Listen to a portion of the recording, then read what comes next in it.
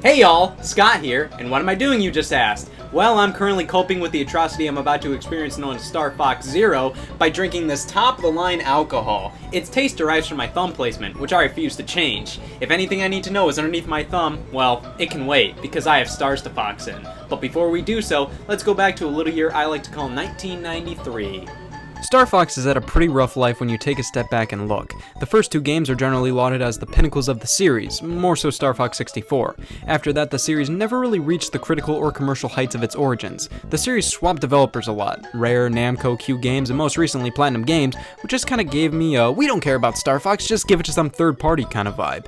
The series went on a long hiatus after the release of Star Fox Command on the Nintendo DS, with only a remake of Star Fox 64 being released for the Nintendo 3DS in the 10-year span between new Star Fox games. Finally, at E3 2014, a new Star Fox was officially announced, but in a bit of a subdued manner. Instead of a grand reveal, Nintendo opted to mainly just tease it and show the press the game running behind closed doors. It was in the tech demo phase at the time, so this was to be expected. Most press stated that the demo they were able to view was incredibly primitive, looking almost like the original Star Fox, but now in HD. Miyamoto later stated that Star Fox for Wii U was slated for a 2015 release. He just needed to find the right developer. At E3 2015, Star Fox Zero was officially announced for Wii U, being developed by Platinum Games, kicking off Nintendo's E3 digital event. I remember trying to tell myself it looked great, but deep down I knew it looked pretty disappointing. The first thing most pointed out were the graphics, as they looked unbelievably underwhelming. But hey, the game had a fairly quick development time, as it was in the tech demo stage just 1 year ago. I stayed optimistic that when the game released it would look far better, and hey, it was even delayed to 2016 later down the line, so I had a ton of hope that Star Fox Zero would become the game that Star Fox fans have been waiting for years. This game is not good. Star Fox Zero utilizes a completely different control scheme from any other Star Fox game or game in general. A cockpit view is shown on the gamepad while a traditional Star Fox view is shown on the TV. You can more easily traverse the landscape on the TV screen as it's easier to see oncoming obstacles. However, the reticle shown on the gamepad is far more accurate, meaning if you want to take out enemies efficiently, you're going to want to look down there. Motion controls are also used for the reticle, so the entire game you're going to be looking up and down constantly while also flailing the gamepad around. This concept had some promise, and with Miyamoto championing this control setup, saying it was innovative and game-changing, I had hoped that it would become a welcome addition to the Star Fox franchise. In my opinion, these controls ask too much of the player, to the point where it's just not fun at all, and more so becomes frustrating. Frustrating because when I die in this game, I always have the saying pop in my head, well, if this controlled like Star Fox 64, because this game is basically just Star Fox 64 with HD visuals. Not a remake, however, it's more of a reboot or a retelling. Can I see the benefits to this control scheme? Sure! Being able to look around independent of the TV screen is pretty cool. You can even look around during certain cutscenes. However, just the plain flying and shooting gameplay just doesn't play well with this concept. It overcomplicates every enemy you see on the screen. Rather than just pointing and shooting, I have to look down at a completely separate screen to shoot at the enemy, but now my attention's taken off of the TV, so only God knows what's going on up there. That's a major feeling I had with this game. Whenever I would focus on one screen to do a specific task, I would take damage from something I didn't see on the other screen. No matter where I look, it comes with a hindrance. I think this control setup would work leagues better in a much slower paced game. With Star Fox, you're flying through so much stuff, especially in the standard R-Wing on rail section.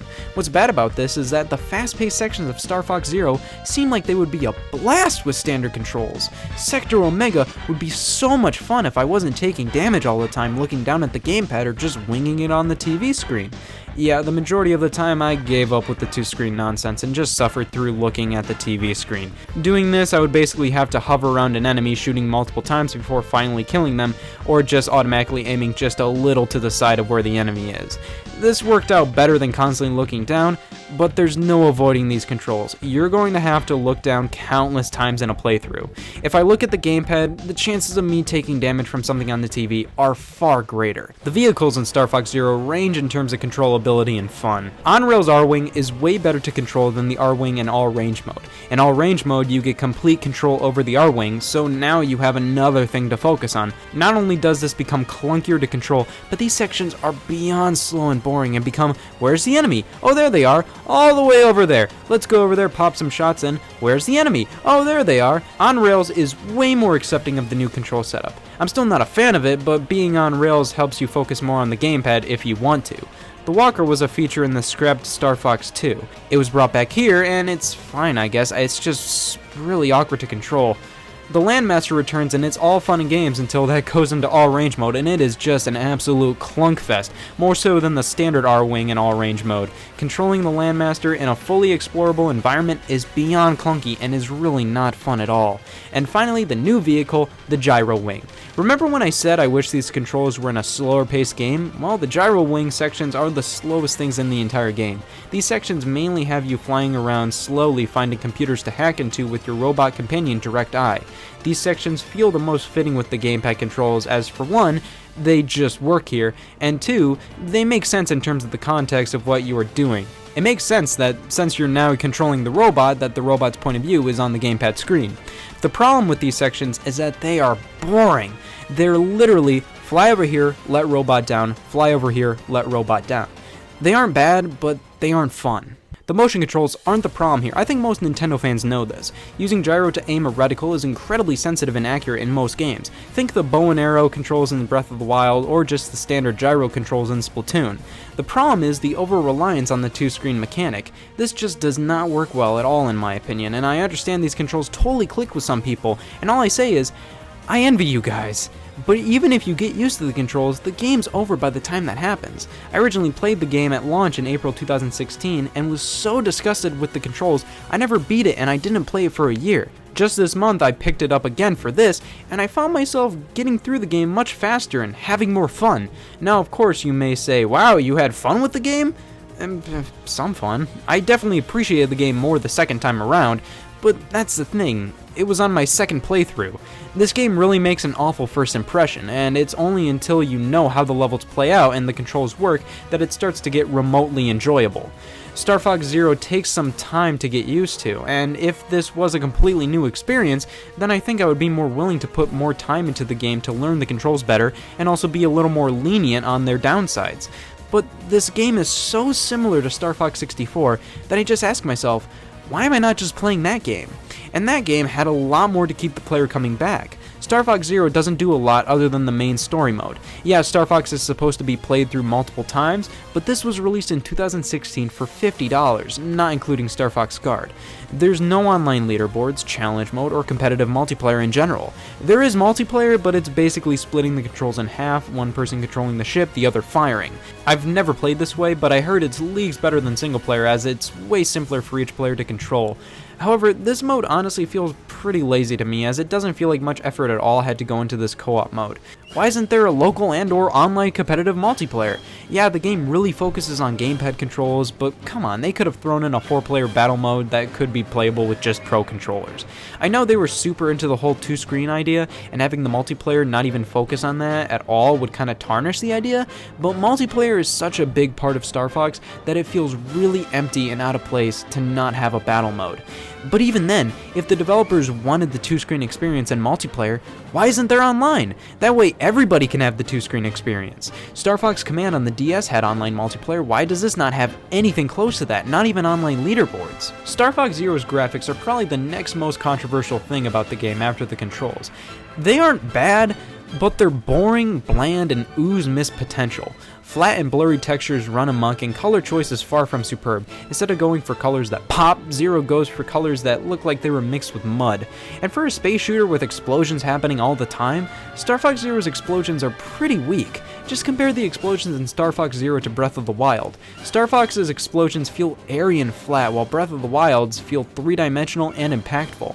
Now in motion, the game does look alright sometimes, and a lot of the backgrounds look pretty good. It definitely looks better running on your TV than it does on videos online. But I think what really hurts the game in my opinion is the painfully simple geometry of the landscapes.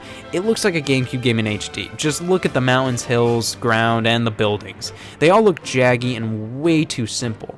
Instead of looking like something an artist designed, a lot of the settings look like something that was designed with compromises and a low poly count.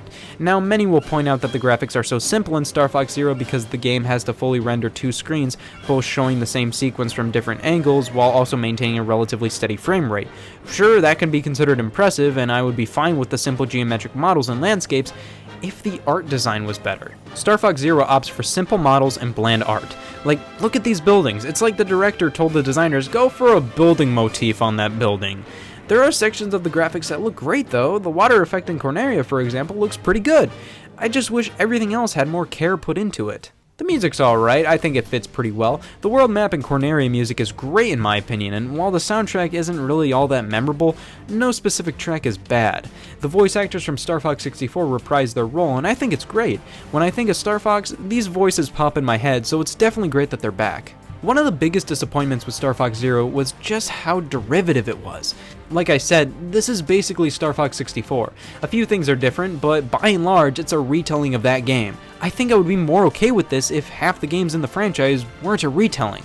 Star Fox Zero is a retelling of Star Fox 64, which had its own retelling known as Star Fox 64 3D, which was a retelling of the original Star Fox. I understand that Star Fox is a pretty rocky franchise. It's gone through so much that it makes sense to keep it simple for the first entry in a decade, but they could have done a new story. These are astro animals. How hard is it to come up with a new plot, a new scenario, or new side characters? If you're a fan of Star Fox Zero is a Star Fox game. You just have to work for it more so than any other game in the franchise. I would have been more cool with that if the game wasn't just Star Fox 64. And because of that, I had a hard time liking this game. It just made me want to play Star Fox 64 instead. It felt like Nintendo wanted to new Super Mario Bros.ify Star Fox, creating a standard for the series to base itself off of for forthcoming releases and merchandise. Instead of doing something new, just take everything from Star Fox 64. Who wants new characters for fans to enjoy? Just rehash the same ones from 20 years ago.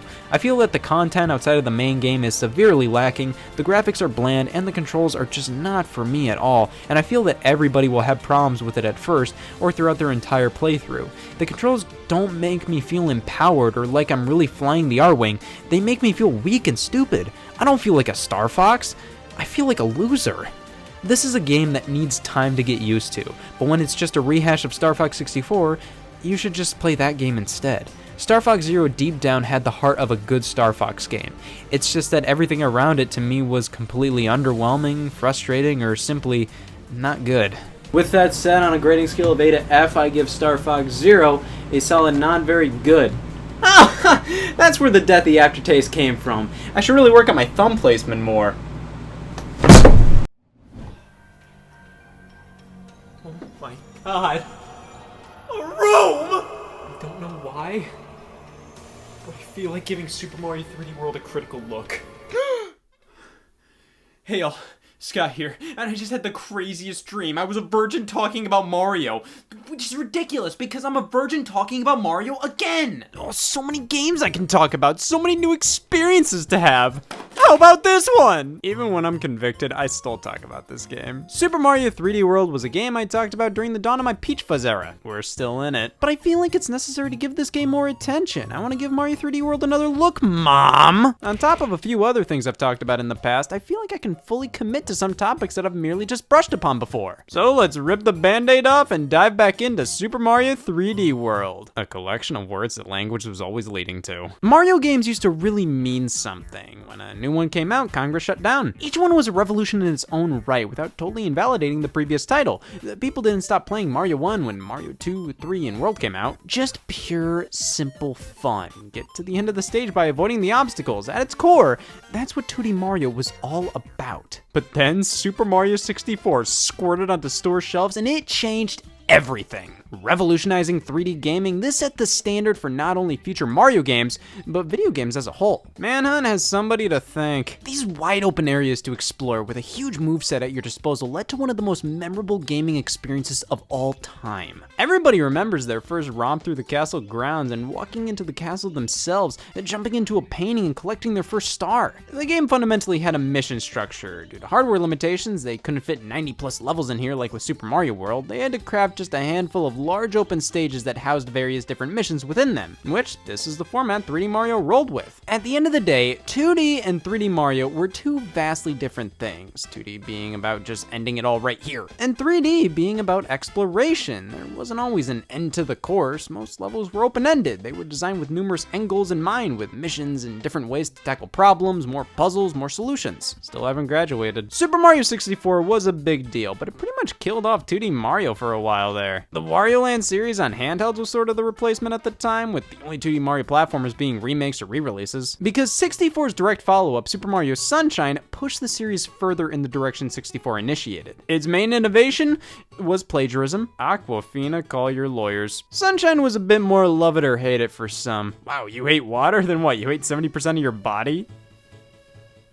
Yeah. Nah, it mainly boiled down to the difficulty, collectibles, level design. Some didn't like the new flood pack for spraying and hovering with water. Why won't you play Mario Sunshine? I'm more of a Pepsi guy. But it's a great game overall. May not have been anything groundbreaking, but this format for 3D Mario was still doing wonders. But I think Nintendo realized Sunshine and 64 lost a few people in the transition from 2D to 3D. It truly sets us apart from the 40-year-olds. So, in 2006, on the Nintendo DS, we got New Super Mario Bros., a complete return to form, showing how the 3D games just can't replace the 2D ones. They were two different things. And when sales came in, that was more obvious than anything. The 2D games had a far wider appeal. They were so easy to understand. Anybody could pick them up and play them. They needed to come back. Though 3D Mario was still alive and well, even if it was starting to change. A year later, in 2007, Super Mario Galaxy released. With everything feeling so grand and epic, this was the magnum opus for 3D Mario, even if it was quite a bit different from previous titles. You're still collecting stars with missions to tackle, but the courses are much more linear. You don't fall into a world with Nintendo saying, I don't know. Most Galaxy levels really funnel you in the direction to go, which isn't a bad thing, it's just different. If anything, it felt like a throwback to how 2D Mario was designed, but still feeling like 3D Mario. It was this amazing inbred cousin. Even if you preferred how 64 and Sunshine worked,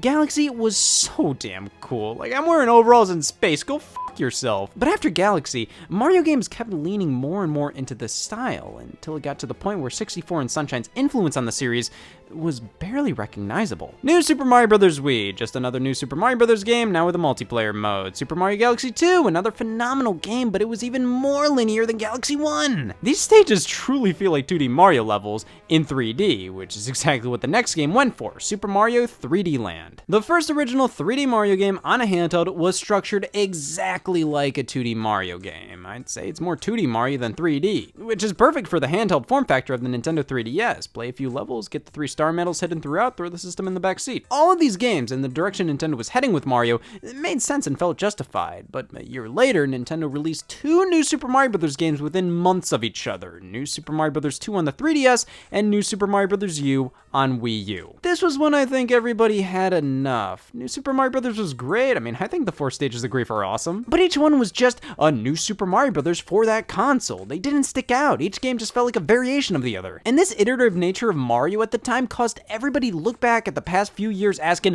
what are we doing here? New Super Mario Bros. Had infected the entire Mario series. The 3D games were starting to feel more and more like the 2D ones, and we were getting less unique characters and art styles. It was all becoming just basic generic Mario. These games were all blending in with each other. We weren't getting these massive 3D worlds with cool new characters and settings anymore, and the Mario franchise was becoming less and less interesting because of it. New Super Mario Bros. Followed this very clean, basic template. They didn't really want to take things in a new direction or introduce new types of worlds or enemies. It was always about bringing back fan favorite elements from Super Mario Bros. 3 and World and keeping the art style corporate friendly. I'd invest in that. So while these games were all at the very least good, they were too derivative of previous works to really stand out. There's a reason to play Mario 3 instead of World. There's pretty much no reason to play New Mario 2 instead of U. And with New Super Mario Bros. U launching with the brand new Wii U console, it didn't really take advantage of its unique features. Unless you count changing the fucking world as one. Can't do that in The Last of Us. Having a Mario game alongside a console launch was nice. That's the best thing I can say about this game. But we were all waiting for that new 3D Mario experience for the system. 64, Sunshine, Galaxy, even 3D Land all took advantage of their respective consoles. They showed what they were capable of. 3D Land really validated the Nintendo 3DS's 3D display. God only knows what they could do with the Wii U gamepad. Seriously, only God knows, nobody else does. The gamepad was famous for not having a purpose, so I think we were all looking towards a 3D Mario for Wii U to show us Why? And we didn't have to wait long to hear about it, as on January 23rd, 2013, a Wii U Direct occurred with then Nintendo President Satoru Iwata basically telling Wii U owners to dear God like your systems. Even if they didn't have anything to show, Nintendo made it clear that a new 3D Mario done by the Galaxy and 3D Land team was in development for Wii U and would be shown and playable at E3 2013. My God, this game could be called anything. Super Mario Universe? Super Mario Universe again? The main idea I saw thrown around was a sequel to the Galaxy series, subtitled Universe, playing off the Wii U name because honestly, there weren't a ton of other options. Speculation ran wild up until E3 that June. Expectations were high and my virginity was nearing tornado siren levels. The E3 2013 Nintendo Direct started, and shortly after, Iwata told us to take a look. Yes! No! The title revealed was Super Mario 3D World, a sequel to Super Mario 3D Land on the 3DS. Nintendo likes to say they put smiles on their fans' faces. They sure do. Honestly, I didn't see a ton of people excited, or if they were, it felt like they were going, Okay, new Mario game. Needed that. I don't think anybody was beyond disgusted. I just felt the entire world during this announcement go, huh. What made 3D Land so great was its use of the 3DS hardware. It was designed for that handheld, so taking that and putting a sequel with the exact same structure on Wii U, it was underwhelming. There's no other way to put it. It didn't look bad, but it screamed just another Mario game, and that was my biggest issue with it. It had that plastic basic art style that the new Super Mario Bros. Games had, and while it was running in HD, the Galaxy and the Wii still looked better. It had a superior art style and lighting. Just comparing the lava in this scene from the trailer to that game shows the problem here. There was no fanfare to this announcement. Even the trailer felt like it didn't care. This wasn't a big moment. Nintendo wasn't treating this like Mario's next big step. This felt like a press release made a trailer. Mario's in 3D on the Wii U. They were the first ones brave enough to do it. The trailer itself is fine. It just came out at a bad time. There was legitimate Mario fatigue. So many games that felt too similar to each other, all releasing back to back within the last 4 years. This new Mario game needed to be on the same level as Mario Galaxy in terms of a big idea that wowed. But the trailer just showed green plains, ice world, lava, some new enemies here and there, but is that really enough to make the game stand out? We were getting to the point where seeing mice got us excited, like, wow, that's new! Like, do something original for once. Make the pipes clear, huh?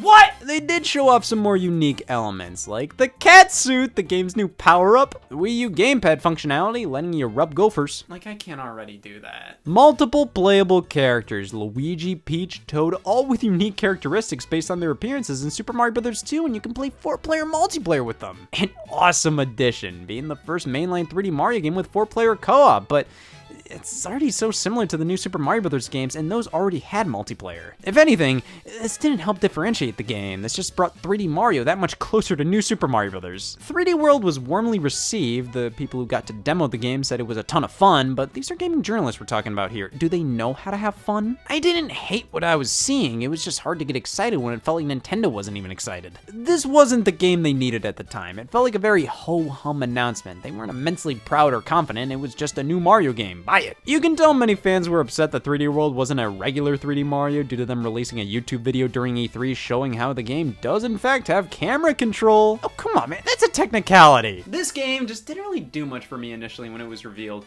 I mean, I was obviously going to play it. I mean, look at me. But it felt like a 3D Mario that was created just to put out something quickly on Wii U, rather than something created out of a lust to do something creative and new with Mario. It's like they just took what they did with 3D Land and just rolled with it. It was the latest 3D Mario game they made, so it was probably the easiest to do a new 3D Mario in that style. You just take 3D Land, spruce it up in HD, put it on the Wii U, boom. That's how game development works. Those lazy swine at Nintendo thought they could just make a video game when I wanted a video game in space. But it turns out all of life's problems can be and will be solved on October 1st, 2013. The second trailer for the game kicked off an October Nintendo Direct, with this one blowing everybody away. While it may not live up to previous 3D titles, at the very least, 3D World looked like an actual video game instead of the product of Nintendo hitting Make Mario on the keyboard. So much personality, big band jazz music played against cutscenes, boss fights, new power-ups, crazy level design. This isn't just a 3D new Super Mario Bros. Game. It showed a lot of that creativity and passion we came to expect from a big 3D Mario like this. It's just in a more simplified simplified form now. All edited incredibly well into the trailer too. It's pretty clear why this trailer got everybody excited, and this one started a revolution. Back at E3 2013, the game was initially set for a December 2013 launch, which was bizarre for a Mario title. The month of Christ! That's a Xenoblade thing. They ended up swapping the initial release months, with Donkey Kong Country Tropical Freeze finally confirming a November 22nd, 2013 release date, alongside Mario and Luigi Wii remotes coinciding with the release month. Nintendo also uploaded an overview trailer for the game a few weeks later, but just called it the October trailer. Then what the hell was this? I guess Nintendo was really worried that people didn't know Motley Boss Blob was in the game, so they released another trailer a week before release, pretty much spoiling any secrets the title had to offer. I mean, that's cool, but I doubt they would actually have Motley Boss Blob in it. Those tricky bitches. The trailer showed off almost all major secret unlockables, like, why? I guess because 3D World had a ton of competition on release day. Not only was Nintendo releasing it alongside The Legend of Zelda: A Link Between Worlds on 3DS, not only was it launching the same day as the Xbox One and its launch games, but it was releasing the same day as Mario Party Island Tour. And the Xbox One never recovered. 3D World was met with critical acclaim across the board, with many considering it the highlight of all the November 22nd releases. 10 out of 10s were thrown around, calling it the reason to buy a Wii U. Must have been a 10 out of 10 minus. Nintendo really pushed the game, making YouTube videos where they didn't know how to capture their own gameplay. They were serious. Commercials, which just highlighted the problem with Nintendo ads during the Wii U era. Lights, a child on the couch, playing Wii U, game on the screen. Game world expands to living room. Mom satisfied, dad's like, whoa! Narrator tries to make anything sound appealing to your parents. Clear pipes are in this family fun Mario 3D Wii U only for the Wii U. Scene. I played this game at launch and was so excited to do so. I followed everything up until the game's release, and it all looked like so much crazy fun, and I played through the whole thing, completed as much as I possibly could, and was satisfied knowing that this was an excellent Mario game. Though as time went on, I became much more critical of the game, considering I didn't remember a ton of it. It wasn't that memorable. So I decided to take a critical second look at it, and now I'm going to take a critical third look at it, because I need to up my credit score. You'll be amazed what links with that. Here it is, Super Mario 3D World. This title is horrible. It's bad enough the logo is an exact copy of 3D Lands, but with a cattail photoshopped on, but I've heard so many people get this name wrong, getting it confused with 3D Land and the original Mario World. It makes me so angry. Why does the background look like a transparent PNG? Well, the box art is very appealing, I'll give it that, but to the normal bystander, what makes this Mario game different from this one, you know? Like Galaxy, he's in space. Sunshine, water pack. This one, it's just the Mario game having a ball. I mean, I guess there's two of them and 50% of the room is a cat. I don't know, it's just fun Mario adventure. That's what this says, which is exactly what this says. And this says, this was back whenever anybody would see the Nintendo Network logo on a Wii U box, they'd shit their pants. I cover it up for that reason. When this box art came out, many assumed this meant online multiplayer. In reality, it's just Miiverse support. What a cock tease. Should have included the text, "It's not what you think." The back of the box has to specify anything new here, which almost makes it sound like this is a re-release of an old game with new content. We'll get to that. So many parallels between this and Mario 3D Land. The box design, the game disc, and card follow the same format. Even the manual takes design cues from 3D Land. Except the spine, that takes cues from Mario Galaxy 2. I wish my spine did. Well, let's give this game a third chance. I thought it was excellent the first time, just good the second time, so it better be fucking atrocious this time or I'm pissed.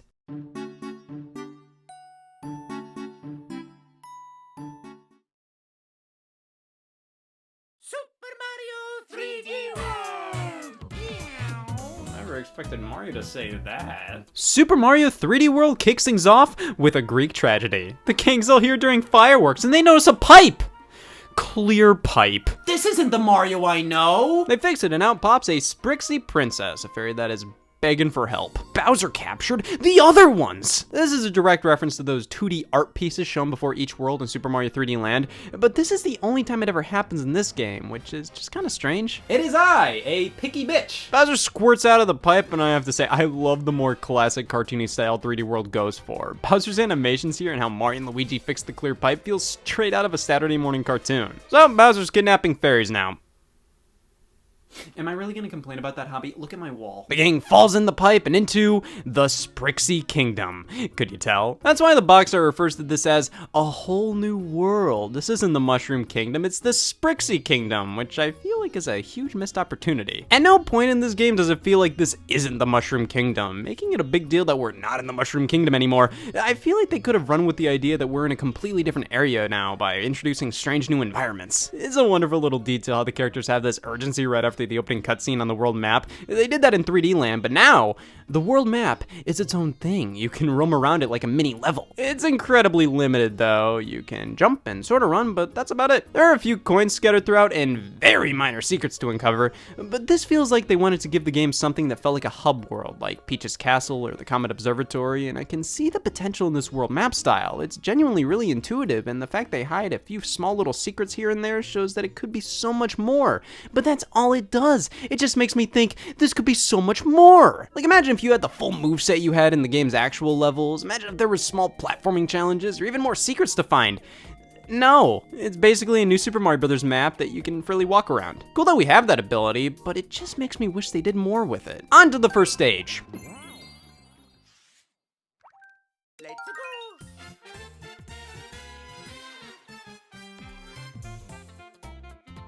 Shocking. Green Plains, we have some control of Mario. Your movement is locked to 8 directions only, which is less than 3D Lands, which still only had 12 directions you could point Mario in. It just snaps you into the rough area you're pointing in, which isn't a huge deal. It isn't like the Link's Awakening remake where Link just juts from direction to direction. Now, there's some animation to make it look really smooth, but it still lacks the precision you got in previous games. This was because 3D World was designed with the lowest common denominator in mind, the Wii U mode on its side. The game supports a ton of control schemes. The Wii U Gamepad, Pro Controller, Wii Remote and Nunchuck, the Wii Classic Controller and Classic Controller Pro, or just the Wii Remote on its side. This is disgusting. Ever try to play a 3D game with a Wii Remote on its side? Ever kill a ghost? To make for an even playing field, even if you have a controller with a full analog stick, you still get that 8-way movement, which again, isn't a big deal. I don't really care, it's just kind of an odd quirk of the game. If anything, the 8-way movement was a smart move considering how the rest of the game is designed. Jumping on a Goomba, if you had 360 directions to jump in, it's more likely you could miss. Here, with how it's basically a 2D game in 3D,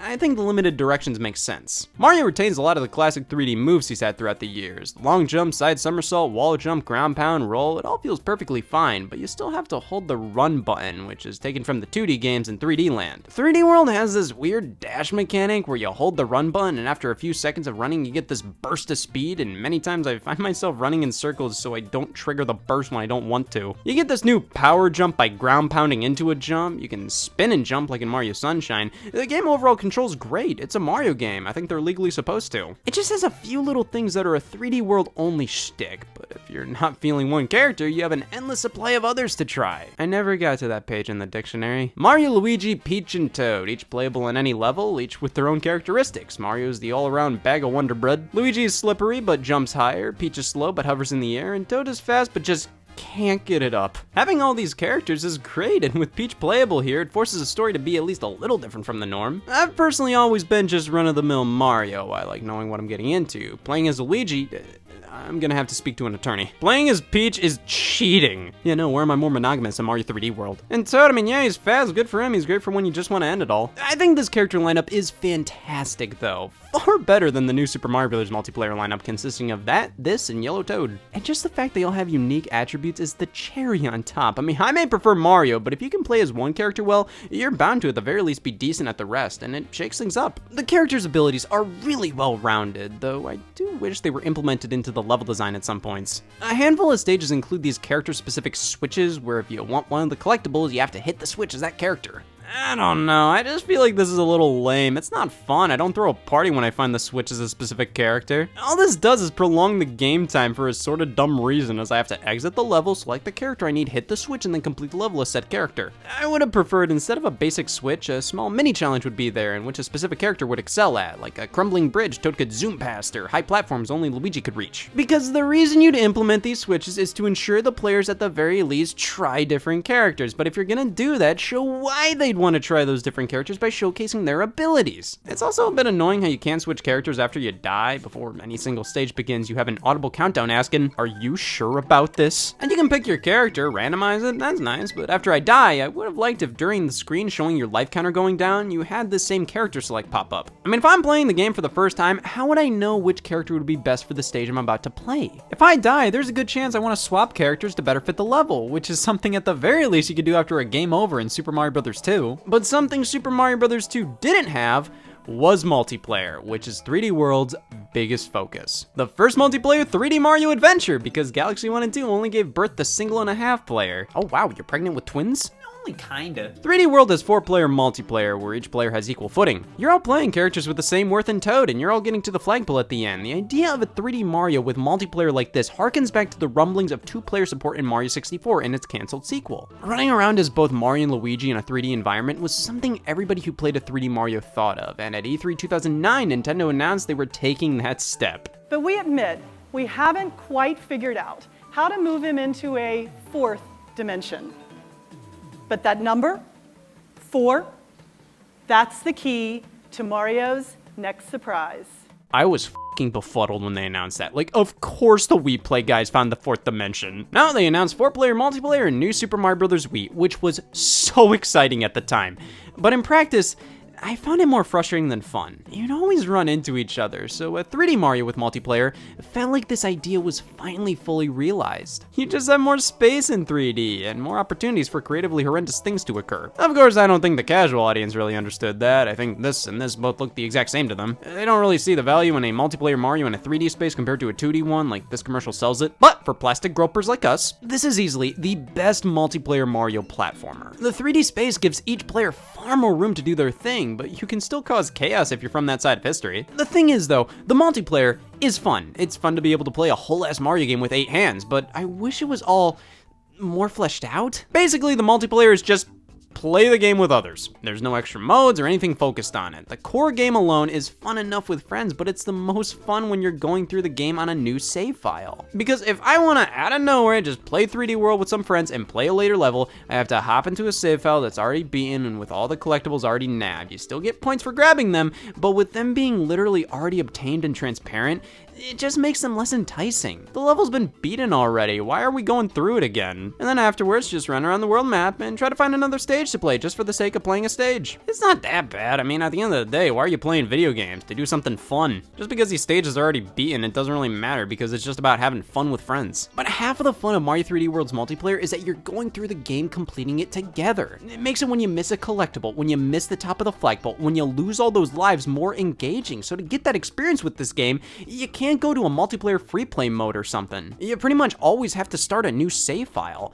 And there's only so many times you can do that until it gets ridiculous. There's this mechanic that tallies up the point total of each player at the end, which I think is fantastic. 2D Mario games have had a point system forever, and it's pretty much never amounted to anything. It's a holdover from arcade games, and honestly by Mario 3, they should have axed it. But 3D World uses it for multiplayer, and it's literally just to spark fights amongst players. All you get for winning a stage is a useless crown in the next one, and you can lose it, others can steal it. It may seem lame to not have a legitimate reward for winning, but it's a smart move on the developer's part. It turns 3D World into a much more human-centered multiplayer game. They know how people act, and it just makes the whole experience that much more fun and hilarious that everybody's fighting over a crown that amounts to nothing. They should write a book about war. So I love the points mechanic. I love multiplayer in this game. 2 players if you just want to get stuff done, 3 to 4 if you want to watch the world burn, but I just wanted more options when it comes to multiplayer. I would have liked a coin battle mode where it gives you a couple of stages where you and friends fight for the most coins, or just a free-for-all one where they give you a string of 5 levels where the collectibles are still glowing in there, and maybe at the end you fight a boss and they total up the points for the entirety of the stages altogether. In fact, that would have been a really cool touch after you beat 3D World in multiplayer, to have it tally up all the scores from all the levels to see who won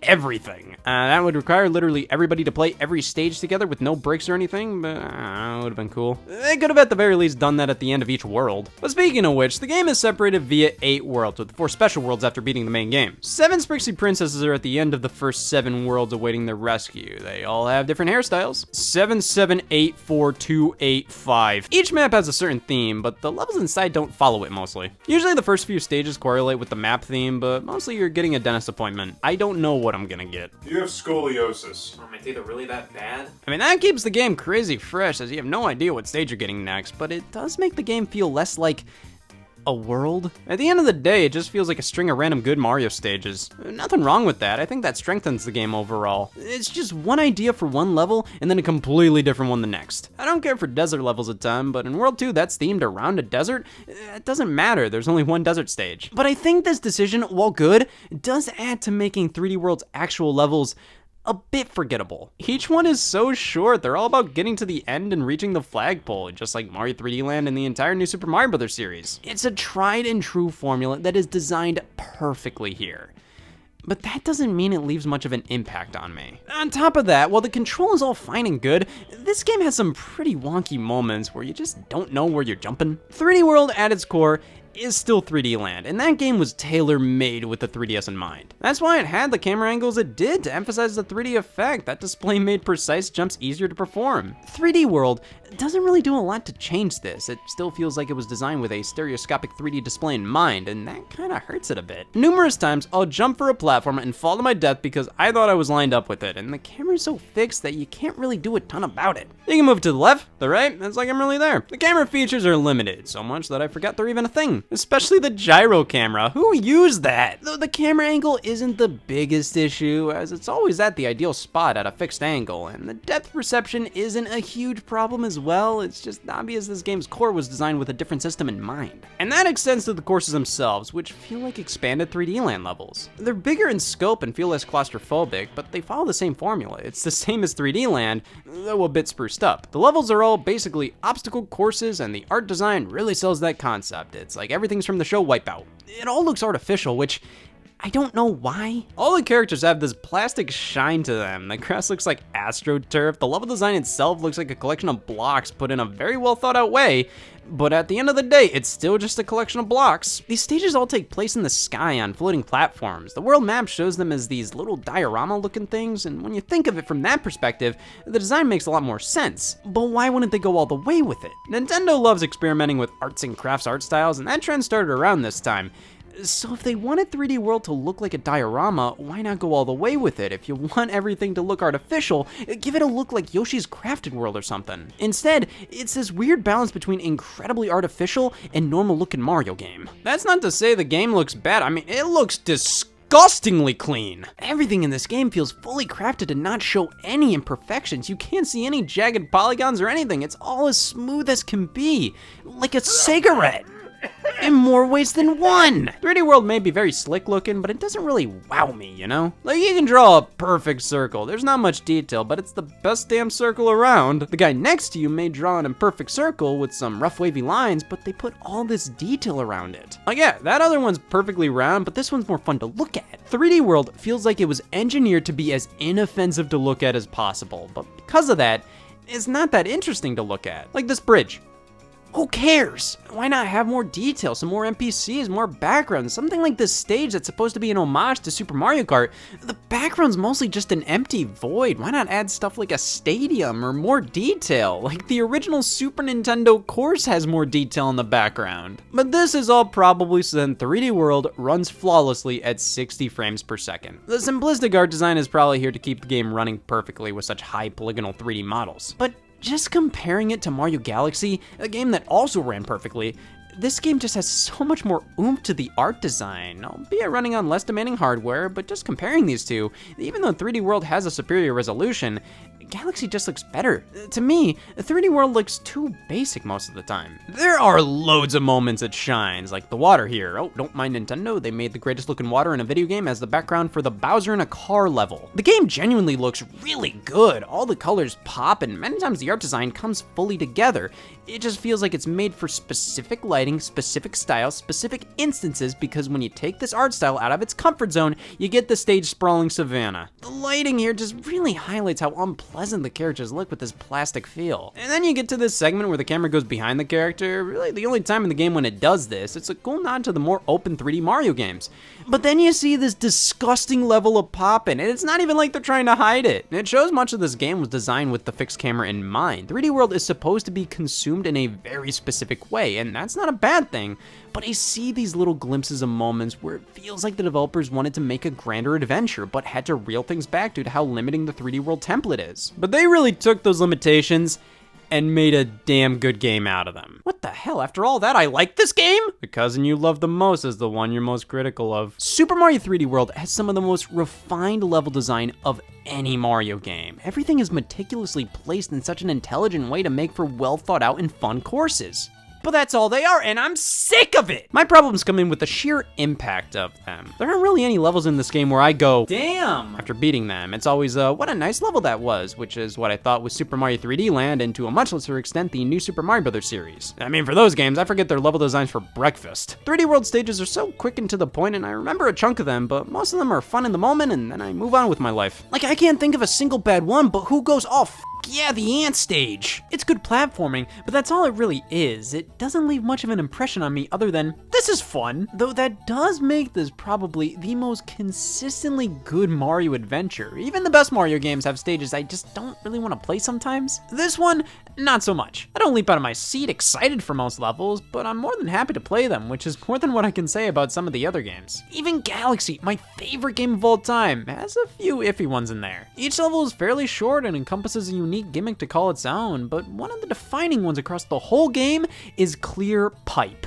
It was implemented because the developers wondered what Mario looked like while inside the pipes. These are interesting ways of traversal. You're constantly moving and can only change your direction when you get to a fork in the road. They do a few fun things with them, but what 3D World usually does is introduce a thing, use that thing, and then discard that thing before it gets stale, or in some cases, reach its full potential. When each level has its own gimmick, whether it's really focusing on clear pipes, or soccer ball bombs, silhouettes, the giant rideable dinosaur plushie, a limited time limit, switchboard, circus elements, it's really fun and keeps things fresh.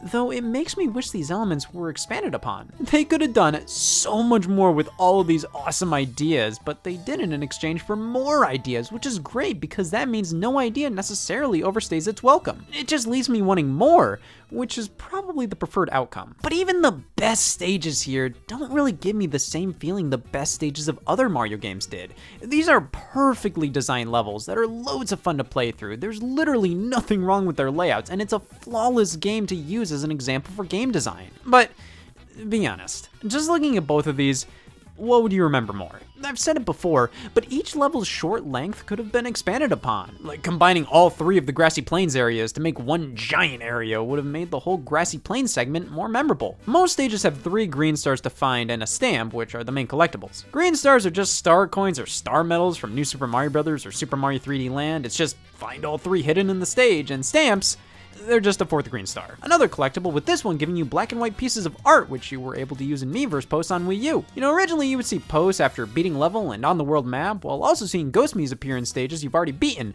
showing people from around the world's playthrough of the level. The Ghost Mii's feature was kinda cool, but it was sort of Nintendo's way of saying, here's online multiplayer in the smallest of fonts. But the green stars are really fun to collect because many are well hidden or tricky to get to. I found the Comet medals in Mario Galaxy 2 to never be hard to nab. They were pretty much always directly obtainable. I think the green stars strike a great difficulty balance. Most of them are easy to find but hard to grab, or hard to find but easy to grab. I just find them being green stars to be odd. Green stars mainly appeared in Galaxy 2 as bonus stars after you completed the main game. Here, they're just star medal replacements, and I feel like they did that to make the game have more in common with the likes of Mario Galaxy. What are you talking about? You're still collecting stars and you need them to progress sometimes, just like in the real 3D Mario games. God damn, Nintendo, you know exactly how to shut my stupid fucking mouth. You have a few diversions here and there in the form of the Mystery Box and Captain Toad stages on the world map. These are easy ways to get a bunch of green stars. The Mystery Box stages involve a gauntlet of multiple challenges in a row. You have to kill all the enemies or complete the puzzle within 10 seconds and move right on to the next one, and you have to do it all in one go to complete the stage. Once again, the concept of these were taken from 3D Land, but they're expanded upon in a fun way here. They were almost always incredibly easy pieces of what felt like filler, if I'm being honest. But in 3D World, they can be intense and difficult, but incredibly rewarding to pull off in these gauntlets. The Captain Toad stages,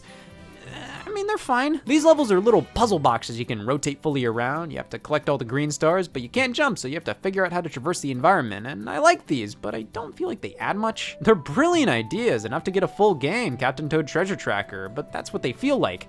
Ideas that are from their own game. I feel like they're here because 3D World really likes variety, throwing a ton of ideas out there just to make it look like this game has it all. Like, what's with the baseballs? They just appear in seemingly random levels. You can toss them around, and it's like cool, but why? That's the thing with 3D World. It doesn't really have a theme, and it uses that to its advantage, but the variety isn't nearly as cool as if there was a theme. Like, Kirby Planet Robobot is my favorite Kirby game, and it's a sequel to the more general Kirby game, Kirby Triple Deluxe. With Robobot's sci-fi theme, I feel like any idea that it has creatively ties into that and makes it much more creative. I like when games have themes comparative to when they don't. 3D World has cats, but it's not really a theme as much as it's just kind of a part of the logo and a power-up in the game. Some enemies are cats. That's about it. I guess that's why rats are the enemies here. They got a few fun new baddies here. Chargin' Chuck is back, the football player who threw baseballs in Mario World.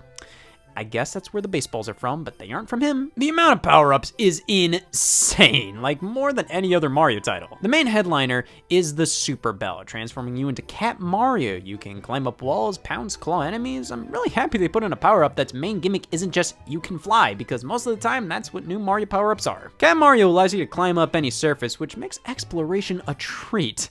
Makes me wish it was in a different game. Don't get me wrong, it works brilliantly in this game, but could you imagine this in Super Mario Odyssey, Sunshine 64? Games that have massive lived-in worlds to explore, this would have been killer in those titles. Here, it's a great power-up that you pretty much want on you at all times, but I just feel like the level design could have lent into it that much more. Then there's the Double Cherry, another nod to Super Mario Bros. 2, but these duplicate your character, giving you up to 5 clones if you nab enough cherries. So these are awesome. It is so satisfying to run around with 5-year character fluently. There's some really smart uses of the power-up, like this area where you want to position a clone on top of a block and have another hit it to get a collectible. But then you have the number pads, asking you to bring a certain number of clones to them. These kind of just feel like the character switches to me, like bringing 4 clones to a pad is almost the same as saying, get to the end with the fire flower. It's still obviously harder to bring a bunch of clones to the end of the level, considering you can lose one so easily.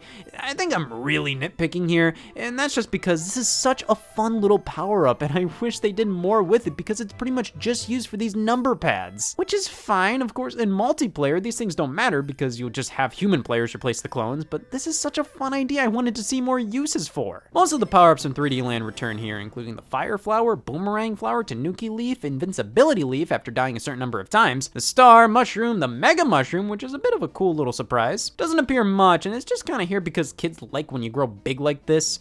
I should know, I was a kid. Yeah, when this appeared in New Super Mario Bros., I thought it was the coolest thing ever, and I haven't heard of Ecstasy. Now it's like, oh, he's big, okay. I'm just gonna walk right over all the level design and not play it. Yay. To be fair, I think when they use the Mega Mushroom in 3D World, it's actually in smart areas. There's this ghost ship that really only makes sense with the Mega Mushroom in mind. The propeller box from 3D Land returns on top of various other boxes. Certain question blocks can get stuck on your head, and you get loads of coins from running around. Cannon boxes shoot cannonballs out. Light boxes shine light on enemies susceptible to it. You can hop into a Koopa shell and jam around in that. Goomba masks stop enemies from charging at you. There's so much stuff here. And that's not even counting the Piranha Plant item, which you can hold as it chomps away at stuff in front of you. If 3D World is anything, it's not running out of ideas. I think the amount of power-ups is one of my favorite things about this game. A lot of Mario titles have that one power-up you always want to have, while this one, every single one is very warranted. And while I'd rather take the cat or Tanuki suit in almost any instance, something like the Boomerang Flower feels so much more useful here than it did in 3D Land. There are a few stages where you flat out need the power-up to grab a green star or stamp, like you have to throw a boomerang to grab it, and that's awesome. Of course, there's also the stages that require the gamepad. Most of the game you can just use any controller you please, but a select few you need it for microphone support. The touchscreen, gyroscope, all the Captain Toad stages require it. And they use it in such lame ways, like touch this block to have it come out, blow the microphone to get rid of the enemies. You can use it during standard gameplay to cheat. The gamepad support is pathetic, and it's made even more so because it's required for a few of those levels. I don't dislike these levels at all, they're perfectly fine. I just think the ideas they had for this thing were lame as hell. Like, you can hold the enemies in place, you can uncover secret blocks by rubbing around them. Yeah, the game also pretty much tells you when a secret block is nearby, so it's pretty much pointless. The boss fights are definitely a weak point here too. They're all a bit overly simple, and it's just jump on them. Yeah, it's Mario's thing, but other boss fights in the series have been incredibly creative compared to these. I mean, I like their designs, and the Histocrat boss fight is alright. You just climb up and stomp on him, but Mildly Boss Blob, hit him on his head. King Kathunk, hit him on his head. Boom Boom Pom Pom, same story. Bowser's are unique. 2 of his, he's in a car. It's the baseballs all over again. Like, cool, but why? You just hit the bombs back to him. Everything's more simple here, which isn't bad, but none of the bosses leave much of an impression outside of their character designs. Now, the 7th world is Bowser's Castle themed, so much so they replaced the number 7. Math is stoked. At the end of the boss here, you rescue the 7th Sprixie Princess, with them doing the classic fake out. Mario games can't get enough of pretending I don't understand what'll happen next. What? I do really like how the red screen denoting the end of the level gets peeled back with Bowser returning, capturing all the fairies and using their power combined to create Bowser Land. This is the coolest part of the whole game. It looks awesome. It does show if 3D World has any theme, it's circus. It's definitely the only prominent theme throughout, and Bowser Land rolls with it. But like the cat suit, it just makes me wish this was in a more open Mario game. Exploring a Bowser theme park would be so cool. The final boss is easily my favorite level in the game. Bowser uses the power-ups against you, becoming a Meowser. Using the double cherries to create multiples later on, everything about this stage is incredible. It feels epic on a level that 3D World doesn't really touch outside of this one moment. It all comes together. I love the big music cues when you hit the POW blocks and when you save all the fairies and those credits roll. It feels like you just experienced history. I mean, the music always definitely helps. This is easily one of, if not the best Mario soundtrack of all time. Really leaning into that big band style. It works so well and honestly makes certain stages major standouts here. Afterwards, you unlock World Star. Here we have some of the most creative stages out there. One where you're chasing after the flagpole, one that acts like a top-down shoot-'em-up, a throwback to Mario 3D Land, and after the second stage, you unlock Rosalina as a playable character. Being the slowest, but having the spin for Mario Galaxy, acting as not only an attack, but a double jump as well. A new power-up is also available in some levels here, the Lucky Bell, a variation of the Super Bell that turns into a golden statue producing coins during a ground pound, which is very much like the Tanuki suit you got in the post-game of Mario 3D Land. Wow! On top of this, after beating the final boss, the Luigi Brothers minigame is unlocked on the title screen. 3D World was released during the year of Luigi, the year Nintendo stock hit an all-time low. Because of that, many stages have a hidden 8-bit Luigi in them. They don't do anything, but that's very in line with how 8-bit Luigis act. Luigi Brothers is a ROM hack of Mario Brothers on the NES, but with both characters as Luigi. It's actually unlocked from the get-go if you have New Super Luigi U save data on your system. It's a cute inclusion. I love when games do this kind of stuff, but come on, it's Luigi Brothers, okay? I have better things to talk about, like World Mushroom. Afterwards, you unlock World Mushroom and Flower, which house remixed versions of previous stages, and once you get every green star, every stamp, and get to the top of every flagpole, you unlock World Crown, where the toughest stages in the game reside. A 30-star Mystery House Marathon, one last Captain Toad level, and Champions Road. Basically, the final exam of Super Mario 3D World.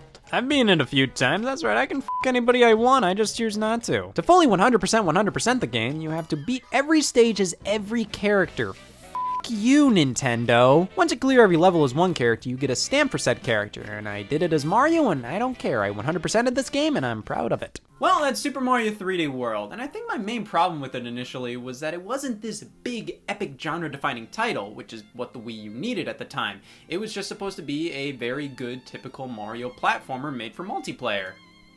But there's nothing wrong with that. I think Mario as a series has an ability that many other game series would kill to have, and that's the ability to make each game so different from one another, but at its core, they all feel like Mario games. Super Mario 3D World is a much more typical Mario game. It's much more back to basics than something like Super Mario Galaxy, but that doesn't make it inherently worse.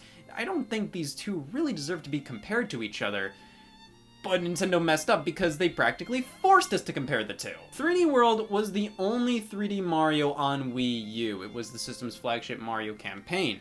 And this style of 3D Mario on a console only really makes sense to ease 2D players into regular 3D Mario games.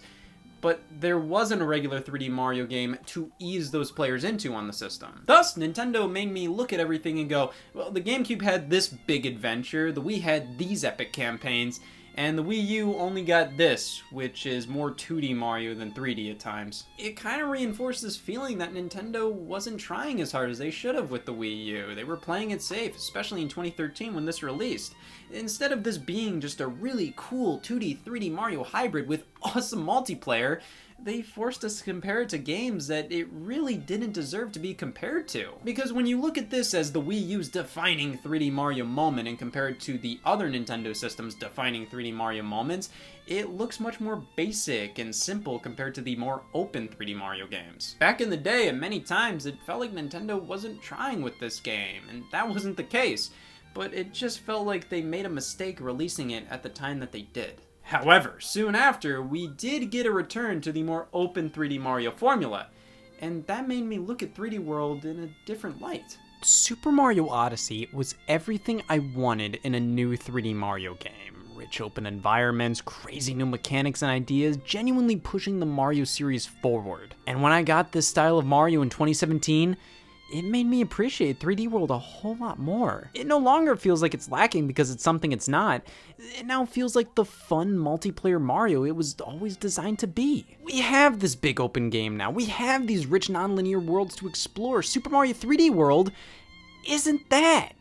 And that's okay! It's different, and it's really fun because of it. As the Wii U's only 3D Mario, it's underwhelming, there's no denying that. But as a video game in the grand scheme of Mario, I now look at it for what it truly is.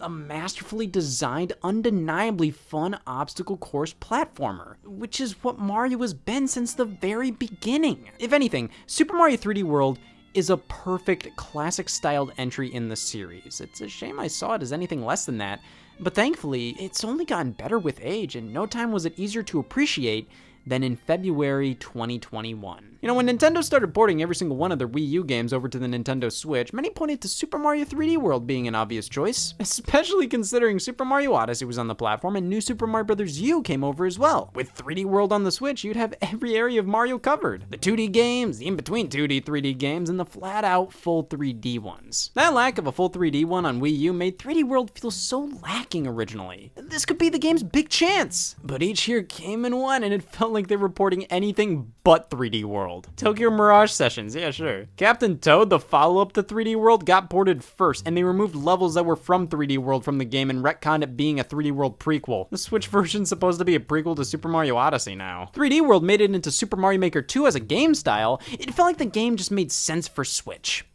which is why I predicted it would never come over. This is Nintendo, alright? The lack of sense makes more sense sometimes. Thankfully, I was proven wrong. A part of the Super Mario Bros. 35th Anniversary Direct, the port was revealed alongside a new sub-game included in the package, Super Mario 3D World plus Bowser's Fury. I don't understand the trend of putting plus in games titles now. It felt like a lot of games started putting a cross in their title to denote crossovers, and now Nintendo's trying out plus signs. Mario plus Rabbids, Mario and Luigi Superstar Saga plus Bowser's Minions, Bowser's Inside Story plus Bowser Jr.'s Journey. It's actually quite odd that this naming convention perfectly follows the Mario and Luigi remakes on 3DS. The trailer didn't show really anything new on the front of 3D World, but later on people discovered the character's running speed was increased dramatically, and there would be online multiplayer.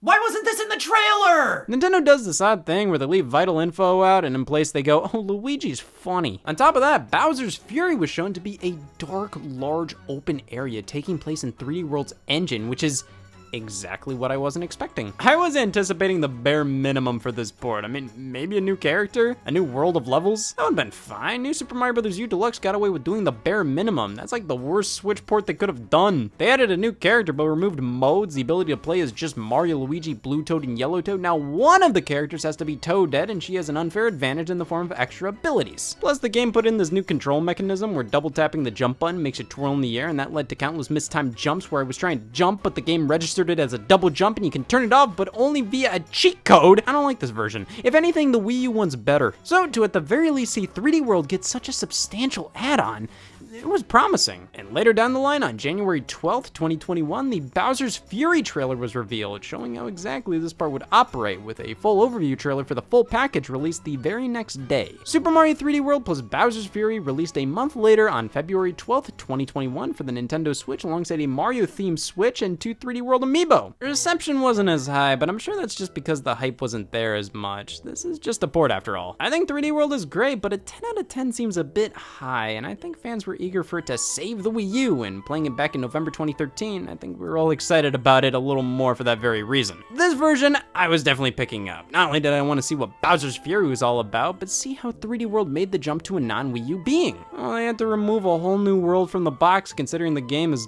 8 years old. So, booting the game up, we pick between 3D World and Bowser's Fury, showing these are two completely different beasts. Let's go for 3D World first. Super Mario 3D World!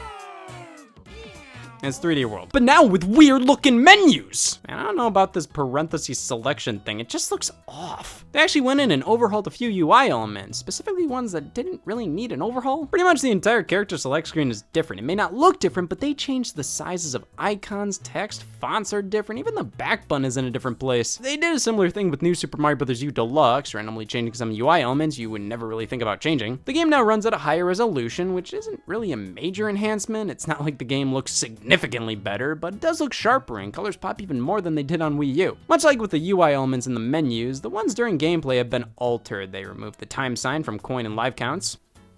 Good. In addition, the UI as a whole is smaller, with the item in reserve icon being completely different. This time you hit up to access it. The game saving after every level is now done pretty much entirely in the background. Back on Wii U, it would pause and make you sniff. This is something I didn't realize until playing for a while. It may not seem like a big deal, and the load times weren't at all on Wii U, but this adds up a ton. But when you start playing the game, the biggest change becomes painfully obvious. There's no gyro camera. Now the characters all have increased speed, 40% faster than on Wii U. This is blazing fast running speed compared to what I'm used to, and it makes the game feel radically fresh after playing on Wii U. I personally never found the original game to be too slow, but the new version definitely makes it feel that way. Though the increased speed can be a bit jarring, and I will say the original feels a bit more natural. It's more fun now, but just running and jumping on a staircase feels a bit more clunky compared to on Wii U. There, the platforms were designed with this certain top speed in mind, and now when I try to jump up a few platforms and not lose speed, it's much harder to. But it's not really a big deal, it's just something I noticed. I mean, the slowest character in the game on Switch is faster than the fastest character on Wii U, which just shows how significant this change is in the grand scheme of things, and it makes for a more fun experience overall. We got some new moves. The mid-air roll from Super Mario Odyssey is here, which is a godsend. I cannot tell you how many times this move has saved me, hitting the crouch and run button in the air. It helps you immediately recover after making a gross jump. I love it. Something else from Odyssey is slamming down warp pipes. If you ground pound above one, you slide right in, which doesn't have much of a purpose other than pure pleasure. If you die in the Wii U game, any green stars or stamps you collected would be lost if you didn't collect them prior to hitting the checkpoint flag, and you'd have to get them all again. Now it remembers if you nabbed them, so if you get them once, you don't have to worry about getting them again. You just have to beat the level to fully net them. Still doesn't give you the ability to swap characters between lives, or if you could have done that on the fly, that would have been nice. But what about the levels that use the Wii U gamepad? Say what you will about the perfect game, it doesn't use this. So originally, a few stages used the touchscreen and microphone. The Nintendo Switch has a touchscreen, it's only accessible in portable mode though. And it has absolutely no mic, which I find incredibly strange. Are the microphones like what was used on the DS, 3DS, Wii U? Are they really that expensive to include on Switch? Like, I get that the blow into the mic mechanic attracts an audience you don't want anymore, but just including it for compatibility with older games would have been nice. I guess the reasoning is since the Switch would be in the dock, you'd have to implement the microphone in all the controllers, and then on top of that, if they'd want to implement more legacy gimmicks like a camera again, and that would have to be on the controllers. If you'd want a touchscreen during gameplay, well, just buy the damn Wii U, nobody else did. These levels in 3D World on Switch have been altered slightly. Platforms that would require you to blow into the microphone now just move automatically, which kind of just makes them feel pointless. There's not much challenge here. At least with these stages on Wii U, the challenge was endurance. For the touchscreen, you can still touch the screen in handheld mode, but in TV mode, hello, old friend. Hitting the R button displays a gyro cursor, in which hitting the R button again registers as a touch. So that's how we do touchscreen support, which is far better than how Captain Toad on Switch did it. The cursor was on the screen the entire damn time, and it was blinking! 3D World, you click it in, and eventually it goes away. But this allows all players in multiplayer to use the pointer. Everybody can click R. I've read R rights. Only the gamepad player could originally do this, and now it feels much more fair while also feeling much dumber. These levels were already pretty bogus on Wii U, now they just feel completely stupid. Like, imagine the kids playing this game. They haven't even been taught the letter U, let alone the Wii variant. They're gonna play this stage and just be like, why do I have to do this? However, it is an upgrade in my opinion. It was a necessary step to take, ensuring the game to live in anything but a casket. But this upgrade helped another element out. The Captain Toad stages are now multiplayer. These used to be single player only levels, which worked based on how they were designed, but when the rest of the game was multiplayer focused, it felt odd. See, that's why I said these stages felt like they were from a different game. At the very least, I think if the other players could control cursors or something to interact with the level, that would have made sense. But now, straight up, you all control Toads. The courses weren't designed with this many players in mind, but if you're playing multiplayer, this is obviously a huge improvement. But those Toads are the only new playable characters, which seems like a missed opportunity. There's really no true new content included in 3D World. It's mostly just improvements to the core gameplay. Pauline was a character I thought would work the best as a 6 playable, since Rosalina was included as a reference to Mario Galaxy using Mario's attack from that game. I thought Pauline could be a reference to Mario Odyssey, and she could fling a hat as her special ability. Some people thought Toadette or Daisy would be playable. Well, turns out we were born in the Toad with Glasses timeline. Weirdly enough, we have one new power-up locked behind the brand new amiibo support. Alongside the game came Cat Mario and Cat Peach amiibo, based completely off of the promotional art for the game. This seemed like a pretty unnecessary addition, but it does kind of make 3D World feel rounded out, finally becoming the game it was always meant to be. I mean, it launched a year before amiibo. It's surprising the original wasn't updated with support. Scanning Cat Mario will get you the Invincibility Bell, a variant of the Super Bell that just makes you invulnerable to enemies. Cat Peach will just give you a random power-up, which also could include the Invincibility Bell, so this is for work, this is for pleasure. Random amiibo used will give you a 1-up, and Mario Series amiibo will give you a star. Was it worth it? I'm sure Nintendo sees amiibo as just excuses to sell figurines at this point. They're not really trying to give them legitimately cool features. Sometimes they accidentally put cool features behind them, and I don't think they meant to. They keep flip-flopping on them. One year they're barely utilized, the next they use them all the time. And 3D World's amiibo support is pretty much non-existent. I'm sure some people didn't even know it had amiibo support. The Miiverse functionality is gone, meaning you can't make posts based on the level you just played, and Ghost Meets don't appear. That is a bit of a shame, as it devalues the stamps a bit. It doesn't really matter though, because stamps are fundamentally just green stars with fun art locked behind them. But here's the thing, the stamps have been fully colorized now, which isn't something I was expecting. And you can use them in the game's photo mode. You can pause at any time, line up a shot, and you can plaster the stamps in the environment. I mean, I don't use this, I'd rather vandalize actual walls, but it's a smart repurposing of the stamps, and the fact they went in and colorized them all is really cool to me. They went above and beyond here to ensure this version of 3D World is as definitive as it could be. They even remembered Luigi Brothers, and it doesn't look like ass this time. They used a far nicer emulator. Any NES game on Wii U looks horrendous. Here, everything is crisp and clear, and it unlocks after the final boss. Even though New Super Luigi U is on Switch, it doesn't unlock if you have save data for your system, sadly, but it's still here. And online multiplayer. Who the f are you? Yes, you can play a local game with everybody on their own Switch or play with friends online.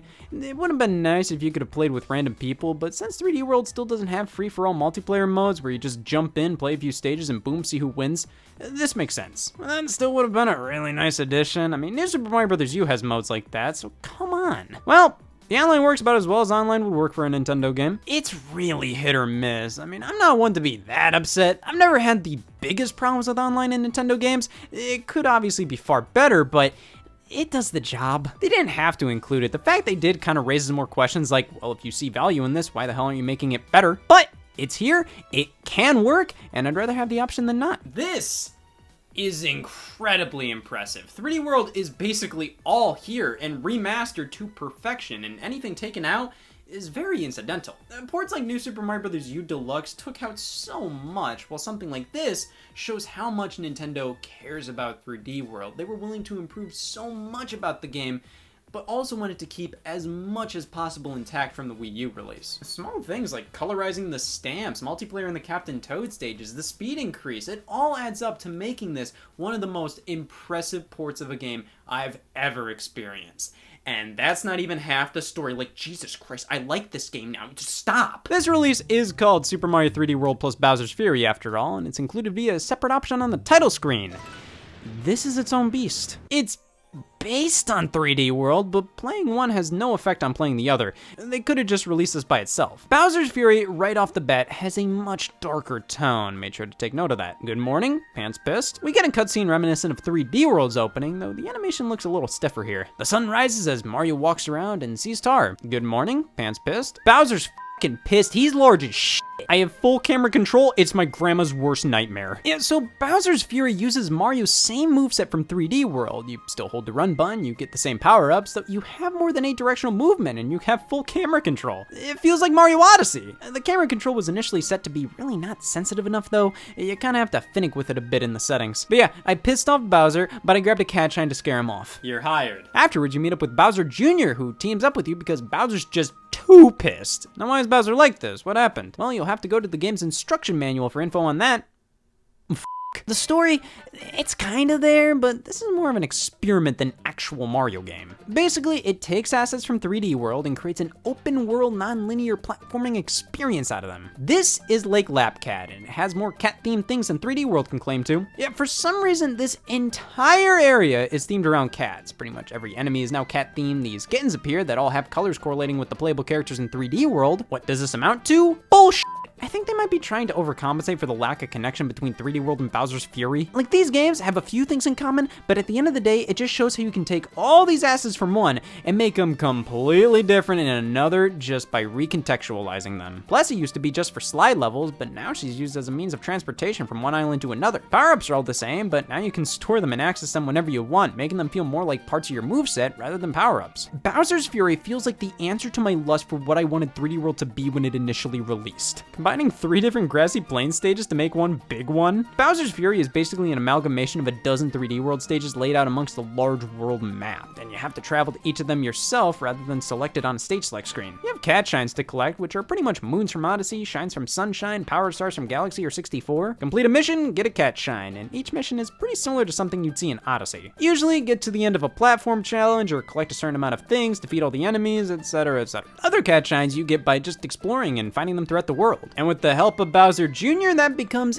easier to accomplish. Either a second player can control him or the computer can. You can decide how often he helps out or just flat out get rid of the kid. I opted for a little bit of help from him, mainly because I found that to be the true Bowser's Fury experience. And he pretty much just found some secrets, which you can point out to him using the gyro pointer or took out random enemies every now and then. It's cool Bowser Jr.'s in this game as you two have to work together, but the story cutscenes feel really weird considering there's text and 3D World refuses to have story via text. It just goes to show that these are two separate games. It just so happens Bowser's Fury has the same Mario model, moveset, power-ups, enemies, gimmicks, themes, and is included in the same package.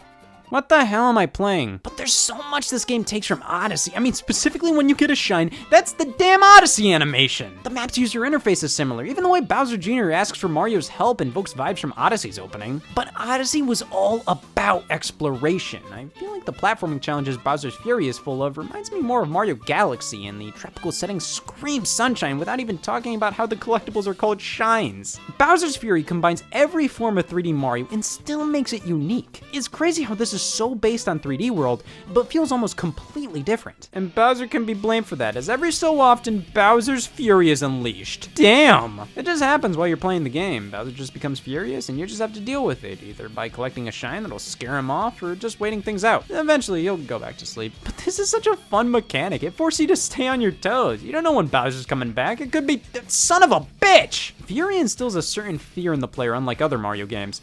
But it does get old after a bit. Sometimes you just want to complete a mission and all Bowser does is kind of annoy the shit out of you. When you collect a certain amount of cat shines, you can become Giga Cat Mario, which is how you actually fight Fury Bowser, and it's a good time. Nothing that mind-blowing, kind of goes along with the idea that kids love big. But you do that a few times, keep collecting cat shines. I will say, at some points, Bowser's Fury becomes kind of repetitive and monotonous. Since there's multiple challenges in each little area, after you get one cat shine, normally you have to leave the area and come back for the next cat shine challenge to appear. And after a while of having to traverse water, and there's a lot of water, it can become a little tedious. But it's a short campaign, roughly 3 hours, and the final boss, Christ. Riding Plessy chasing after Bowser with the rock music blaring in the background covering elements of Bowser's theme from 3D World? Alright, what the hell is this? Is it a sequel? A prequel? A side story? Because this is 3D World and not 3D World at the same time. But speaking of the music, my god, it may even top 3D Worlds. There's so many just purely amazing tracks that just invoke a sense of joy or fear. They're unbelievable. The visuals also just look fantastic. They take the 3D World art style and make it actually appealing. And the game does that with so many of 3D World's gimmicks. It feels like Plessy, the clear pipes, the propeller box. They feel like their purpose is finally fulfilled in Bowser's Fury. This is a fantastic little treat. An open world Mario game with basically 3D World stages as locations to visit. It's a joy to play through, and they didn't even have to make it. 3D World would have been just fine on its own, but what Bowser's Fury does is turn a great port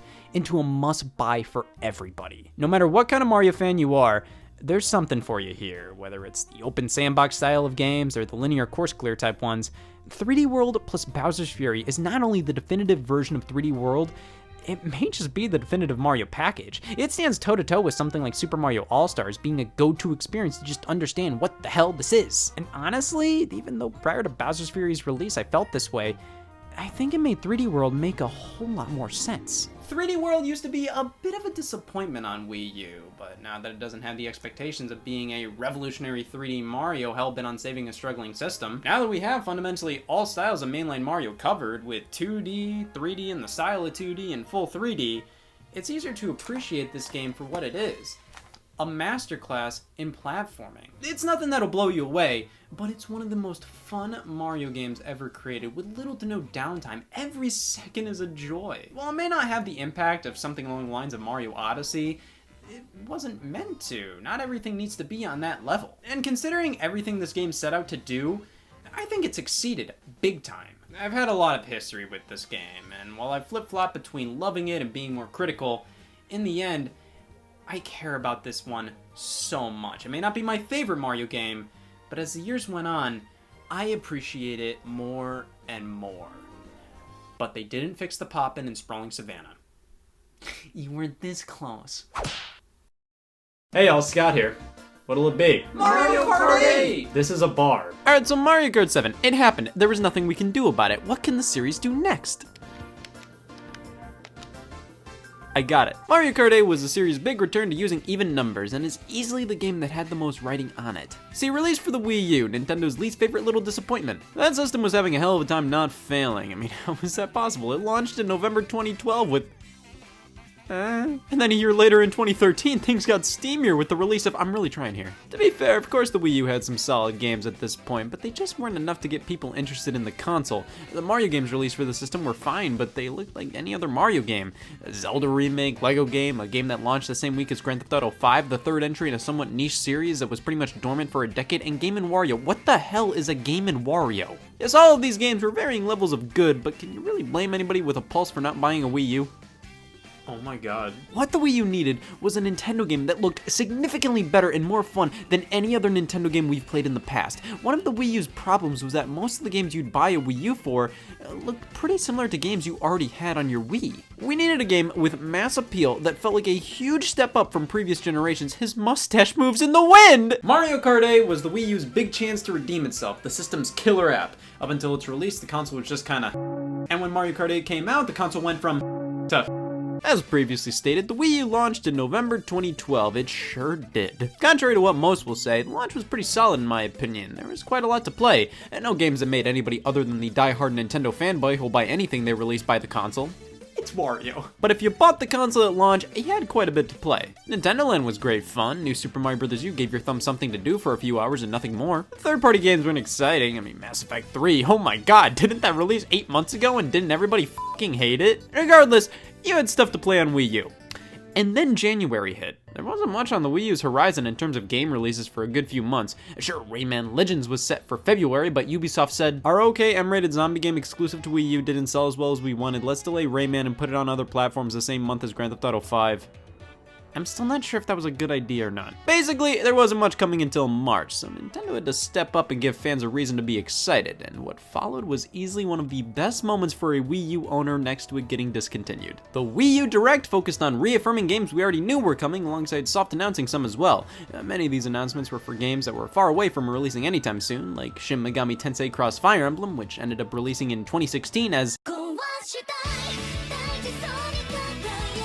not that. Yoshi's Woolly World looked quite a bit different and was simply called Yarn Yoshi at the time. The next Zelda title, later to be Breath of the Wild, was discussed, but the reveals for games happening that century happened to be a new 3D Mario game and a new Mario Kart. Now, nothing was really said or shown about these other than they'll be at E3 this year. Personally, I was more excited about the new 3D Mario game. I mean, these games can be so unbelievably amazing. They've defined their generations in gaming and set the standard for games to follow. And then there was Mario Kart, like I give a f***. Alright, let's be fair. An original 3D Mario was kind of what the Wii U needed to feel justified with its banana bolt controller. Surely a 3D Mario would take advantage of it. I mean, the Nintendo 64 controller was made with Mario 64 in mind. E3 2013 arrived.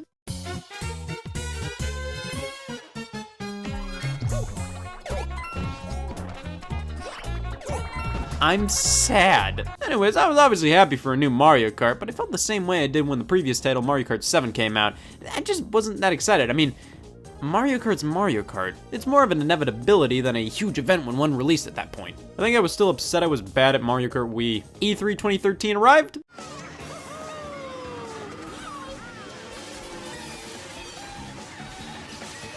I'm glad. Oh my god, this game looked like a huge leap forward for the series. Up until this point, Mario Kart was never really a huge graphical showcase for any system it was on.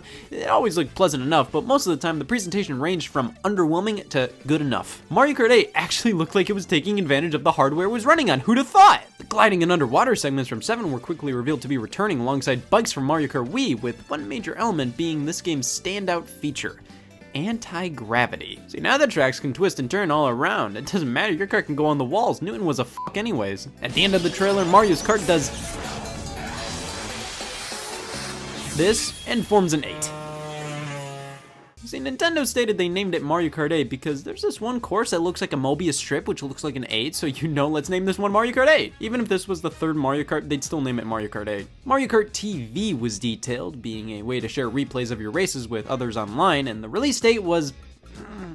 If you were a Wii U owner in June of 2013, you should know, hearing this game wasn't coming out for basically one more year, that was not my ear's finest moment. We all saw what happened with the Nintendo 3DS. When it launched in spring of 2011 throughout that year, it struggled because of a high price and not enough software, but it all came together that holiday with a price cut and the back-to-back releases of a 3D Mario game and a Mario Kart. And ever since, look at this thing, it did really well, had a ton of wonderful games, and kept getting game releases in 2019, my god! Things were lining up for the Wii U to experience the same fate with a 3D Mario and Mario Kart down the pipeline, but Mario Kart was coming a good bit later, unfortunately. But obviously, that was for the best, as the game was still a bit early on. Looking at the demo playable at E3 that year, a good bit changed by its release. Tons of user interface tweaks, gameplay mechanics, the music wasn't finalized yet, and they used Mario Kart 7 and Mario Kart Wii music in a few places, but hey, Waluigi was back after being cut from Mario Kart 7. That's right, they were brave. Info would die down until December 2013. A new trailer showed up after Rosalina was announced for Smash Bros. For 3DS and Wii U. That opened up with a reference to Mario Kart and made everybody question if Kirby was going to be in Mario Kart 8. See, no, but in the Mario Kart 8 trailer that followed, Baby Daisy was. New courses and characters were shown off, and thankfully it wasn't long until we saw even more. During the February 2014 Direct, a new trailer debuted, and this one was great. I think this was truly when it set in just how gorgeous this game was. This trailer focused on the announcement that all 7 Koopalings were going to be playable racers. Thank God! Honestly, this was a pretty neat announcement initially, but I think people realized how ridiculous this was when they saw the final character select screen. Like, imagine this is your brain. Jesus, man, 7 tumors? A little over a month later was when Nintendo was going into full press mode with this thing. April hit and they invited tons of game journalists to try out a nearly final version of the game, and alongside it, we got another new trailer showcasing more new tracks, characters, and finally some new items. The biggest aspect of this trailer was the reveal that Mario Kart 64's Rainbow Road was making a comeback, and it looked beautiful. That's the thing, Nintendo finally figured out what the hell they were doing with editing at this point. Does anybody remember Nintendo's official videos back in 2013? They couldn't figure out how to capture their own gameplay footage. This Mario Kart 8 trailer, they have this fun transition to the reveal of N64 Rainbow Road. They actually knew what they were doing. They knew how iconic that track was. It felt like they were proud of Mario Kart 8 and wanted to show it off. Less than a month later, the Mario Kart 8 Direct randomly popped up on YouTube. What could this be? A 30-minute comedy skit? I'm not complaining, it was just a bit unnecessary. The final details on the game were debuted here 1 month before its release, such as the final new characters, tracks, and items, a Wii U console bundle, and an offer for Club Nintendo members. If you registered your game within the first 2 months, you could pick one of 4 games to download for free. I never understood this promotion. Wasn't every Wii U owner already gonna buy Mario Kart 8? Wouldn't it make more sense to do this promotion with, like, Bayonetta 2? Oh well, I got myself Pikmin 3 for buying Mario Kart 8. Nintendo forcibly gave me a game for free for buying a game where I would have bought both of them separately for full price. The nerve of them. And that was pretty much Mario Kart 8 up until its release on May 30th. It was an exciting time. 2014 was truly the year the Wii U started to fully feel like a solid console, with Mario Kart and Smash Bros. Coming out later that year. I have a lot of fond memories of waiting for this game to come out, and watching all the previews and reviews I could, all during that perfect time of year in the spring where the weather is just right. And not only did it feel good outside, but we had this amazing looking game coming out as well. I look back at the build-up and eventual release of this game with a lot of fondness. Of course, something I look forward to with every Mario Kart game is the battle mode, which weirdly enough, Nintendo wasn't detailing at all with this game. We didn't know anything about it up until its release, but, you know, you can't really mess up battle mode that much. At its worst, it'll probably be like Mario Kart Wii again, and even then, that was tolerable. It was just kind of not my favorite. So either way, let's take a look at the game that saved the Wii U. The game that justified the Wii U. The game. Here it is, Mario Kart 8, red case and all. Yep, goes wonderfully with the blue header and white spine and blue white. Nintendo, let's talk. I understand why you gave a game like like new Super Mario Bros. Wii U red case. I mean, the entire box art is red, including the spine. It was cute and it was a one-time thing, but if you're gonna go to the length of making the case red, why not go all the way and make other parts red like the Wii U header? At least the box art is fantastic. It feels very much like Mario Kart DS, but with actual color and stuff going on. Also, apparently if you follow the logistics of where the racers are, Mario and Peach are supposedly going the wrong way on the track. Another Mario Kart tradition lives on. Up the box art. You know, I could have picked up the Mario Kart 8 limited edition. It was only available at the Nintendo World Store in New York. Scratch that, I couldn't have picked it up. That's what you call a limited edition, only available in one specific place. At least here in the US it was. It was far more readily available in other countries. Wanna know how I know that? Well, here's the European version of the same damn game, and here's the North American version. All they both come with is a damn shell. Well, if I can't own that stupid fucking thing, I guess the only thing I can do is play this stupid fucking thing.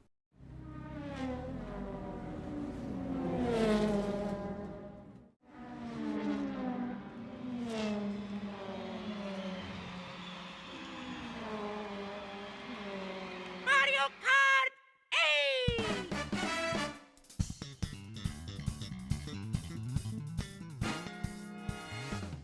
I can't believe I could have this much fun inserting a disc, and I haven't even done anything yet! This is a glorious moment, and my ears are digging every second of it. Mario Kart 8 features live recorded music, and it goes for this jazzy vibe, and it is incredible. The music in Mario Kart was never bad, but most of the games just kind of sounded the same. Like, here's the Mario Kart 7 title screen.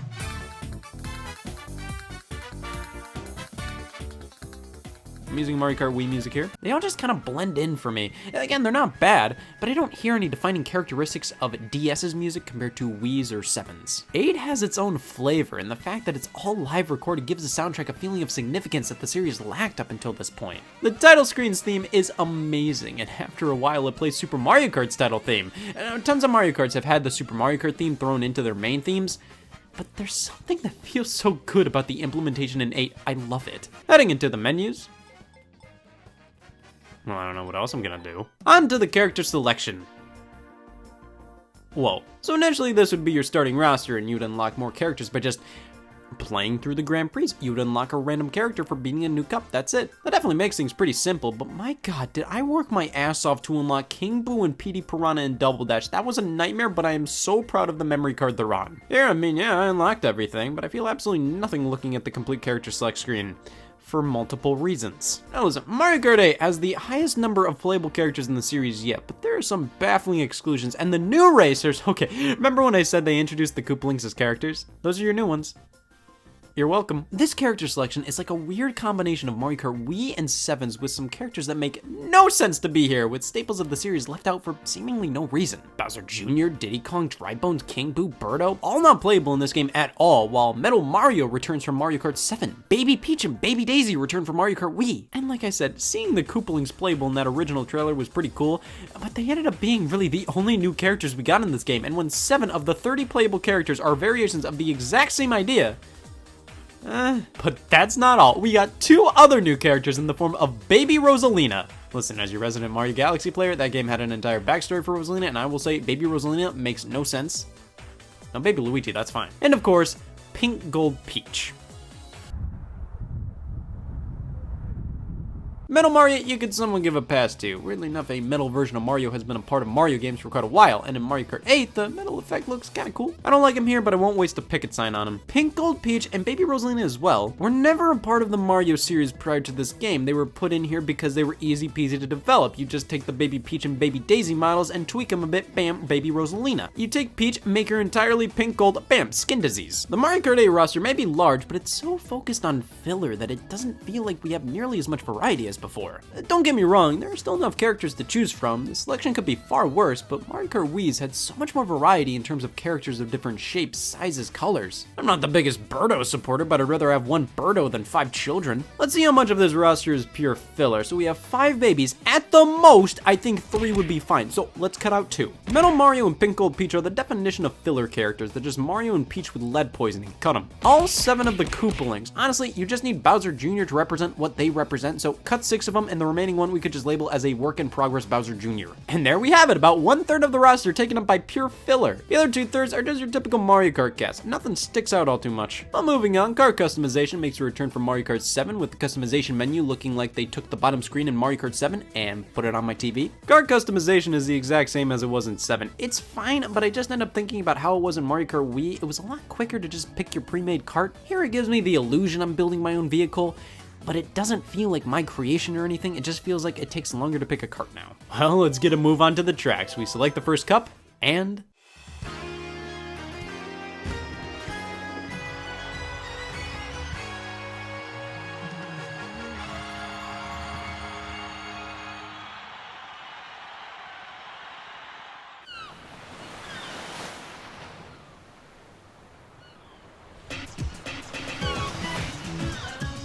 they finally changed the Mario Kart formula. In actuality, it's more Mario Kart. How could this be? It's most similar feeling to Mario Kart 7. Nearly all features that game introduced make a return in 8, so hopefully it now makes sense why Mario Kart 7 isn't that appealing to go back to for me. It's basically a gimped Mario Kart 8. We've got gliding and underwater sections, the controls feel pretty much the same, and of course, who could forget the coin? Seriously, who could? It's 5 letters, it's not that hard. The first person view didn't return though. Can we really call this a sequel? Now considering this is a Wii U game, surely this game utilizes the Wii U's controller, right? You'd be surprised Donkey Kong Country Tropical Freeze is a Wii U game. And it doesn't. I remember when the Wii U was first being rumored, the only thing people really knew at that point was that the controller would have a screen, and a specific idea people had was making that screen the rear view mirror in a Mario Kart game. That would be hell. Imagine having to look up and down from the gamepad to the TV screen. God. Nah, here they have some light touchscreen controls if you want to live that way. And during a race, it's a horn. I love that this controller single-handedly made the Wii U far more expensive than it had to be, and its biggest game's core use of it is a fucking horn. To be fair, we can toggle through different modes. We can display what's on the TV and show off a map, which is handy, but you'd think you'd be able to do split-screen multiplayer this way, with one person getting their own full view on the gamepad while the other person gets the full TV. No. If you're playing local multiplayer, the gamepad's display is a split screen, just like the TV. Great. Split-screen multiplayer in Mario Kart 8 is a bit lacking in general, not only due to the lack of asymmetrical multiplayer support, but because when you play with 3 or more people, the frame rate gets cut in half to 30 frames a second. Listen, I'm not that picky, but it is very noticeable how much choppier this game gets when playing with more people. It's fine, but it's just a bit jarring. It's probably more noticeable because outside of multiplayer with 3+ people, this game is smooth as butter. It looks and feels incredible. The character models look outstanding. The lighting and the small little details on the tracks, the vehicles, the drivers themselves. This is not only the best looking Mario Kart game, but one of the best looking Nintendo games in general. These tracks are filled to the brim with details. All these racing advertisements and nods to the Mario universe make these courses truly feel like they're a part of the Mario world and not just random Mario Kart tracks. They didn't cheap out on any area. Other than the audience here. Guys, come on, the rest of the game looks so good, but you're just gonna make the audience look like poster boards? Of course, Mario Kart 8 features anti-gravity racing, something unlike anything Mario Kart's experienced thus far, and you're staring at it right now. This is anti-gravity racing. It's not the same as regular racing, I swear. Anti-gravity in Mario Kart 8's a bit weird considering it seemed like it was gonna be a much more obvious feature in the marketing there. The camera really sells you on the gimmick. If a racer's on the ceiling, they'll be upside down. In the actual game, the camera stays consistently behind the player at the same angle all the time, so if you're upside down, it's not immediately noticeable. It's only when you're right on the side of walls that you'll instantly know. When you pass a blue strip, your wheels shift to the sides and you just gained a hover cart. When you bump into these safety hazards or other racers, you get a little boost. And that remains consistent until you pass a blue strip again, then we're back to reality. Anti-gravity may have seemed like a marketing gimmick. I didn't say it wasn't. The trailers and commercials really pushed it, making it seem like a big thing. It always show racers upside down and all around, while when you're actually playing the game, yeah, I may be upside down here, but this feels like your everyday Mario Kart. It's not even that noticeable when you're on the ceiling. But what anti-gravity truly adds is insane track design. Now that the developers don't have to uphold to the laws of physics because we all know that was a Mario Kart constant in the past, these tracks can go absolutely wild. They twist all around and make older courses feel pedestrian by comparison. It's a similar addition to the underwater sections in Mario Kart 7. It doesn't initially feel that different, but when you look at how it affects the track design, it definitely allows for far more creativity. It's truly game-changing and makes these courses not only aesthetically interesting, but allows for the core layout to be as well. Item-wise, we have the mainstays at this point. Basically, everything returns from Mario Kart 7 except except for the Super Leaf and Lucky 7. Instead, this time we got the Crazy 8. It's the same as the Lucky 7, but now gets a coin thrown into the mix. I missed the Lucky 7. The Piranha Plant is new and appears in front of you for a short period of time, biting anything nearby you, racers, items, you name it. It automatically chomps, and each time it does, you speed up a bit, but you can jam on the item button if you just want to get it over with. The Boomerang Flower you can throw in front of or behind you 3 times, and the Super Horn blasts everything around it and can destroy anything. Ink and Piss, other racers' aspirations, and most notably, the blue spiny shell. Prior to this, you would have to use a mushroom to outrun a blue shell, and even then, that was tricky. I've looked up videos on people outrunning the blue shell in Mario Kart Wii just because I couldn't imagine that ever happening. I also looked up what happens when you get a blue shell in first place. That. This is an item that you always want on you in first place, and it's always a tough decision regarding whether or not to use it on a red shell that's about to hit you, for example, or wait for a blue shell to appear to use it on, because most of the time, if you end up securing a super horn, that means a blue shell is soon to follow. Overall, the new items are all okay. I don't mind the Boomerang or Piranha Plant, but they just don't really leave much of an impression. I don't really feel that empowered when I get them, but the Super Horn is a very strategic weapon, and I love its inclusion because it ties into one of the biggest problems people had with Mario Kart 8 that I absolutely loved. See, in previous titles, you could hold on to something like a banana peel to defend yourself from the back. While defending yourself, you could grab another item to store in your item slot. Here in Mario Kart 8, you can only hold on to one item at a time. If you're defending yourself with a banana, you can't grab another item in reserve. On top of that, I initially refused to mention that coins can now be an option in the item roulette, which makes them an immediate threat to public health. Yes, there's just not enough coins on the track. When I grab an item box, I'm asking for a coin. Yeah, getting a coin as an item is incredibly annoying, but that adds this interesting strategy to Mario Kart 8. You can use up your item to grab another item, but it may be a coin and leave you defenseless. You have to wager your options every time you use an item. In previous games, when you pass through an item box, you'd get something that you could defend yourself with at the very least. Here, I don't know, I like the element of strategy that the single slot and coin item bring in here.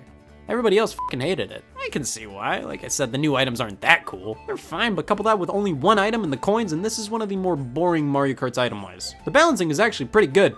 I mean, there were some times I got a crazy 8 in like 3rd place. I don't remember selling my soul for that. But mostly, this is one of the lesser bullshit Mario Karts. It feels much more fair. There's a very clear strategy to use with the items. But since I recently played Mario Kart Wii, that is so obviously more frustrating with its item balancing, but my god, it was more interesting. Mario Kart 8's items feel too bland, and when I look back at the garbage I put up with in Mario Kart Wii, I oddly kind of miss it in comparison. The balancing was so crazy that it made it fun in its own way. I'm not saying its balancing is completely boring. Like I said, I like the strategy involved with items now, but Mario Kart Double Dash and Wii felt more like what everybody expects out of Mario Kart, craziness happening at every moment. With 8, I feel way more on autopilot with these items. Hold on to the banana until somebody throws a shell at it. Grab another item box. Pray it's not a coin. Son of a bitch. Grab another item box. Didn't I say I like the item setup in this game? Well, I still do, but I can at least see why a lot of people didn't. But one thing I hope we can all agree on is how amazing literally all the tracks are in this game. I have to hand it to them, they hit it out of the park. Every track is at the very least pretty damn good. They all have their own unique background music now, which weirdly enough is a first for Mario Kart. Every game had a couple of courses that shared music. Here it's all unique and it's all sublime. Even the tracks that are pretty basic have this wonderful flair to them, and then we have the tracks that are incredibly complicated and they're a joy to experience. I just love the selection in this one. Starting out in the Mushroom Cup, Mario Kart Stadium. I love the atmosphere here. It feels like I'm a superstar. Water Park, an oddly generic name for a water park that is very obviously themed after Wario. This is my favorite feature in Mario Kart 8. Drama. Sweet Sweet Canyon is all about donuts and the sort. It's a wild track to describe that makes you look fucking insane if you try to. Donuts everywhere! Thwomp Ruins is cool because there's a section here that utilizes anti-gravity gliding and underwater sections. Who knew Face Rocks owned ruins? Mario Circuit, the Mobius strip the game's name is based off of. I never really think of this track for the figure 8 design. I usually remember it for trauma. Toad Harbor! Well, if Toad's here, that's gotta mean it's good. This is just a very happy feeling track. The sunshine, the cable cars, all the different pathways to race on. This is one of the first tracks I think of when thinking Mario Kart 8. Twisted Mansion, do you really think a haunted house would be scary when flooded? If I'm underwater, the last thing I'm freaking out over is a ghost. I love the rippling floors and the knights attacking you at the end of this one. Then there's Shy Guy Falls. I usually kind of group this one together with Thwomp Ruins in my mind, but they're pretty different tracks. You drive up a waterfall, there's this little nook you can fly into. completely different. Sunshine Airport. This would not fly in real life, but it does make for a fantastic track. I do wish they had a longer section inside the airport itself, but I can't really complain considering outside is probably way more interesting. Dolphin Shoals is about jumping in and out of water, riding on an eel. Again, this is physically improbable. Electrodrome is the highlight course of the game. It's the most visually and musically appealing. So many colors and lights with the music being synced up to the action, and it's followed up by Mount Wario. One big track, 3 sections. You start from a plane and you travel throughout the ski resort to the end, and the music adapts to what segment of the race you're on. This is it. This is the best cup in Mario Kart history. Oh, I gotta see what follows. Oh my god. Well, Cloud Top Cruise is fantastic. I mean, it has a Mario Galaxy remix as its background music. You could throw up in my face to Mario Galaxy music and I'd say that's a good Mario Kart track. But then we move on to Bone Dry Dunes. This is probably my least favorite track in the game. It's not bad at all, but it's easily one of the least inspired feeling ones. I just don't really like desert areas in games. Out of all the tracks here, this is the one I could care the least about visiting in real life. Like, what is there to do here? Bowser's Castle is a step up. I love how this giant Bowser attacks the different pathways, but it ends with a doozy. Rainbow Road, obviously the biggest staple of any Mario Kart. All the games have to end with their own iteration of the iconic track, and with this game having anti-gravity as a gimmick, I couldn't wait to see Mario Kart 8's Rainbow Road, especially after seeing the N64 one remade. This is lame. It's not a bad track, it's just pretty basic, definitely in comparison to Mario Kart 7's version. You go on a Rainbow Road, that's a good start, and then we go into a space station, and then go onto another Rainbow Road, and repeat. It's fine, but for how amazing all the other tracks are, it's shocking to me Rainbow Road with the anti-gravity mechanic is so basic in this game. But like I said, it's still a good track, all of these are. And that's just half the story, with the other 16 being the retro tracks. Obviously, these have been a feature in the series for quite a long time, but most games, they felt like filler. More tracks to give you more content. It was nice to have them, sure, but you could almost always tell what was a retro track and what wasn't. In Mario Kart 8, they completely redid everything, and the retro tracks look just as new, if not newer, than the new tracks. They added anti-gravity, remade all the music, even changed up some things aesthetically. Like Moo Moo Meadows from Mario Kart Wii takes place during sunrise, and it's gorgeous now. I love the tracks they picked here. Sure, they had to pick courses they didn't remaster in previous games yet, so some fan favorites didn't make the cut, but by God, we have some great ones. It's so fun to see Moo Moo Meadows, Toad's Turnpike, Royal Raceway, Wario Stadium, Yoshi Valley, Tick-Tock Clock, and of course, N64 Rainbow Road. Though they changed it to be a 3-section track rather than a 3-lap track. Come on, half the fun of the original was that it was overly long and grueling to complete. Online is back and it works great. Instead of giving you the option to select any track in the game to play online with random people, it now gives you a random selection of 3, which I prefer. I found that when you give me 32 tracks to choose from, I'm probably just gonna either pick the same one over and over again, or I'm gonna take too long to pick one. Having 3 makes it way easier to pick and keeps tracks from repeating too often. Online is great in this one, but it's really hard to make friends with people and ask them for their email with these pre-made chats. We can save replays and edit them with Mario Kart TV, post them to YouTube and Miiverse. Not anymore, it was a stupid feature anyways. You'd be able to create 30-second highlight reels of your race, but it wasn't that big of a deal to me. Well, in terms of other modes, stamps. You get stamps in this game for completing time trials and beating Grand Prix with different characters. You were originally able to use these stamps on Miiverse, not anymore, it was a stupid feature anyways. Speaking of Grand Prix, when you finish one, you just get a highlight reel from one of your races, not the traditional awards ceremony cutscene. I mean, it's not a big deal, at least we get these cool trophies. They're such amazing designs, we can even touch them with our thumbs on the gamepad. But the lack of a cutscene, sure, the way it's presented here makes sense in the context of the whole Mario Kart TV thing, but was this game rushed? Obviously no, not my Mario Kart 8. They put so much love and attention in every little detail with this game. This was probably an example of them going, no, we want this to make Mario Kart TV feel more like a sports broadcast thing. Either way, we have one more mode to check out, and that is Battle Mode. What the f*** is that? Battle Mode has been a staple of the Mario Kart series ever since the very beginning, but it seemingly was getting less and less attention with each entry. And of course, with Mario Kart 8, Nintendo barely mentioned it until damn near 20 seconds after it released. Balloon Battle is all we got here, and wait, Moo Moo Meadows? That's a track. Oh my god. Wait, I'm not supposed to talk about this yet. Let's talk about the updates. So Mario Kart 8 wasn't perfect right out the gate. It wasn't perfect ever. There were a few big issues at launch, like after a race, the option to move on to the next race would be the second option. The first option was viewing a highlight reel. Nintendo. Also, the map wasn't available on the TV screen, you could only view it on the gamepad. Nintendo. Well, they fixed these via a free update in August of 2014 that arrived alongside Mercedes-Benz car parts. God, tell that to a dealership. What made you want a Mercedes? Well, it plays Roy Koopa a lot and the GLA goes with his eyes. It was really weird to have such blatant product placement in a Mario game, but I've only lost a couple nights of sleep because of it. But during the summer of 2014, it was fully announced Mario Kart 8 would be getting paid DLC packs, both crossing over with various Nintendo IPs. You could pre-purchase the DLC packs for $12 in total or $8 separately, and it was an insane deal. 6 new characters, 16 new tracks, car parts, and for buying both, we got multicolored Shy Guys and Yoshi's.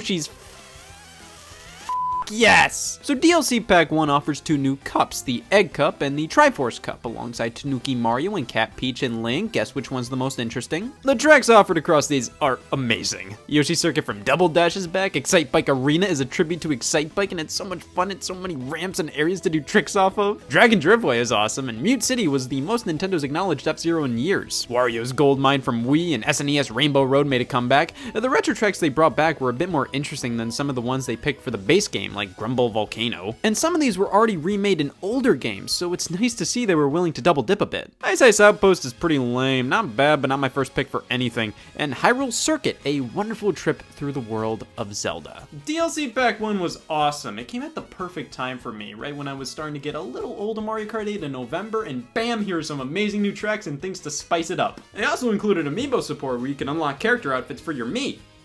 It's a dream come true. Now, DLC Pack 2 came in April of 2015, and it was a bit lame for me. The tracks didn't wow me in this pack all too much. A Baby Park from Double Dash came back, which was nice. A Cheese Land from GBA. I was happy to see them make an actual course out of these GBA tracks, but it's not really anything that stands out to me. A Wild Woods, it felt like a lesser Maple Treeway from Mario Kart Wii to me. And Animal Crossing, nice name. It's a fun course. The type of season is randomly decided, so it stays pretty fresh. But then there's a Neo Bowser City from Mario Kart 7. This just wasn't interesting enough to warrant bringing back. Ribbon Road from GBA is a pretty cool one, though. It's in a kid's room and has a lot of fun details. Super Bell Subway is okay, and we have another F-Zero track. I'm not complaining, but I can if I want to. Just make a new F-Zero, Nintendo. I'm a Nintendo fan. That's a catchphrase of mine. Of course, Villager and Isabelle from Animal Crossing became playable alongside Dry Bowser. Thank God he's back!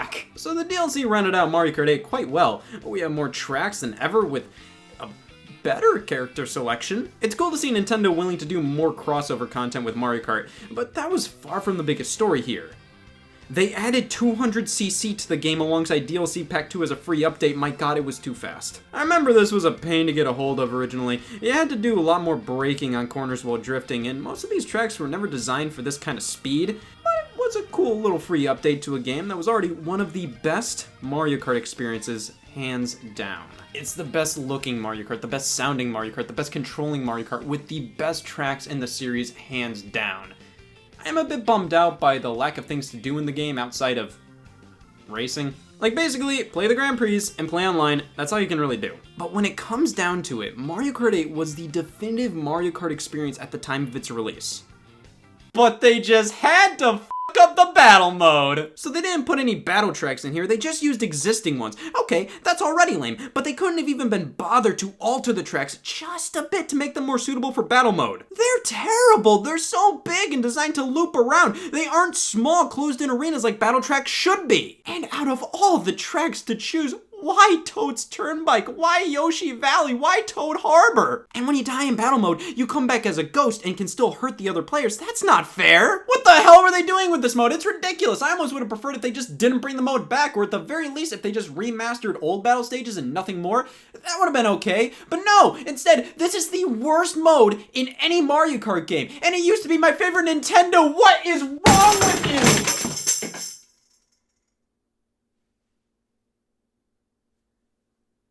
See, that should show you how bad this mode is. It made me break something.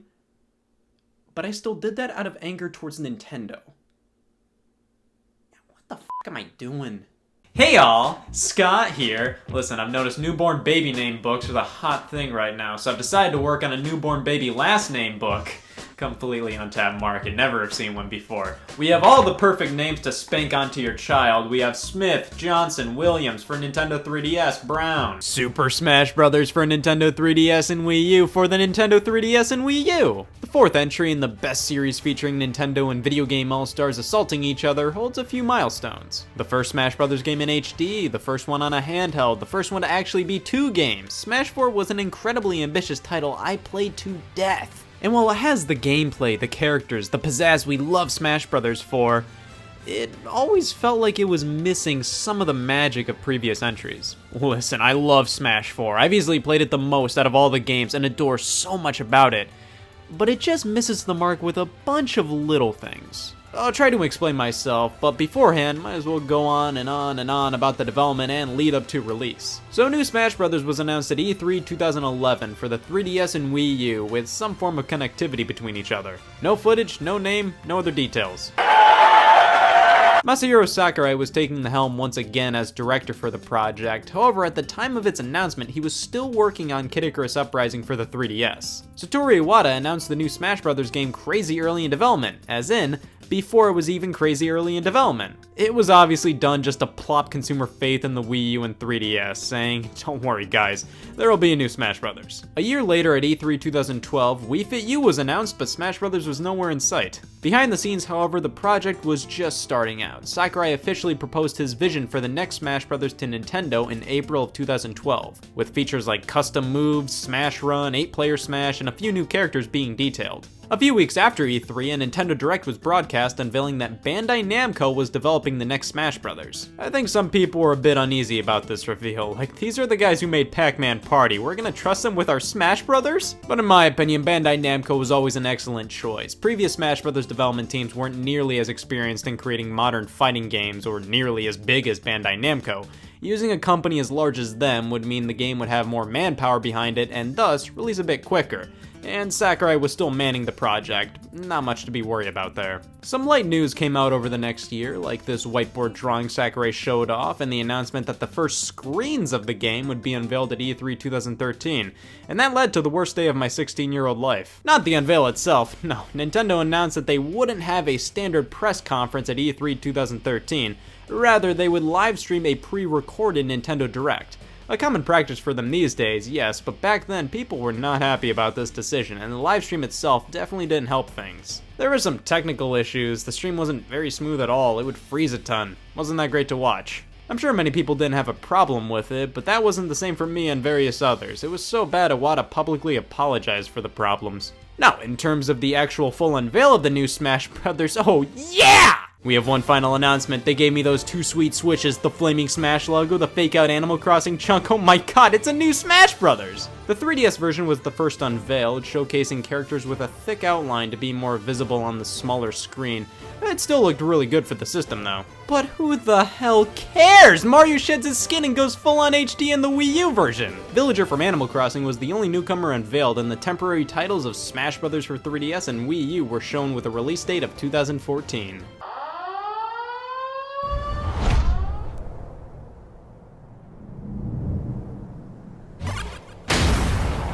Was good. Before the E3 show floor opened, Wii Fit Trainer was revealed alongside a quick demo shown to attendees, and that was it for the Smash Bros. Presence at E3 2013. Not a bad way to start things off. Now that summer was a roller coaster of emotions. We went from an absolutely phenomenal reveal trailer to... Woo! It can't get much worse than that! For the next year and a half after the unveil, Sakurai would post an image on Miiverse from either the Wii U or 3DS version roughly every weekday. Every so often, a veteran fighter, new stage, item, assist trophy, or other things would be revealed, but many times it was just Sakurai posting a picture saying, look at this. It was still exciting to wake up and see what the update of the day was, but plenty will argue that the way Brawl handled the lead up to release was far better. They would unveil a new piece of information every day, no matter how mundane. With Smash Wii U and 3DS, it was completely up in the air if the pick of the day would be something new. But hey, at least it's better than Smash Ultimate's Smash blog. 90% of the info revealed each week was something we already knew, and that's being generous. About half a year after the E3 showing, finally a new character was shown during a December 2013 Nintendo Direct, Rosalina and Luma. and afterwards, new character reveals and info in general came out at a pretty frequent pace. Little Mac was revealed in a February 2014 Direct, and that was my most wanted newcomer right there, so I was pretty satisfied. A Smash Bros. Focus Direct was shown in April of 2014, revealing that the 3DS version would come out in the summer, while the Wii U version would release later that winter. That surprised a lot of people at the time that the 3DS version would come out first, but in retrospect, that definitely made the most sense. The April Direct was pretty good, albeit with nothing absolutely mind-blowing, ending things off with a reveal of Greninja, which got me saying, Mewtwo's back, who the hell is this? A Smash Bros. Invitational tournament for the Wii U game was announced for E3 2014, which was huge. Just the fact that Nintendo was not only starting to support the Smash Bros. Community, but flaunting them as well were two large footsteps in the right direction, especially after the controversy of them initially pulling Melee out of EVO 2013 for some reason. Not only that, but it was announced that Smash Bros. Wii U would support GameCube controllers via an adapter. That was the most excited I've ever been about a controller in years. E3 2014 rolls around with Mii's finally making their way in as playable characters. I would have been way more into this if it happened in Brawl, but I was perfectly fine with their inclusion. The 3DS version's release date was revealed to be That's Not Summer 2014, amiibo figures for the game are shown off allowing you to train up a fighter, and a trailer for Palutena finished the event off. That always felt like an odd character to end the E3 stream on, but regardless, it was still a great trailer. Pac-Man was later introduced at a developer roundtable, and I can't believe how many people thought he wasn't gonna make it in the game somehow. Namco was making the game, and why would they put in somebody like Heihachi from Tekken instead of Pac-Man?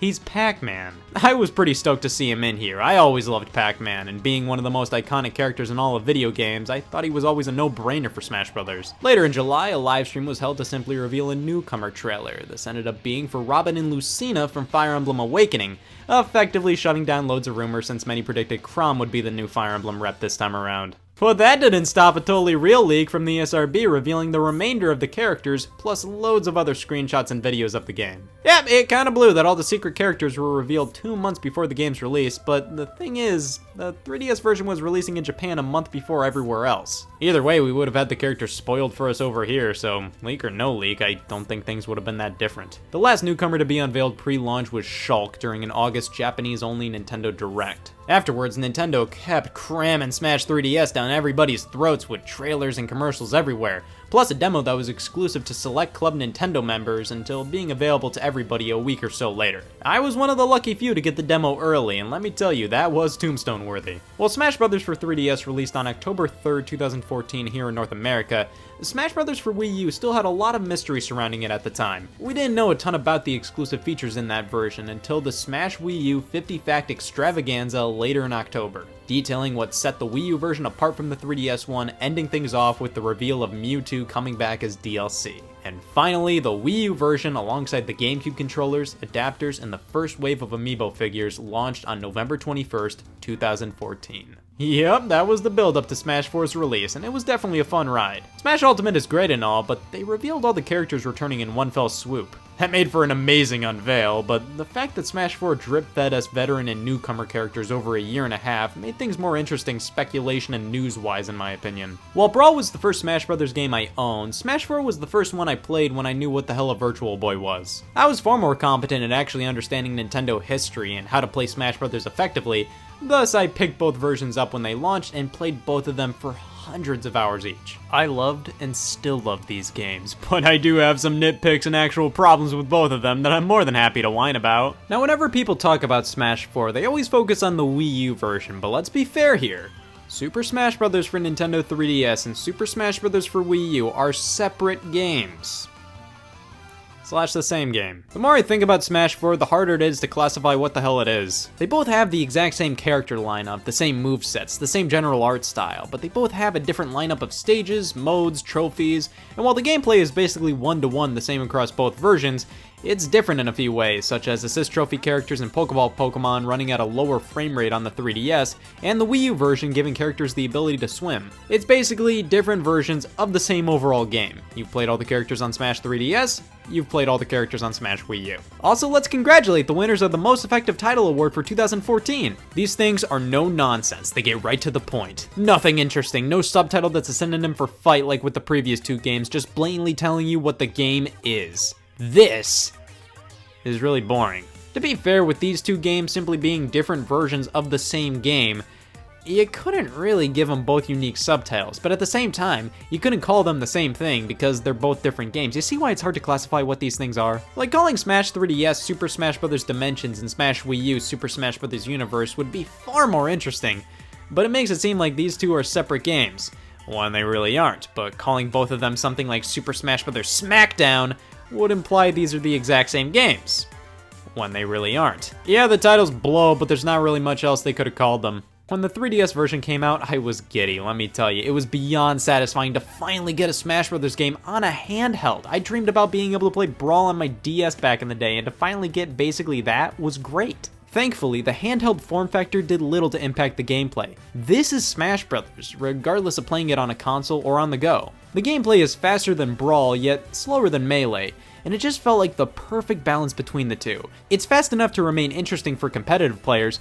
yet not too fast to be somewhat alienating to more casual ones. There were a few mechanics that have made their way in here, plus a few that have left. Random tripping from Brawl got the boot, while the way grabbing onto a ledge worked has been massively tweaked. But in the end, this feels how Smash Bros. Should feel to me, and while it's most comparable to Brawl, it's just so much better than that. At the time of its release, this was my favorite Smash Bros. In terms of core fighting. While many will say the Wii U version plays best due to being able to use an actual controller on a screen bigger than a sticky note, I have to give them credit that Smash Bros. Works really well on the 3DS, even when the 3DS doesn't work really well for Smash Bros. Bless the Circle Pad's heart, but it just wasn't made to withstand Smash. In the end though, both versions play great, and while the 3DS version is obviously technically inferior to its Wii U counterpart, I think it's far better than people give it credit for. Like I said, the character roster across both versions is the exact same, and it's just, oh, it's so good.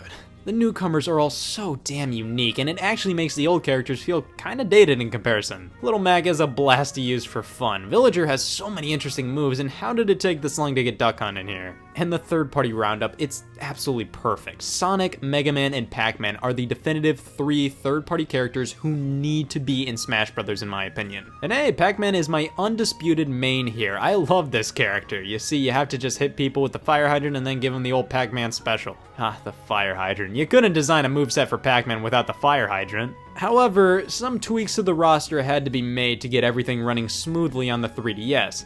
And even if things would work perfectly fine on the Wii U, both versions had to have identical rosters, so characters who would transform mid-match, like Samus and Zelda, were altered, and their transformations Zero Suit Samus and Sheik were turned into their own separate characters. That's not a big deal at all, but the character of Pokemon Trainer was cut entirely, and only Charizard alone remained in the game.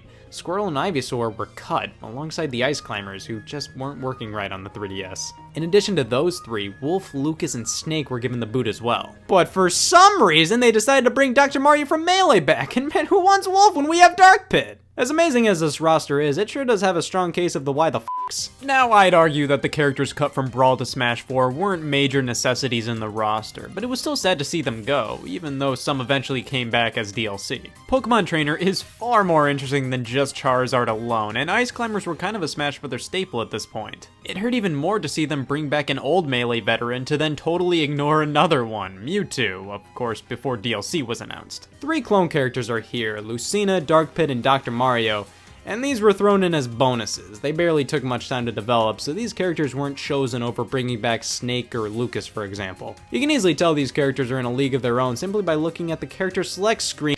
Yeah, we gotta talk about these menus. Tons of people dog on Smash for Wii U's menu, and while I agree to an extent that it doesn't make all too much sense, Smash for 3DS's menu doesn't make all too much sense, and it looks hideous. This is a main menu with a question mark at the end of it. Nothing looks in place here. Like, the Smash icon just looks kind of awkward sitting there, and why is the challenges button the only one with a crazy thin outline? And of course, the infamous menu name, Games and More. You know, when you think about it, every single one of these menu options could fit under that title. That's the problem. I will defend the Wii U menu in one aspect, and that's looks.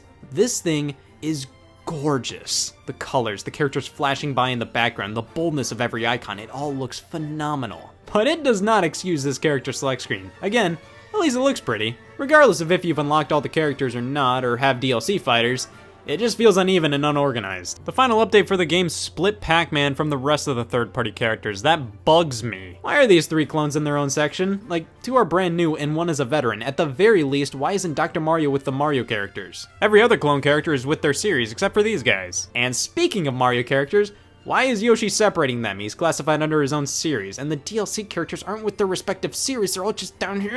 Let's talk about stages. The stage list differs between the 3DS and Wii U games, with the 3DS having a smaller stage count with a heavy focus on handheld representation, and the Wii U focusing more so on console games for its stages. The 3DS has some great ones like 3D Land, Rainbow Road, Paper Mario, Spirit Train, Mute City, Picto-Chat 2, Pac-Maze, with some returning favorites, Yoshi's Island and WarioWare just to name two. There are a fair amount of returning stages to make up for franchises without a new stage in this version, but with the 3DS's low resolution and lesser graphical quality, the stages don't feel too out of place. Now this, on the other hand, I don't know if this is a controversial opinion or not, but I do not like the stage selection in Smash Wii U. It's just so boring to me. Like, there is not a single stage that I'm like, oh yeah, I love this one. I like Pilot Wings and Woolly World. That's about it, to be honest. Tons of stages have cool ideas like Gamer and Jungle Hijinks, but they're just not that interesting to play on for me. This list just screams padding. Melee and Brawl made sure to label stages that were brought back from previous titles. Sure, that kind of undervalued the older stages, but they held this sense of pride that their new stages were more than enough to satisfy players. Smash for Wii U includes them in here alongside the new ones, which would be fine if they didn't look like they were centuries old. That's one of my biggest problems with this game. The returning stages just weren't updated graphically enough. 90% of them look outdated and really bland. And because old stages are just thrown in with the new ones on the stage select, they feel even more out of place. Like, look at this. This doesn't look like it should have been released in 2014. And even some of the quote-unquote new stages just feel like filler. Town and City is basically just Smash fill, and both are included here. Flat Zone X is considered a new stage, but don't lie, it's just Flat Zone 2 with some elements from the original Flat Zone. A new Mario Circuit stage alongside the old Mario Circuit stage. Why? Battlefield and Big Battlefield. 5 minutes are shaved off of my life whenever I mention that. I personally prefer the 3DS lineup. It has a better roster of returning stages in my opinion, and the new ones are more interesting. At least some of the stages are shared between the versions. I quite like the boxing ring, and Wily Castle would have been great if it weren't for the leading cause of the phrase, oh for f***'s sake. Yeah, there's a decent amount of stage bosses or hazards in both of these game stages, and a few totally ruin perfectly good stages. Just intrusive and take away so much from a match, it's ridiculous. Some bosses are on fairly large stages and either can be avoided, like Metal Face, or they actually add some fun to the match, like with Ridley. These guys are totally manageable. But other times, bosses are the Yellow Devil and the Flying Man. At least there's now Final Destination forms of each stage, which allows you to retain the aesthetic with a completely hazardless flat stage. I really do like this inclusion because you still get the ambiance of Magicant without this mistake. In terms of items you can use, they had some fun new additions, albeit very overpowered ones. The Gus Bellows, Zora Club, Beetle, and the Special Flag can be kinda cheap at times. Items are still definitely fun in the game, but can feel a tad much at times. Plus, there's just so many of them too. Smash for 3DS and Wii U allow you to customize your characters, choosing from variations on your special moves and using equipment to alter your stats. This is a really neat addition. The problem is you have to unlock all the special moves per character. You just get them randomly for playing the game in its various modes, so not only do you get them randomly, the moves you get are random, and you can get moves you already have. Ladies and gentlemen, that effectively changes my stance on custom moves from that's pretty cool to who gives a piss. Now you can connect the two versions to transfer your custom characters. That's it. That's fundamentally all you get from connecting the two games. That's a lie. You can use the 3DS as a controller on the Wii U game, which is a feature that's basically just worth a out of 10. They really built up the connectivity between the two versions, saying we'll unveil what it does later, but this is all it is. It feels like they wanted to do cooler things like transfer stages and trophies between the two games, because this just feels super basic and not at all interesting, to be honest. Now, there's one more major thing the Wii U version has in regards to multiplayer matches. 8-player Smash. It's only available on select stages, but over the course of the game's life, many more stages were tweaked to be 8-player Smash compatible. Yep, this is a mess. It's pretty insane that you can play Smash Brothers with 8 people, but this is a bit much for me. It's insanely difficult to keep track of your character most of the time, and it just feels too cluttered. Impressive feature that has its moments, but I'd rather stick to 4 players or less. Visually, Smash 4 looks fantastic both on the 3DS and Wii U, but of course Wii U gets the edge. Each character and stage feels completely faithful to their original game, and the colors are going crazy here! Take that, Super Smash Bros. Brawl! Sound-wise, I mean, it's Smash Brothers, of course it's amazing. Moving on. Alright, but now it's time to actually talk about the modes outside of the regular multiplayer matches. There's online, and personally I've been pretty lucky and have had little issues with it. It ain't perfect, but it's definitely serviceable and works fine enough most of the time. The mode is separated via 2 sections, for fun and for glory, as in, the mode is separated via 1 section, for glory. I never really played for fun online simply because it's 4-player battles on any stage with all items. Now I have nothing against that, but online, that just leads to a cornucopia of lag. One-on-one battles in For Glory work the best simply because it's one-on-one with no items on only Final Destination versions of stages. You're much more likely to stumble across a smooth connection here. Moving on to the big exclusive modes for each version, on Smash 3DS we have Smash Run. This is such a fun mode with a few glaring flaws. It's heavily based on City Trial mode from Kirby Air Ride and has you exploring this hefty map alongside 3 other players, grabbing equipment to level up your fighter for one final battle. That battle is completely random. It could be a race, standard battle, a jumping contest, anything. The problem is you can't interact with the other players on the map, there's no online multiplayer, you can't customize things such as the time limit or final battle conditions or anything. If Smash Run was just a bit more expanded upon, it could have been an outstanding mode.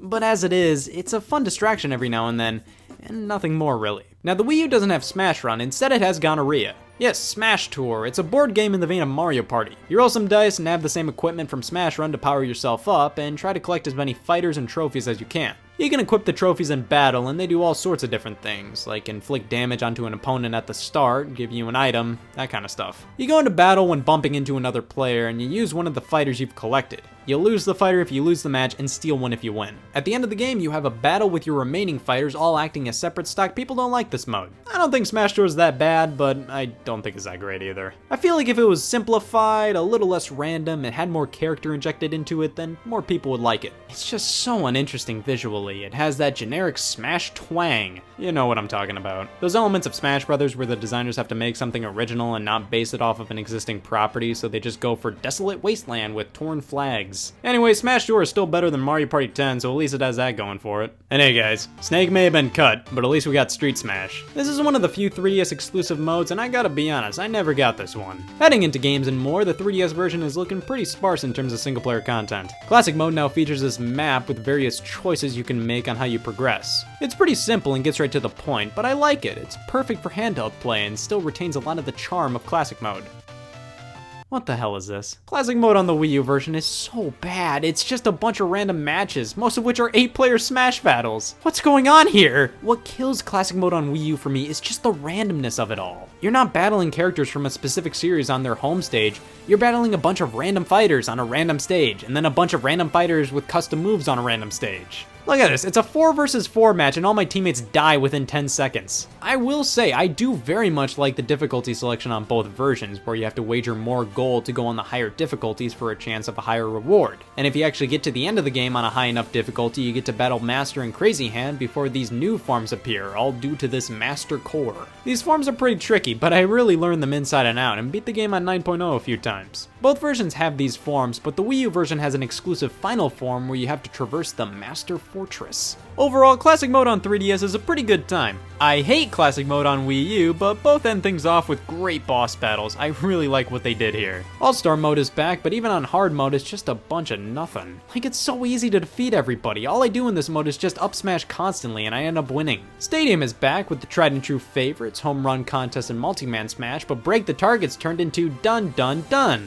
I'm gonna defend this mode real quick. Yeah, I would have preferred it being more like the original Break the Targets from 64 and Melee, where every character had their own unique stage. But this is way better than Brawl's 5 target smash stages across all characters. It's just so much more interesting to go for a high score compared to Brawl's mode, I'll at least say that. So many modes are basically the same across both versions, but the Wii U has some exclusive twists. Like in Target Blast, there's 3 different stages, and the bomb is bigger in round 2.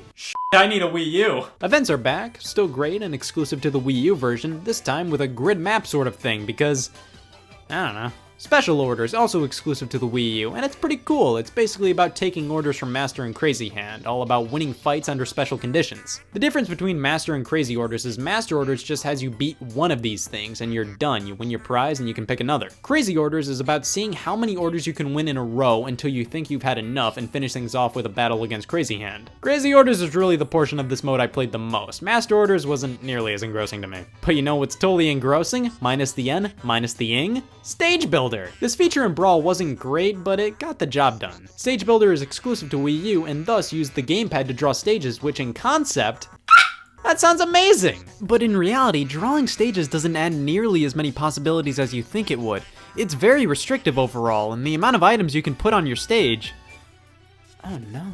This is it. This is all you can do. I know they limited the options since you can draw whatever you want, but in the end, Stage Builder feels completely barren and was better in Brawl simply for being able to use so many more items. The vault is where the trophies lie, and you can get them randomly through playing the various other modes, but you can just buy some in the trophy shop, which is adorable. Look, there's all this Nintendo merchandise in the background. This was such a fun idea. You can also play Trophy Rush, and this is such a great mode. You can just constantly break stuff until you fill this meter up and are just showered with trophies and custom moves. Just make sure not to fall off or let the junk over junk itself. Onto the trophies themselves, and... I don't know, I collected almost every trophy in Smash Wii U, and while trophy collecting is part of the reason I continually play Smash Brothers by myself, I felt like I was more so collecting the trophies to collect them all, not because I wanted to see them all. While there are loads of really cool looking ones, there's a lot of flat trophies and alternate color character trophies that just aren't nearly as interesting to me. Like the stages, the 3DS version has less trophies, but they focus on handheld games, with Wii U having more of a console focus. The concept of the handheld and console versions focusing on each medium's history is fun, but it ends up making both versions feel kind of incomplete historically due to the lack of a lot of handheld representation on the console and vice versa. At least various trophies are categorized by trophy boxes. These have absolutely no purpose, but I like it. Don't take any of the criticism the wrong way, I still love trophies. Masterpieces are back from Brawl on the Wii U version, this time with super fast loading times. N64 games aren't included, but at least we have original Game Boy games, even though you couldn't play these on the Wii U anywhere else. Huh. You can also train your own amiibo to fight like you and power them up to level 50, please send help. This was initially exclusive to the Wii U version before being added to the 3DS via an update. I always liked the Smash series of amiibo because they were trophies, just like in the game. I like that. I'm not a figurine person really, so it was a bit odd that I got sucked into the amiibo craze. Only really for the Smash Brothers line though. Remember how hard it was to find certain Smash amiibo? And on top of that, remember how difficult it was to nab the GameCube controller adapter? The re-released GameCube controllers were easy peasy to find though, and I love that they released these. They work on the original GameCube as well, and it was just so nice to have new first-party GameCube controllers again. We only got the black one over here, but I ended up importing the white one from Japan. If you couldn't get the adapter, thankfully Smash Wii U offered compatibility with the most controllers of any Smash game, allowing you to play with no. Some third parties stepped up and released classic controllers for the Wii remote that felt like the GameCube controller.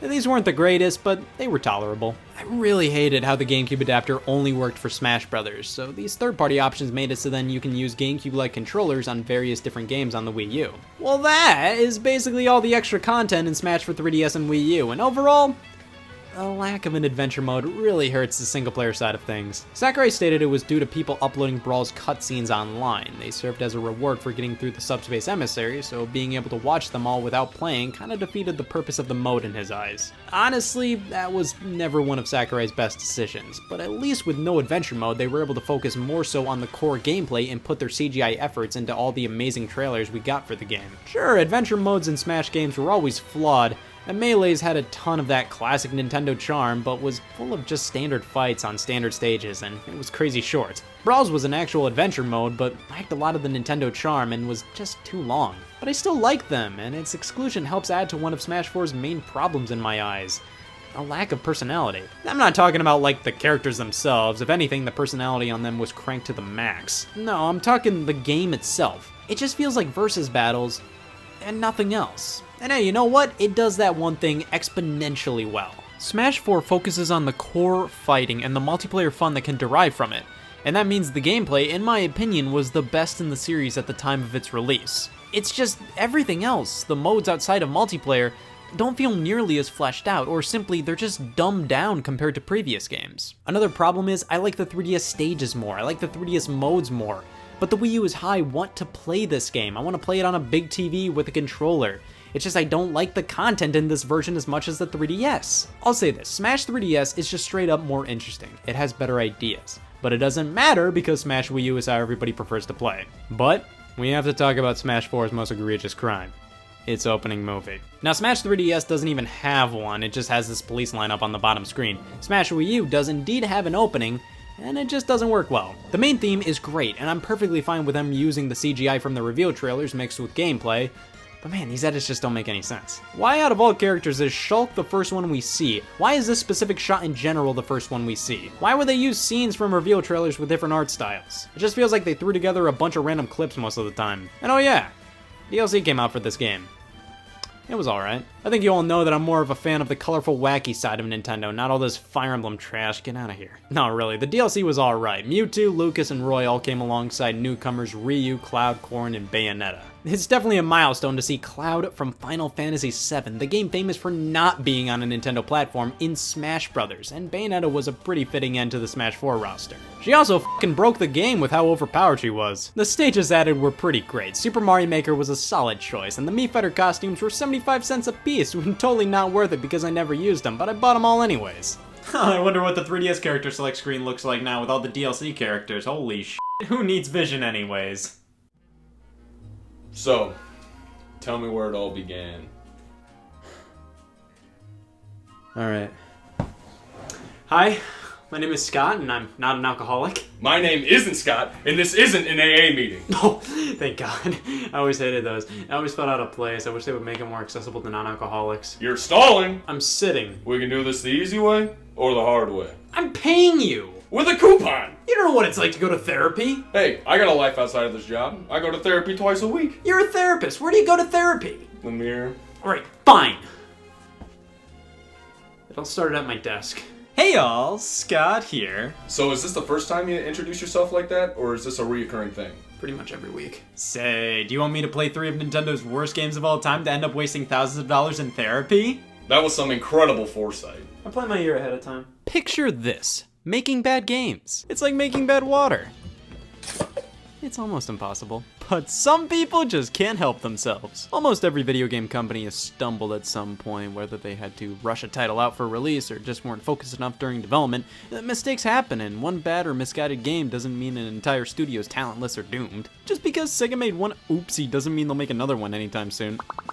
Bad example, but regardless of how many stinkers are put out each and every year, people will always hold certain developers and publishers in the highest regards. These studios can never make a bad game. They always push for quality, they always care about their products, and you will never be disappointed in what they make. One of these companies is Nintendo, a developer and publisher widely believed to put out nothing but quality titles. I finally figured out what this statement is! Listen, I love this company. Nintendo is my favorite game studio of all time. I love most of their games, their developers, their philosophies, their style, their history. They are, to me, the most interesting player in the video game industry. And their level of quality since their inception has yet to be matched. It's simply astonishing how time and time again they've been able to create so many experiences that are considered genre-defining, and consistently at that. From the original Super Mario Bros. In 1985 to The Legend of Zelda Breath of the Wild in 2017, they've been the studio to look up to. But there's sort of a misconception to many that Nintendo doesn't make bad games. The idea many push that Nintendo always puts the most quality possible into each and every game they release. They never rush things. They never go for quick cash grabs. That is hilarious. Will you be here all week? I love this company, but I'm more than willing to point out their shortcomings, and one year I felt that harder than any other year. 2015. This was during the Wii U and Nintendo 3DS era, the anti-renaissance. Definitely not their strongest in terms of sales and revenue, and Nintendo's handheld business has always been their most successful, and while the 3DS was doing well, it wasn't nearly as big of a breakout hit as the Nintendo DS or Game Boy line of systems. And then there was the Wii U, also known as what? Yeah, that wasn't doing all too hot, so Nintendo decided, f*** it, let's give up. Up until this point, investors were dogging on the company quite a bit to put their titles on smartphones. Their idea was, Angry Birds is doing it, why not Starfy? But Nintendo was always stern about keeping their games on their devices, especially considering mobile gaming was a threat to dedicated handhelds like the 3DS. However, in March of 2015, the company officially announced that sinning was on the schedule. It just made sense to develop mobile games. At this time, the 3DS was mostly appealing to just core fans, and the Wii U appealed to just me. Nintendo's brand wasn't as widely recognizable as it could be in this era, so they decided, let's make a shitty Mario Kart game for smartphones in 2019. But did the switch to mobile games mean Nintendo was going to put an end to console development? God no! Because they announced development of a future console at the same time, the Nintendo NX. So that meant in 2015, not only were Wii U and 3DS titles being developed, but mobile and NX games as well. Nintendo was obviously being stretched a bit thin here. The Nintendo NX wasn't going to be released until March of 2017, but they were feverishly working on it in the background to ensure this doesn't happen again.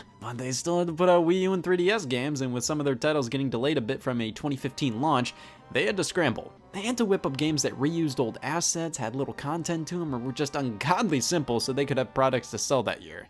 This went on from 2015 to 2016, low quality spin-offs that barely anybody wanted, or games that showed promise that ended up completely under-delivering. I'd say 2016 had less going on, just overall the amount of titles released wasn't that high and the quality wasn't much higher. But this problem started the year prior. It was weird because 2015 no doubt had some great games developed and or published by Nintendo. Splatoon, Super Mario Maker, Yoshi's Woolly World, Xenoblade Chronicles X, but we also had Devil's Third, Pokemon Super Mystery Dungeon, Mario Party 10, Mario vs. Donkey Kong Tipping Stars, Animal Crossing Happy Home Designer, Little Battlers Experience, Amiibo Tap, The Legend of Zelda Triforce Heroes, Codename Steam, all getting anywhere from mixed to negative reception from critics and fans alike. Triforce Heroes and Happy Home Designer were okay in my opinion.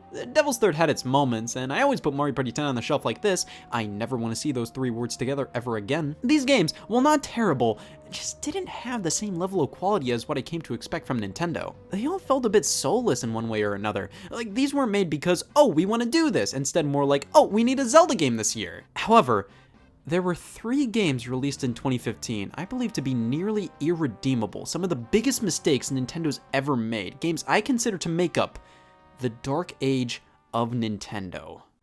Big deal. That is the best thing a therapist could say to me. You shouldn't let the products of a multi-billion-dollar children's company affect your mental health. You don't understand. I have to play most Luigi-based products! Well, I think it's a good time to practice anything but sobriety, so let's take a look at 3 of Nintendo's worst games of all time, which, weirdly enough, all released within 2 months of each other. First one we should tackle is Animal Crossing Amiibo Festival, The Rise of the Machines. Touch an amiibo? So a little backstory. Animal Crossing, one of the most comfortable gaming experiences in the county. It's just life. You collect stuff to get money to pay off your loan to buy more stuff. It's depressing. This is what life is. Why do I like this? Truth be told, I am far from being one of the bigger Animal Crossing fans out there. It's not that I don't like the series, far from it. I just haven't played each entry to death like many others have. But the games I have played are so relaxing and cozy. They're just fun to boot up, run a few little errands, turn it off, and depress for the rest of the day. There was a bit of criticism directed towards the series for a while there, though. See, it initially released on the Nintendo 64 in Japan only. That version made its way to the GameCube worldwide with a few extra enhancements, but it was still the same game at heart. Then when Wild World came to the DS, many noted it was pretty similar to the GameCube one with a few enhancements added. City Folk released on the Wii and it was pretty similar to the DS one with a few enhancements added. Where were the changes? Go back! These games kept adding onto each other, but not enough for some to be all too thrilled. But then New Leaf for the 3DS came out, and it changed up enough to be a breath of fresh air for everybody. You were the mayor of your town, you could change so much about your village. It's the one thing Animal Crossing needed, and they finally did it. Government intervention! New Leaf was a tremendous success, and all signs were pointing to the next iteration of Animal Crossing releasing on Wii U around 2015. I mean, it had to happen. Right? I mean, in 2013, Nintendo released this app called Animal Crossing Plaza on the system. It was all these characters in HD, and you could create Miiverse posts about them for others around the world to read. Considering this free app was made so 3DS owners who played New Leaf could talk about the game only on Wii U, a platform that did not have an Animal Crossing game, was only available for a year until it was discontinued and can no longer be accessed. I smell pointless! It was by all accounts the Miiverse Plaza, that thing that appears when you boot up your Wii U, showing all these Miis and what people are saying about different games. It was that, but for Animal Crossing characters. Like, you could say, oh fuck, I love this guy's pants! And then others could respond with, why am I on this app? I think the main takeaway from this thing was that Nintendo produced all these HD quality models of the Animal Crossing characters. I think it was pretty evident that this was a test when it came to developing an HD game in the series. However, nothing initially came of this. New Leaf kept selling, Animal Crossing Plaza kept not getting used, and all was right with the world. But then in 2014, Nintendo announced and released amiibo figures with NFC chips in their base that allowed you to scan them into supported games via the Wii U gamepad and eventually the 3DS to play with the character or unlock extra goodies. It launched with Super Smash Bros. For Wii U and was a tremendous success, mainly because they released amiibo of all characters. Smash Bros. Is a crossover of every series under the sun, so everybody was interested in the line to some extent. This meant in the following year, Nintendo would lean heavily into Satan's plastic. More lines of amiibo like Super Mario, Splatoon, Yoshi's Woolly World were all put out and did very well, but the actual use of these things in games was always not essential. In Smash Bros., you could scan a figure to fight it, raise it, and level it up as your own little Smash Bros. Prodigy. That was pretty much the furthest they ever went with implementing it. Mario Party 10, you'd use them in Amiibo Party mode where you scan an amiibo to roll the dice. Yoshi's Woolly World and Mario Maker, you could scan a bunch of different ones to get costumes, which was awesome, but not all amiibo were supported in every game. It was kind of up in the air which amiibo would be supported in which games. So I think we were all expecting a game to be released that took full advantage of amiibo, a game that couldn't exist without it. We should have known better. But in the back of everybody's mind, we were also thinking another thing. New Animal Crossing game for Wii U with Animal Crossing amiibo support. It was so perfect, it just had to happen. Animal Crossing was a game so focused on collecting in hundreds of different characters, introducing figures, that just made a ton of sense. Well, Nintendo jumped on this fairly quickly. In April of 2015, we got Animal Crossing amiibo cards announced alongside a spin-off title for 3DS, Happy Home Designer. This was a sign. They were building up to a Wii U game. I could smell it, and Happy Home Designer would interact with it somehow. They weren't pulling a fast one on me. I eat virginity for breakfast. I get these things. E3 2015 came around. Guess what leaked beforehand? Boom! Animal Crossing amiibo figures. It was happening. Nintendo's E3 2015 digital event kicked off. Halfway through, a Happy Home Designer trailer played, then those glorious words "World Premiere" flew up on screen. It cuts to a Wii U gamepad. Holy shit. And an Animal Crossing figure gets scanned onto it. Holy shit! Animal Crossing's on Wii U. I called it. I called it!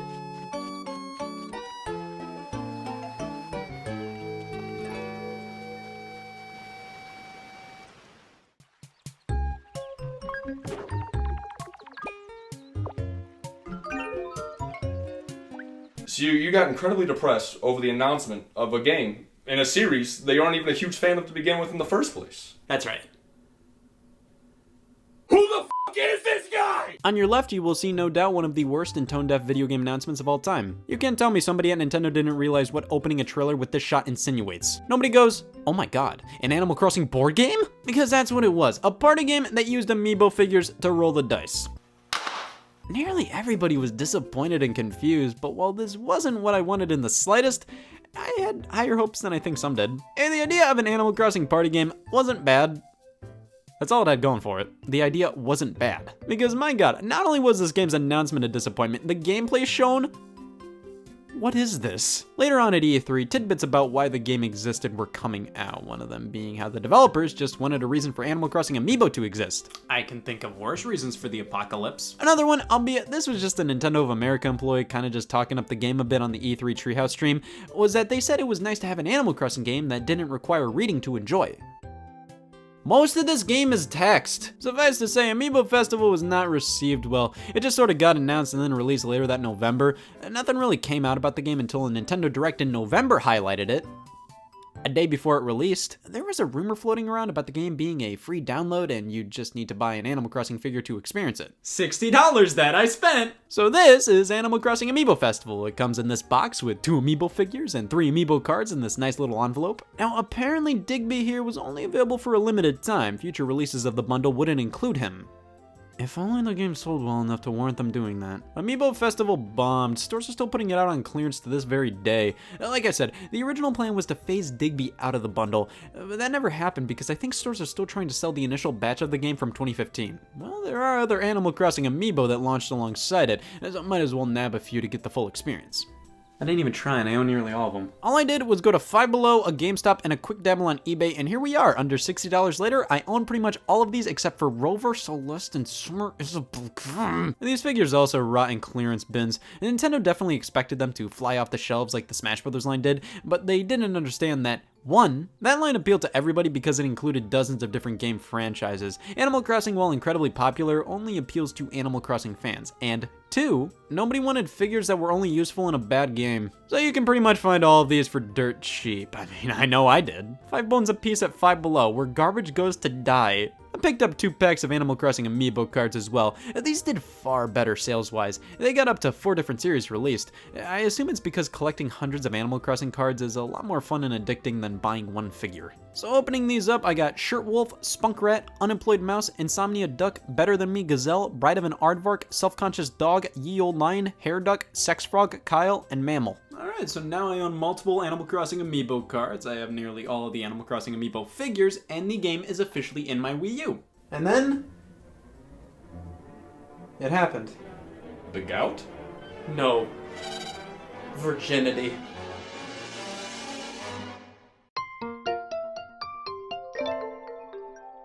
Alright, tap an amiibo on the Wii U gamepad. Let's go with Spunk Rat. It's gonna be one of those games, isn't it? This is an amiibo, why can't I enter? Alright, fine, we'll try Clearance Otter. If you ever wanted an otter on clearance, buy a Lottie amiibo. Tapping a figure brings us to the plaza. Our main option here is the board game. Well, I couldn't possibly play Animal Crossing Amiibo Festival by myself. What do I look like, a fucking loser? I at least need to play Animal Crossing Amiibo Festival with one other person. Oh! No! No! I'm not playing it! No! No! I'm telling the story in past tense. I am forwarding this message to everybody in my contacts list. If you stop by tonight, we can play... Gex. Did not take you as a Gex fan. I'm not. I knew you were lying, and I'll do anything not Gex related. Even Amiibo Festival? Yeah. Is it Gex night? I've been waiting for this for years. Yeah. Oh, I love Gex! So we enter the world of Gex by tapping our amiibo in and on with the board game. Now we have 12 boards to choose from all the months throughout the year. Honestly, it's a great idea in terms of transitioning the series into a board game. It's all about life and the time of year translating over to the game. You can still find positives in hell. We get the rules explained to us and this is going to take an hour and a half to finish. Do we really have enough stamina to last that long? I haven't eaten since yesterday 2 weeks ago. Yeah, and I know Gex, an hour and a half is really lowballing it. Okay, we'll buy some food.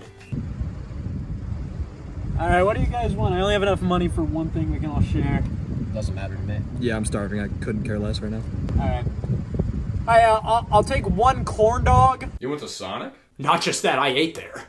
Should have came sooner. So when you have some players to play a real-life video game with, before you start a game, you need to make sure you and your team are nourished. This is going to take a whole lot of effort and time, and the last thing you want anybody to do during a game of Animal Crossing Amiibo Festival is leave to do something else. When commitment is your middle name, it's time to play. Scan your amiibo when it's your turn and lift it to roll the dice. Move the spaces given. You want to gain happy points and bells. Land on spaces that either make you happy or give you money. Some spaces only do one or the other or both, but some spaces take away one or the other or both. Every space you land on, you get a little story play out that explains why you gained happy points and or bells or why you lost them. I have never meant anything more in my life than what I'm about to say. Cute, I guess. Sometimes events happen where characters show up, and if you land on a certain space, they may give you an item to use. These items are all sorts of basic cards that let you move whatever amount of spaces you want. They're f***ing fun! Joan appears every now and then and sells you turnips. You buy a bunch and then the market does the talking. Each space then has a different selling price for your turnip, so it's up to you to decide when it's time to sell your stock. Investment's a core part of the game. Again, great for people who can't read. And that's Amiibo Festival. When every player takes a turn moving, the next day starts and you repeat until the month is over. Your bells are converted to happy points at the end and are added to your overall total, and whoever has the most happy points wins. Now you can set a time limit so the game ends after a certain period rather than lasting an hour and a half, but that's not the Amiibo Festival way, damn it. Rev up your endurance glands because we're in this for the long haul. He's a gecko with sunglasses! So yes, we constantly have to scan our amiibo to roll the dice each and every time. Is it strategic? Is the dice roll slow to compensate for the fact it has to read a chip in the figurine? Is scanning an amiibo to roll dice fun? Don't quote me on this.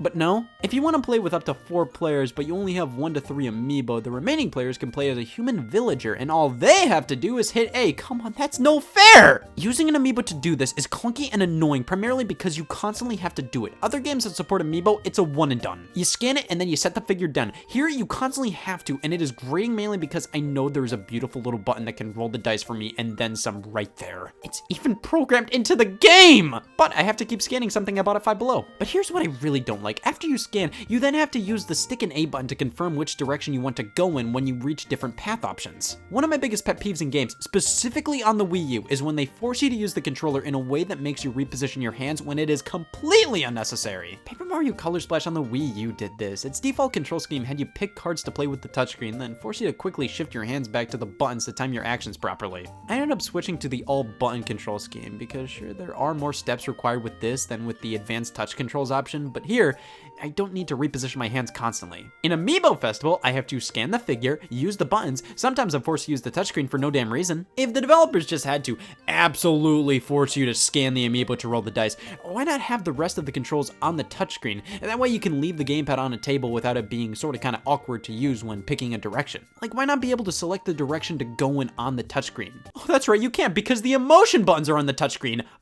Yes! The game had some weird consistency issues when it comes to what's exclusively on the gamepad screen and what's not. And there's really nothing that ever happens where I think, oh man, I want to hide what I'm looking at from the other players. Also, we all just use one gamepad, pass it around like a corn dog. It just makes things unnecessarily cumbersome. The game itself reeks of Mario Party. I mean, happy points are basically stars and bells are coins. Of course, more coins mean more of a chance to get a star in Mario Party, which is what you're really after, and it's no different with Amiibo Festival. The difference is, most Mario Parties have a minigame play after each player rolls their dice and move. That adds an element of skill. You want to do good at the minigames to get more coins to get more stars. After everybody rolls an Amiibo Festival, you roll again! There's no minigames, no nothing! This game is just constantly rolling the dice and moving around the board. Sure, you have the element of the fucking onions. I guess you have to strategize when's the right time to sell them. And no, even that's total luck. You can't strategize landing on a space where you can sell them for a fortune. It's all up to the dice roll. But Scott, you may say, what? You can get special cards that give you the ability to move a specific amount of spaces. Yeah, sure, but if you even get the opportunity to get a card like that, completely random. If you get the number of spaces you'd actually need in the future, completely random. It's all luck. You build up your bells for 45 minutes, all for a damn owl to bump into you and take half your money. The most strategy you can put into this game is doing a trick when scanning your amiibo. Now that.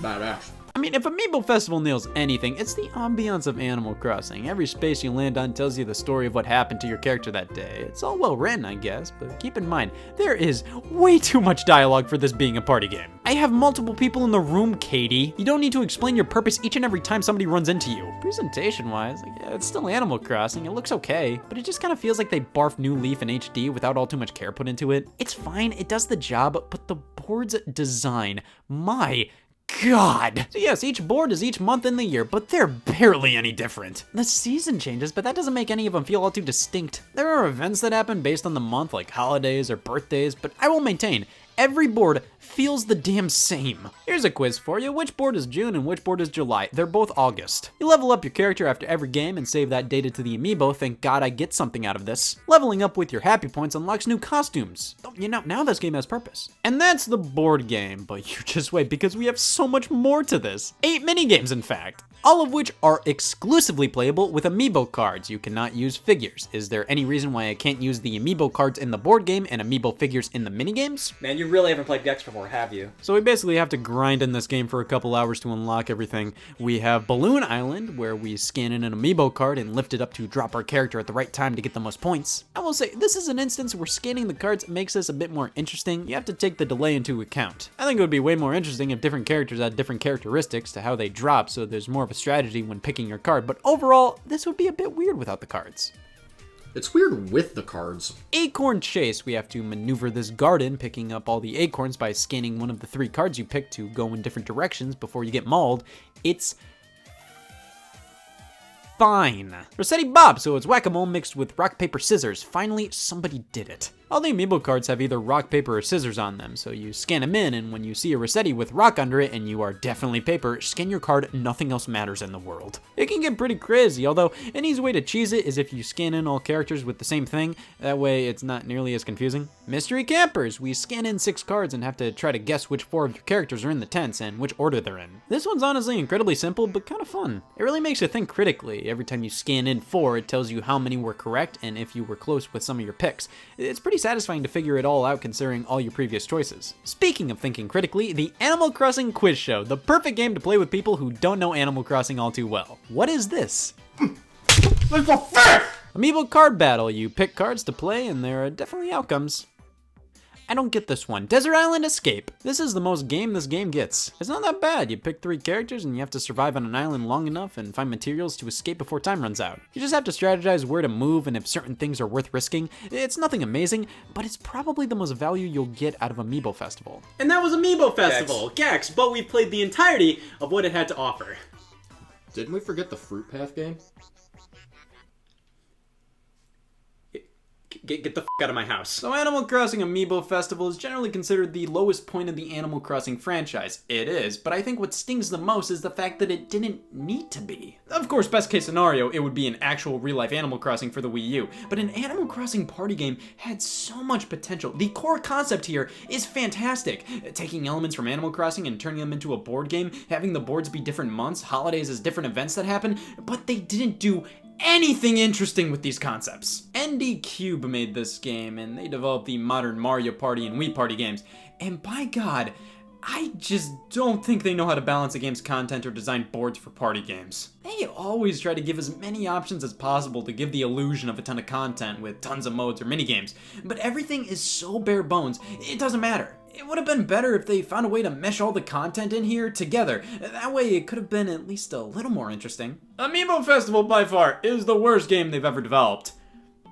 But it's not ungodly terrible. It's bad, no doubt, but some of the extra minigames aren't the worst, and the board game can be fun if you want to overact about everything happening. However, that mode is overly long with nothing of value ever happening. The control scheme is completely unnecessary, and with each amiibo costing around $13 a pop at launch, you were spending well over $100 when this game released to play with multiple characters and access the other minigames. The concept's great, the execution is abysmal. However, I can't say it's the worst thing ever. There are glimpses of hope in the package here and there. So, it's not terrible, it's just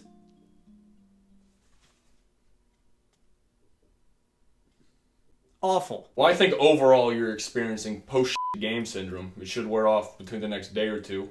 I'm surprised it only took you 1 game to get this shaken. Well, actually, I'm here because it was more so a barrage of bad Nintendo games I played. First, it was Animal Crossing Amiibo Festival. Next, it was Mario Tennis Ultra Smash. Okay, bye.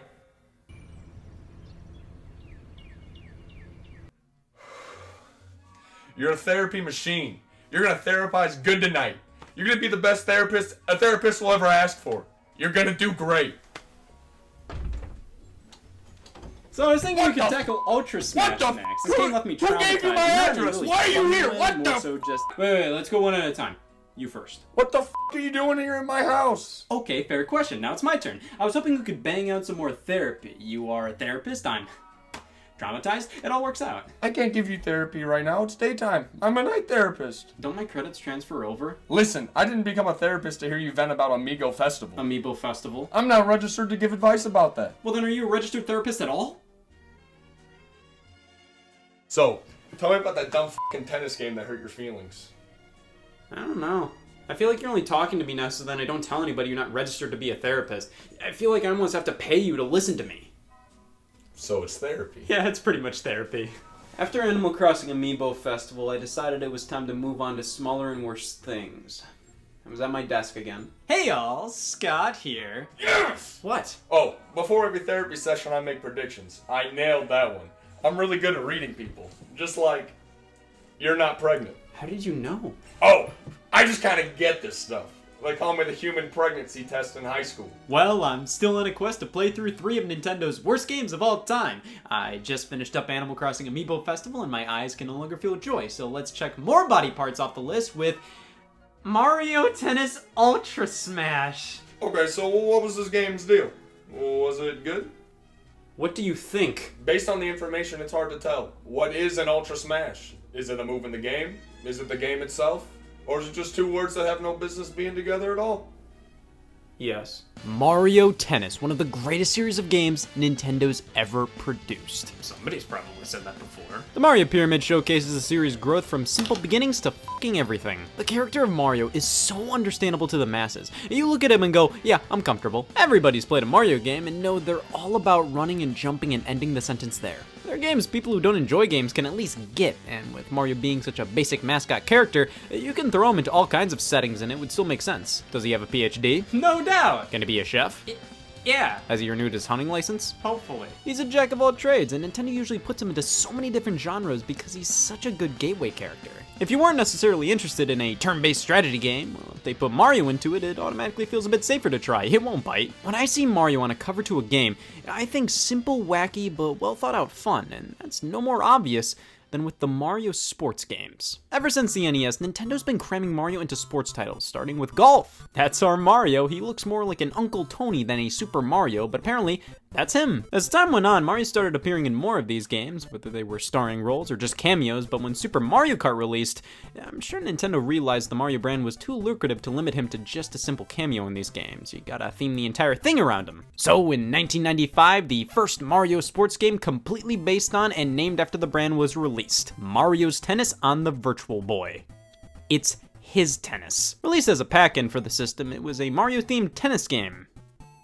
Am I allowed to be disappointed? With a title like this, I'm not sure what I was expecting, but probably a little bit more. It was basic tennis, and it does that well enough, but when you put Mario in the name, I'm expecting something more wacky, or more cartoony, or more fun. Well, Scott, do I have a surprise for me? 1999 rolls around and the Mario Golf series is formally introduced on Nintendo 64 and Game Boy Color, with Mario Tennis getting a shot at redemption on the exact same systems 1 year later. The Nintendo 64 Mario sports titles were fun and simple sports games you could crack out at a party and have a blast with. You could enjoy them as just sports titles, but they added the charm of the Mario world, characters, stages, items. These were games that brought together sports and Mario fans, or even attracted those who weren't necessarily into either one. There are a ton of people who don't care for sports, but love a good Mario sports game. The Game Boy Color versions were vastly different and were more so RPGs. You control characters who were dear god anything but Mario and tried to become the golf or tennis masters. You could even connect the handheld games to the N64 ones to unlock things. They had some cool ideas back then before the idea of a Mario sports game became so concrete. Now, when Nintendo moved on to their next console, the GameCube, Mario Sports truly hit the next level. Mario Golf Toadstool Tour and Mario Power Tennis. These were amazing upgrades, better in pretty much every way to their predecessors. While Mario Tennis was still quite a fun time on N64, Power Tennis added so much in terms of characters, different courts with all kinds of Mario-themed gimmicks, special modes. It was incredible. Companion titles for the Game Boy Advance release that continued the RPG lineage of the Game Boy Color games, and back on the GameCube, we got two new sports series as well, baseball and soccer. Yeah, Mario's sports titles were some of the go-to multiplayer party games. They were incredibly popular, so when the next system rolled around, They really just sort of disappeared for a while. You really are the human pregnancy test. the Wii and Nintendo DS. You see, these systems were tailor-made for sports games. The Wii had a sports game bundled in with it. They both had control schemes that screamed, "Put a Mario sports game on me." And what did Nintendo do? They got Square Enix to make a basketball game for the DS. Why wouldn't they? Made sequels to Baseball and Strikers on the Wii. Mario Power Tennis got re-released in widescreen with motion controls and nothing else. And Mario Sports Mix, yay. So why did Mario Golf skip this console? Why did they just port over an old Mario Tennis? Why did the DS get only one sports game? The lack of titles on the Wii may be because many consumers already had Wii Sports, and most of the sports included in the package have been Mario Sports games in the past. To be fair, I wanted Mario Super Sluggers when it came out, but I initially passed on it because I went, well, I have baseball and Wii Sports, what's the point? Maybe Nintendo thought consumers wouldn't care for a new Mario Golf or Mario Tennis if they already had free alternatives that came with the console? But see, that's dumb logic. Sports games sold like crazy on this system. If anything, people loved Wii Bowling and Golf so much they'd immediately buy garbage bowling and golf games just because they wanted more of it. Now, why the DS had barely any sports games, I don't know, but I mean, it had pack picks, don't be greedy. Maybe Mario and Sonic at the Olympic Games had something to do with it. No, we don't need to make new Mario sports games, Mario and Sonic will do the trick. But those were just sports minigame collections. They had charm, no doubt, but a collection of dozens of sports isn't gonna have the same amount of quality as a game that focused solely on one sport. Yeah, I'd say Mario Sports Mix was where the decline truly started to happen. It's not a bad game, but with it being 4 sports in one, with each not feeling nearly as in-depth as they should be, it just doesn't have the same quality as something like Power Tennis or Toadstool Tour or Strikers or Super Sluggers. After Sports Mix, we got Mario Tennis Open on the Nintendo 3DS. We did? Yeah, this is an often forgotten one. It's not bad. I mean, it was Mario Tennis for Christ's sake. How could it be? It was just lacking in overall personality and ways to spice up the series. It just kind of felt like tennis with Mario flair and not much more, or at least that's what most reviewers said. It's an alright game. I'd take this in comparison to a lobotomy most days. Something better than a lobotomy? Most days. It's just not too enthralling. Now, if we take a look at Mario Power Tennis, so much character is injected into this one. Look at all the courts, all the gimmicks, all the cutscenes, all the love. All of this was something that was slowly but surely disappearing from the sports games, and instead of feeling like the developers were trying to make the most out out of what a Mario sports game could be by throwing in as many references and characters as possible. It felt like they were just doing this for a paycheck. This was also the first Mario Tennis game on a handheld that didn't go for an RPG style. That's fine, I mean those were cool games, but I understand when you hear Mario Tennis you probably think about the Nintendo 64 and GameCube versions first. But it just kind of shows that instead of doing something different or interesting, they'd rather just do exactly what you'd expect from a game called Mario Tennis. Thankfully, Mario Golf World Tour released for the 3DS 2 years later, and this was a great time. So many different courses and modes, the gameplay mechanics were fun, understandable, but had depth. I think the problem with Mario Tennis Open was that it was simplifying an already simple game. They took out the special character moves you could pull off from Power Tennis and instead have these chance shots on the ground. They were just glowing spots where if you perform the shot the game tells you to pull off while standing near it, you'll pull off a more powerful hit. But in the end, that just means the game is all about following the glowy spot and doing the move it tells you to do. The power shots had so much character and were tons of fun to watch and pull off, and for them to be gutted like this, it makes Mario Tennis less about Mario and way more about tennis. See, out of all the 4 major sports series, tennis is definitely my least favorite. Not because it's bad, but it's just the most basic playing sport after being turned into a video game. Go over here, hit the ball, go over here, hit the ball, go over here, hit the ball. At least Mario Tennis on the Nintendo 64 and Power Tennis on the GameCube didn't try to simplify the game. If you wanted simple tennis, there were more than enough tennis games out there for you. Mario Tennis was for people who wanted a wackier take on the sport, but there was still depth here. You needed to be skillful to beat your opponent. Open's chance shots just made the game mindless. You didn't outsmart the other player by going over to the glowing spot. Don't lie, if you were fucking Luigi playing tennis and the ground started glowing, you'd go over to it, but you wouldn't feel accomplished, you just followed the glow! Okay, so after the GameCube, Mario Sports titles' quality was definitely declining. Sure, there wasn't really a terrible one at this point, but they were a lot more hit or miss than they used to be. Camelot Software Planning were the developers of both the Mario Golf and Mario Tennis series ever since the Nintendo 64 and Game Boy Color. They've made every game in both franchises since that point, whether they were the multiplayer party games on console or the RPGs on the handhelds. And they truly had a lot of talent. And just looking at their games on the GameCube, they were obviously very proud of those games, with amazing opening cutscenes that were more so 5-minute long comedy shorts. They had great rosters of characters, fantastic modes, and they're still fun today. But by the year 2015, when Mario sports games were sort of in the gutter, what did they do? Well, they weren't ones to go against the grain. Mario Tennis Ultra Smash was the first time I've ever used the term Mario Tennis Ultra Smash is bad. As you can see, the lineage of Mario sports titles up until this point somewhat started to degrade in quality, so when E3 2015 rolled around, I think we were all hoping for a new Mario sports game that was a return to form. It's been a while since we've seen Mario Strikers or Mario Baseball. Those would be fun to see again. Or a Mario Golf on a home console. We haven't gotten one of those since the GameCube. Or hey, maybe a new Mario sport like football or horseback riding. During Nintendo's E3 2015 digital event, after revealing Animal Crossing Amiibo Festival as you would if you wanted to watch the world burn, Nintendo showcased a few more trailers, revealing Mario and Luigi Paper Jam, and immediately afterwards, with no hesitation, no time to breathe, they just started a trailer for a new Mario Tennis game. Hell yes, I am completely indifferent to Mario Tennis! So this is just Alfredo Party. Amiibo Festival. This already wasn't a series you liked. That's right, it was a series I tolerated. So what does it matter to you if this game got announced or turned out to be bad? Even if it was the greatest tennis game of all time, you still probably wouldn't care about it. That's not true. I wouldn't probably not care about it. I just wouldn't care about it. Why does Nintendo love Mario Tennis so much? I'm sure the Wii didn't get its own game, but it at least got a re-release of the GameCube one. Then we got Open on the 3DS, Ultra Smash on Wii U, then tennis was included as one of the 5 sports in Mario Sports Superstars on 3DS in 2017, including horseback riding, thank fuck. And then with no hesitation, a new Mario Tennis game after that. Like, guys, I know this series has the fabled fan who thinks Mario Tennis is the greatest series Nintendo's ever made out there somewhere. Oh, we'll find them. But in my opinion, it's the least interesting sport of the bunch. And even if it was the most interesting, why not give the other sports more attention? It just boggles my mind. Well, this new Mario Tennis game was revealed and it looked fantastic. Look at the character models, the lighting, the colors, it all looked gorgeous. It was like they took the graphics of Mario Kart 8 and made a tennis game out of them. Why would you do that? I don't know, but look at the grass. It looked great. Visually. Gameplay-wise, yep, that sure is a Mario Tennis. There was this Mega Mushroom power-up showcased where characters would grow, get this, big, giants playing tennis. Well, that's interesting, I guess. What else does this game have? A title. What kind of subtitle is Ultra Smash? What does that mean? It just feels like they went to an auto title generator and it came up with this. Whatever. Okay, it's releasing holiday of 2015. They obviously want to save a bunch of stuff about this game to reveal later. This obviously isn't the entire game. The game was playable on the E3 show floor, and my god, that is old artwork of Peach. Looking at the gameplay, it was just tennis. Yeah, it's a tennis game. Well, what were you expecting? You don't understand. It was just tennis.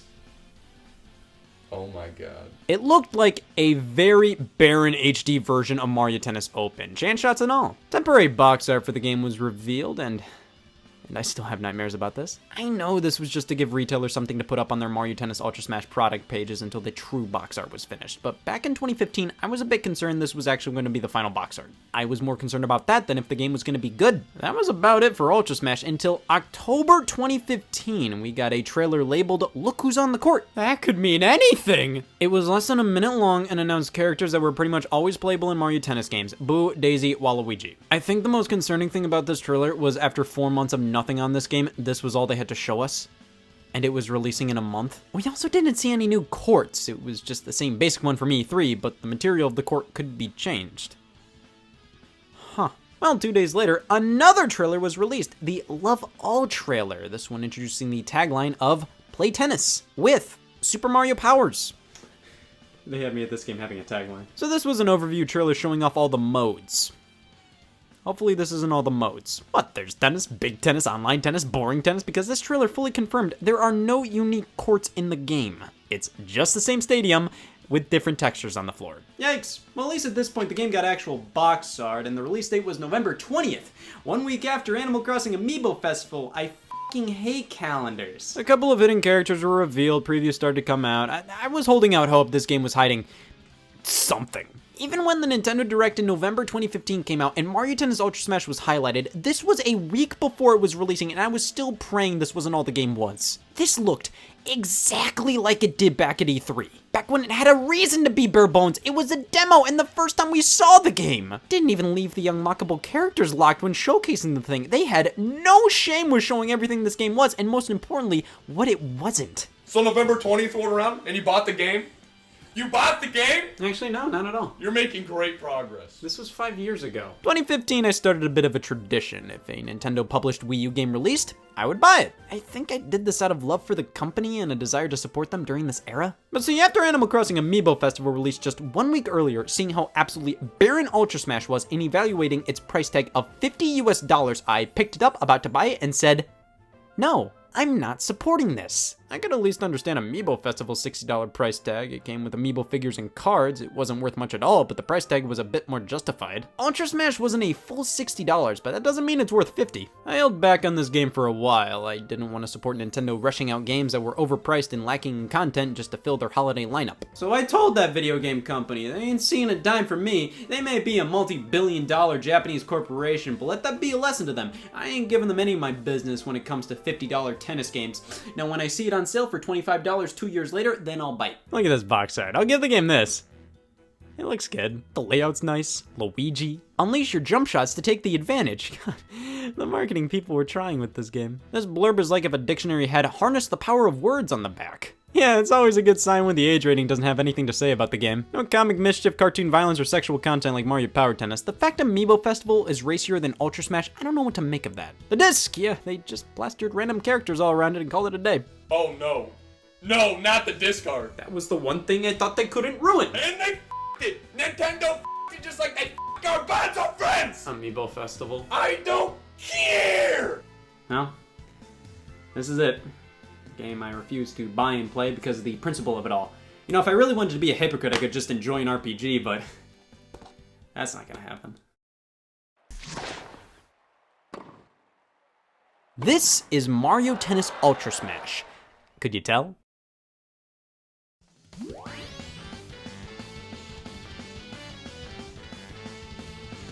Remember Mario Tennis on the Nintendo 64? It had that cute little opening cutscene. Remember Mario Tennis on the Game Boy Color? It had a fun little cinematic. Remember Mario Power Tennis on the GameCube? It had an Oscar-worthy opening short film. Remember Mario Tennis Power Tour on the Game Boy Advance? It had an intense little opening for a handheld game. Remember Mario Tennis Open for the Nintendo 3DS? It had a lame opening, but an opening regardless. Remember Mario Tennis Ultra Smash?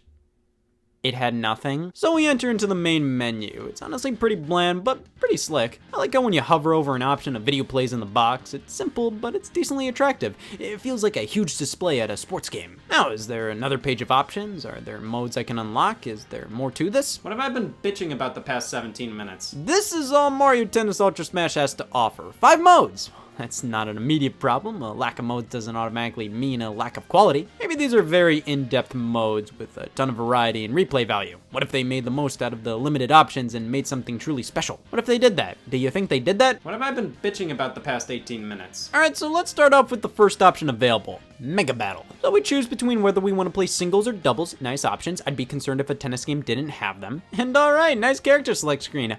All of this is old art. Every single one of these character profiles are years old, some of them over 10 years old from this game's release, and I have no idea why they had to rip art from ass-old games. Just looking at the disc art, they created new renders of tons of these characters specifically for Ultra Smash. Why did they feel the need to reuse old renders, even when characters like Peach, Daisy, and Rosalina aren't in their tennis outfits in the renders when they are in the game? Oh my god, look, we have 4 unlockable characters grayed out. Who could they be? Listen, I know that silhouette anywhere. I can't believe they added Grover Cleveland. Next, we get to pick the type of court. You know, these 3 words are also nice, but I think hard's the way to go. Then we get to pick which type of control and camera setup we want. Do we want the score on the gamepad? Do we want the game copied to the gamepad? Maybe even reverse view or dynamic? Mario Tennis Ultra Smash is overwhelming me. Yeah, I was starting to get a little sarcastic. But there was a reverse view. Let's just go with copy, and here's a loading screen. Oh, it's not loading. We could have just hit A this entire time. Look how quickly the A button appears here. Like, it doesn't even load anything. You'd think this is a loading screen, but all this basically is just a tip and trick you're forced to skip. Is there any point to the screen? And here's the game. Surprised? Yeah, I just realized this is a tennis game. You just realized? This was my first time playing. It's meant to be played with multiple people. I think that calls for more people to play with. I just have to try to sweeten the deal to try and get them over here. I am forwarding this message to everybody on my contacts list. If you come over tonight, I will inform you how your uncle just died. Did not take you as somebody who had an uncle. I don't. I just couldn't believe my uncle died again. What if I told you your uncle didn't die and you can celebrate by playing tennis? If there's one thing I hated more than my uncle, it's tennis. What's wrong with tennis? I don't know. I just never thought I was big enough to play. Like, if I could grow comically big while playing tennis, I'd give it a chance. Well, do I have an Ultra Smash for you? Yeah, as long as it's not Gex, I'm in. Oh, is it Gex Night? I love Gex Night. Didn't you get my message about your uncle dying? He died for the 3rd time? Yeah, let's fire up Gex. Fucking lizard Gex. Oh my god. Oh, so if you were a Gex fan, you get that. Mega Battle, we just played tennis, and a Toad will randomly throw a Mega Mushroom onto the court, touch it, and that's a fun cutscene. I hope they play it every time somebody touches a Mega Mushroom. Oh, joy! So this is a mode where you have one power-up thrown onto the court and you can grow big. Of course, your shots are more powerful now, which makes it incredibly unfair when you're up against somebody without a Mega Mushroom. But then when you get a Mega Mushroom, when the other person has a Mega Mushroom, then this is basically the same as a regular match. When it's just 2 giants going up against each other, you don't really feel the power of being a giant. You both are at equal power levels. It's not interesting. With Mega Battle, the same thing always happens. You play normal tennis, and then a Toad throws a Mega Mushroom onto one of your sides. If you had to fight for the Mega Mushroom, that would be one thing, but no, they just throw it on whoever side they feel like that day. And it's pretty much never out of your way to grab it. You get it, the exact same cutscene plays every time and pauses the action. If there were like a couple of different animations per character, I still wouldn't like the fact the cutscene interrupts everything, but at least it would be more understandable. No, each character only has 1 Mega Mushroom cutscene and it plays every time. You can't disable it, you can't skip it, you have to watch it, and then you're big. Good for you. Now your shots are more powerful and it's easier for you to hit the ball back because you're so much bigger. Obviously, why wouldn't you go for the Mega Mushroom? I get that sometimes the mushroom may be out of the way for you to grab it if the ball is heading in the opposite direction, but this thing stays on the court for so long. There is not a ton of urgency to grab it immediately. So basically, when somebody gets big, it's now completely unfair. The other person is incredibly tiny, but then Toad will throw them a Mega Mushroom and then they grow big, cutscene and all. So now you have 2 people who are just large for no reason. What's the point if everybody has a power-up? It's not a power-up at that point. Eventually, your power-up will run out. So now we're back to somebody having an unfair advantage until their power-up runs out, and then you get a Mega Mushroom thrown at you again, and the cycle repeats. The Toads almost always throw you the Mega Mushroom in the exact same pattern every time. You get it, then your opponent gets it about 30 seconds later, yours runs out, and your opponent still has it for a bit until theirs runs out, and then you get a Mega Mushroom again. It constantly repeats. Now, if your opponent hits your body with the ball, then you lose your power-up. You're telling me they had nothing for this rating? But,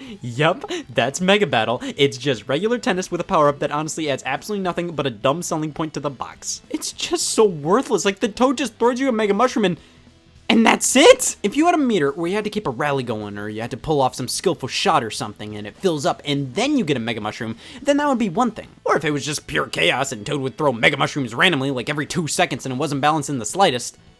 I mean, this already isn't balanced well, but if it was more random, I could at least appreciate it in a bullshit, insane way. But no, it's just the same thing over and over again. All you do is grow big, and you quickly realize it's just a part of this pattern of growing big, opponent grows big, you go back to normal, they go back to normal, and it just repeats. Growing large isn't interesting because it's basically an automatic win button. If you're large and your opponent's not, you are going to beat them. Outside of growing large, the game is, it's just tennis! You just use different buttons for different types of shots, but honestly, just hitting whatever button you want does the trick. Sure, performing different shots at the right moments is what skillful players do, which is why we don't. If you see the glowing chance shot spots returning from Mario Tennis Open, just go right over to it and perform the button action it tells you to perform. Basically, you either mash a random button when the ball gets over to you, or you just waddle over to the glowy points and hit the button the game tells you to hit. Every now and then you do these jump shots if the ball's over your head if you hit A, B, or Y twice. Every now and then, if the other player messes up their shot, you'll get a different glow spot and it'll let you do an Ultra Smash, which is just a very powerful jump shot that immediately means you won. But it's not like a crazy amazing looking thing, it's just bam. Wow, an Ultra Smash. You should name a game after that. I mean, it controls well enough. There's nothing inherently wrong with the game at its core, but it's just not fun. It's just boring. The gameplay loop isn't enjoyable. The things that adds to the Mario Tennis series are jump shots and Mega Battle. Has God seen this? But it's okay, we have 4 other modes to try out here. Next up is Mega Ball Rally. We have to try to maintain a rally for as long as humanly possible. See, the Mega comes from how big the ball is, and it gets smaller and smaller as the rally goes on, so it gets trickier. The ball comes from the fact we're using a ball, and the rally comes from the fact this is a rally. I don't understand when you're playing against a computer and they end up doing a giant ass shot on you. Why are you doing that? We're rallying the ball with each other. We have the same goal. No Mega Mushrooms in this mode. Which is why we have to move on to Knockout Challenge. Amiibo. We pick ourselves a character and play Mega Battle against another opponent. Hey, wait a second. Yep, this is just a single-player oriented version of Mega Battle. It's for true Mega Battle Gex fans only. Go up against an opponent, beat them, go up against another one, beat them, go up against another one. And then what?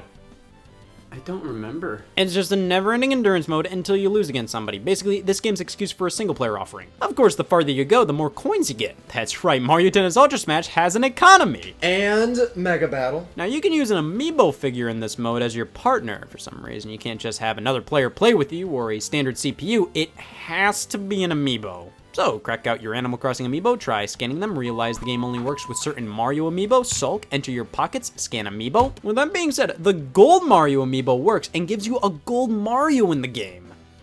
Now, Silver Mario doesn't give you a Silver Mario, obviously, f*** 'em. You must train your amiibo. It will level up the more you play with it, and you can teach it some certain skills. See, I like this concept, but it's ripped off directly from Super Smash Bros. Smash for Wii U and 3DS allowed you to scan an amiibo to fight with or against it to train it to fight like you. But see, Smash Bros. Is a pretty deep game. Everybody has a different fighting style of their own, so that makes sense. Training my Bowser Jr. to play tennis just like me, that doesn't. Nobody has a certain playstyle in Mario Tennis Ultra Smash. It's literally all just mashing a button when a glowy spot appears. Playing with an amiibo doesn't feel like I have an understudy, it just feels like I'm playing with a computer. Which is exactly what I'm doing. Well, that's Knockout Challenge. It's just Mega Battle. It is. Moving on to Classic Tennis. This is tennis without the Mega Mushrooms.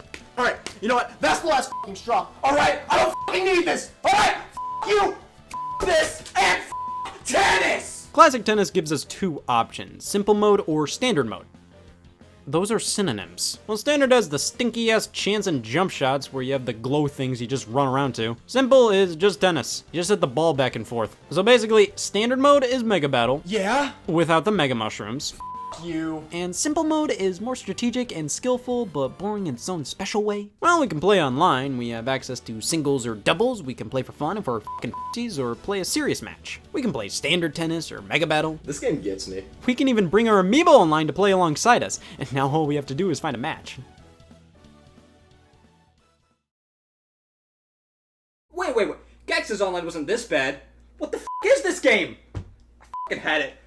F*** you. This and tennis! So online you can only play against random people and not friends, so that means we are completely dependent on who's playing this right now at this exact moment. You ever feel special that you're the only one playing Ultra Smash online? Of course you don't, because I'm the only one playing Ultra Smash Online. The game's trailers heavily suggested you could play with friends. The term play together online kind of implies you can play with friends. Well, what about this little eyesore right here? Well, this is the achievements and store section. You gotta have a store with an economy. We have 25 things to unlock by doing certain things. You know how old NES games would be notoriously hard, so then you'd be forced to play it longer even though the game had like barely much content to it at all? That's a neat quirk of Ultra Smash. It brings that back. We have to win against 15 opponents in a row in Knockout Challenge with every starting character. That is nearly 200 matches you have to win. And what do you get for doing that? The star version of that character. What's the star version of that character? I don't know. They look the exact same, they just have a tiny star in their portrait. After looking it up, a star character is a more powerful version of that original character. That's kinda dumb. I know that's something that's not new to Mario Tennis, but still, it's kinda dumb. But we can unlock more characters: Bowser Jr., Dry Bowser, Sprixie Princess, Cleveland. Cleveland and Sprixie are new to Mario Tennis, joining Rosalina, who's also new on the starting roster. I really like Rosalina in this game, how she floats around. I don't know if that was just a lucky decision to make, so they didn't have to animate her walking, but it looks cool and fits her character. Sprixie was from Super Mario 3D World and is a really fun and cool addition. I like when they pull from the latest Mario titles for new characters instead of relying on the same old, same old. And it's really odd to me that Grover hasn't been in a Mario Tennis game before this, but it's good she's finally here. When you obtain the unlockable characters for the first time, you automatically get the star version of them, which just goes to show how dumb having a star version is in the first place. And then there are the extra courts we can unlock. I mean, please. I would like some variety, thank you. Simply playing more and more matches will unlock different courts, and the only difference between them is the look and texture of the floor. Carpet, mushroom, sand, ice, rebound, and morph. Can't have Mario Tennis Ultra Smash without carpet, mushroom, sand, ice, rebound, and morph. I'd say the most interesting one is morph, simply because it'll morph into different textures already in the game. Rebound's kinda garbage, but so is the game, so it fits. It'll immediately make the ball fly in the direction it lands on, which is interesting. God, did I just say that? Everything else? Okay. To be honest, while the ball speed and bouncing properties change between each different court texture, most of them, I can barely tell a difference. The different styles I choose between mostly depend on whatever I feel like looking at that day, not necessarily the ball speed and bounce. Of course, if we look at the other Mario Tennis games and see how they all had elaborate court designs with interesting and fun gimmicks based on other Mario titles, as well as a standard stadium with texture differences, you may ask, why doesn't this game have good courts like these? And to answer that, this game had to come out in the holiday of 2015, no exceptions. We have Sand Court, you're asking for a lot. We can unlock higher CPU difficulties in an amiibo training mode. I mean, having these unlockables, that gives us some incentive to play more Mega Battles. I don't need an incentive to play Mega Battle. It's Mega Battle. But we don't necessarily have to complete the tasks the game is asking us to complete to unlock these things. We can just unlock them with the coins we earned. Don't you love how to unlock the Pro difficulty it costs 5,000 coins, but then for the difficulty right above it, it's 30,000? Alright, what else? Does the electronic manual count as a mode? So that's Mario Tennis Ultra Smash, and overall, it's bad tennis. With Mega Battle. Such a classic Gex move. Makes you think it's not Gex, and then comes out and says, I'm a bad tennis game. And it's right. Gex is a terrible tennis game. Yeah, that was a Nintendo published game in 2015. I think I should wrap things up by giving just a little overview on everything Mario Tennis Ultra Smash has to offer. That's it. I remember reading an interview with the developers of Mario Tennis Ultra Smash. There they stated they wanted to go back to the roots of Mario Tennis, and that is code for, here's a lazy excuse as to why this game has less content than the Nintendo 64 one. I could say this is one of the worst Nintendo games ever created, and I will, but is it simply because it has barely 20 minutes worth of content and was obviously rushed out just to get something Mario related out on Wii U that holiday? Is it because this game adds absolutely nothing to the Mario Tennis series and strips out anything and everything memorable or fun from the past games? Is it because the main gimmick of the game adds absolutely nothing but an obtrusive cutscene to matches? Is it because they could have added content to the game via free software updates after the game released but just gave up and barely mentioned it after the game launched? Is it because there's only one stadium in the game with lazy textures added to give the half-assed illusion of multiple arenas? Is it because it was $50 when it could have very easily been a $15 eShop download? Is it because even disregarding the lack of content, modes, and everything, the core gameplay is just pretty boring?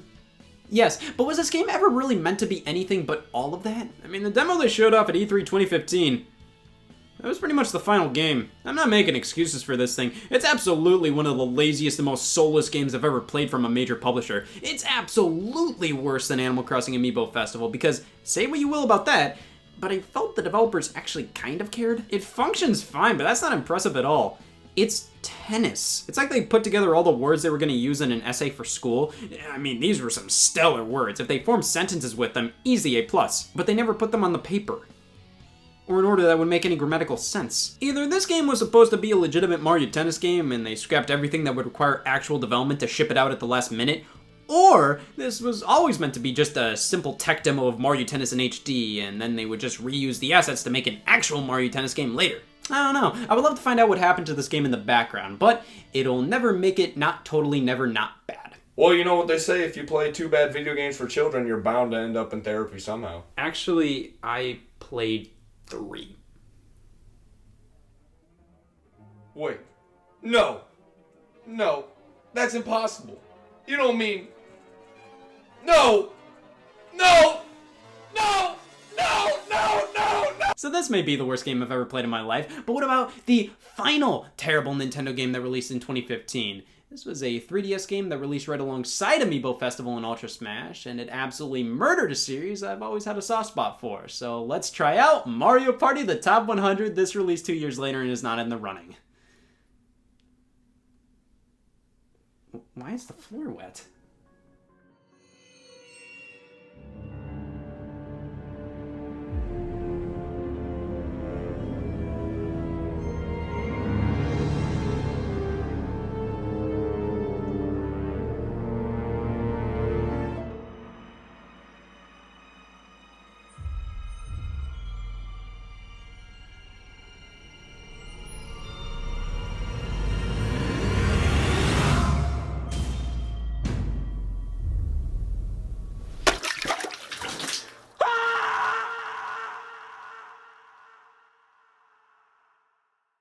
Hey y'all, Scott here, and I'm just sitting here with my old pal Good Video Game. I just can't wait to tear right into you for a hearty dose of 70 or above on Metacritic. There are a few things that are certain in this world. Love, death, and Devil's Third being one of the most negatively reviewed games Nintendo's ever published. It came at a time when the Wii U was gasping for air, it was buggy, ran like piss, it had troubled development, mix them all together, and what do you get? A 3.5 from IGN. But how does something so bad become so bad? Tomonobu Itagaki. His accomplishments include having a name I probably brutally mispronounce and such titles as Dead or Alive, Ninja Gaiden, Fatal Frame. He's a titan in the Japanese game developer scene, to put it lightly. Originally a key member of Team Ninja, he later moved on to a new company, Valhalla Game Studios, and started work on a project unlike any of his prior games, Devil's Third. It's fair to say the game started development around 2008 with the inception of Valhalla. The game was originally to be published by Microsoft as an Xbox 360 exclusive, but Microsoft decided the game wasn't Kinect enough and dropped the project. It then shifted to THQ, who would publish the game on not only the 360, but the PlayStation 3 and PC as well, receiving a reveal trailer around E3 2010. And then THQ f***ing died. Afterwards, Valhalla retained the rights to the game, and Itagaki later met up with Satoru Iwata of Nintendo and struck a deal. Nintendo would publish the game on Wii U as an exclusive to increase the console's array of online and mature games. E3 2014 came around and IGN re-revealed the game as, of course, a Wii U exclusive. And then basically everything went silent until the game released. Here in North America, that is. Nintendo of America stayed pretty silent for quite a long time on the release of the game, seemingly canceling it for the region. Various news outlets were tipped off that they would not be publishing the game due to a lack of faith in the title. A similar situation happened with the Wii game Disaster Day of Crisis, so this wasn't unheard of. However, possibly due to the outcry from North American Wii U fans or the overall lack of 2015 Wii U titles, Nintendo of America eventually, and seemingly reluctantly, announced in July that they would publish the game, releasing on December 11th, 2015, with Europe and Japan getting the game much earlier in August of that year. It was obvious Nintendo of America wanted to get the game out and never speak of it again, although weirdly enough, they did put effort into giving us a unique box art compared to the European and Japanese release. Of course, due to the lack of faith in the game, Devil's Third initially saw an extremely limited release here, with it being reported that GameStop only received 420 copies to sell across the entire United States. This led to house mortgages of prices on eBay, but this soon changed with reprints of the game being made readily available on Amazon. It's still not a super common Wii U game by any means, but you can still snag a physical copy for around 50 bones. And that's fundamentally the tale of Devil's Third's development. That's a story I'll be telling to my grandchildren. This game always intrigued and fascinated me. It's such a bizarre game for Nintendo to have a hand in. It really felt like they were banking on this being another Bayonetta 2 situation. I mean, without Nintendo, that game wouldn't be a reality, and while it wasn't a big success sales-wise, it was one of the most critically acclaimed games of 2014. That didn't happen. I think it's finally time to flush my purity ring down the toilet and never look back, because I'm gonna play and beat Devil's Third for the first time. I have to make this one thing clear. Devil's Third features the quickest transition from menu to game I've ever seen. Look at that. This game's a natural at getting shit over with. On Halloween night, almost all satellites have been destroyed, and it's led to pandemonium. Like, the military doesn't have a clue on what to do. That means prison riot! Cut to Ivan, everybody's favorite next Smash Brothers character, a terrorist who's contained within a cell/bachelor pad. The president dangles a guitar in front of your face and tells you to meet up with him. So we have to get out of the prison. Easy peasy, off we go, and in terms of controls, they're actually really smooth. You have a fast and strong melee attack, a guard, and a sprint, which this thing is insane. You can sprint endlessly. Ivan never slows down. He's a machine. You can hold a melee weapon and 2 guns. Swapping between the two is almost instantaneous, and gunplay is in the first person. It's all really snappy and feels pretty good. You can also show off the LEDs installed in your arteries after charging up your M'Baku gauge, which makes you faster and stronger. But I gotta be honest, when using it, I never felt a noticeable increase in power. Everything felt pretty much the same. That's it. Yeah, you just run amok, go to a horde of enemies, and just be yourself. After taking advantage of somebody's eyes, we make our way to the first boss of the game, the head of the prison fan site, Molotov. He notices you before even turning around. Good for him. I know countless other games have you pummeling bullet after bullet into human enemies, but something about the way Devil's Third does it just feels unnatural. Big mistake. I agree. So Ivan escapes, meets up with the president, goes to prom, and is filled in on the rest of the plot. Ivan has to work with the US Army to kill all of his old terrorist friends who were behind the satellites getting destroyed, but don't quote me on that. I checked out on this storyline 4 minutes before popping the game in. The EMP appears to have taken out the GPS data links and the broad-range radar systems. We'll have to navigate by the stars. Just like World War II. We're gonna have to navigate by the stars, just like Devil's Third. So the military doesn't like Ivan, but mark my words, give it a few hours and he'll win them over with personality and mass murder. Ivan just refuses to play by the rules, drops down in dead Peoplesburg, and look at him now. This is a terrorist I can get behind. Alright, so I can't hop over this fence where the enemies are clearly at. Gotcha.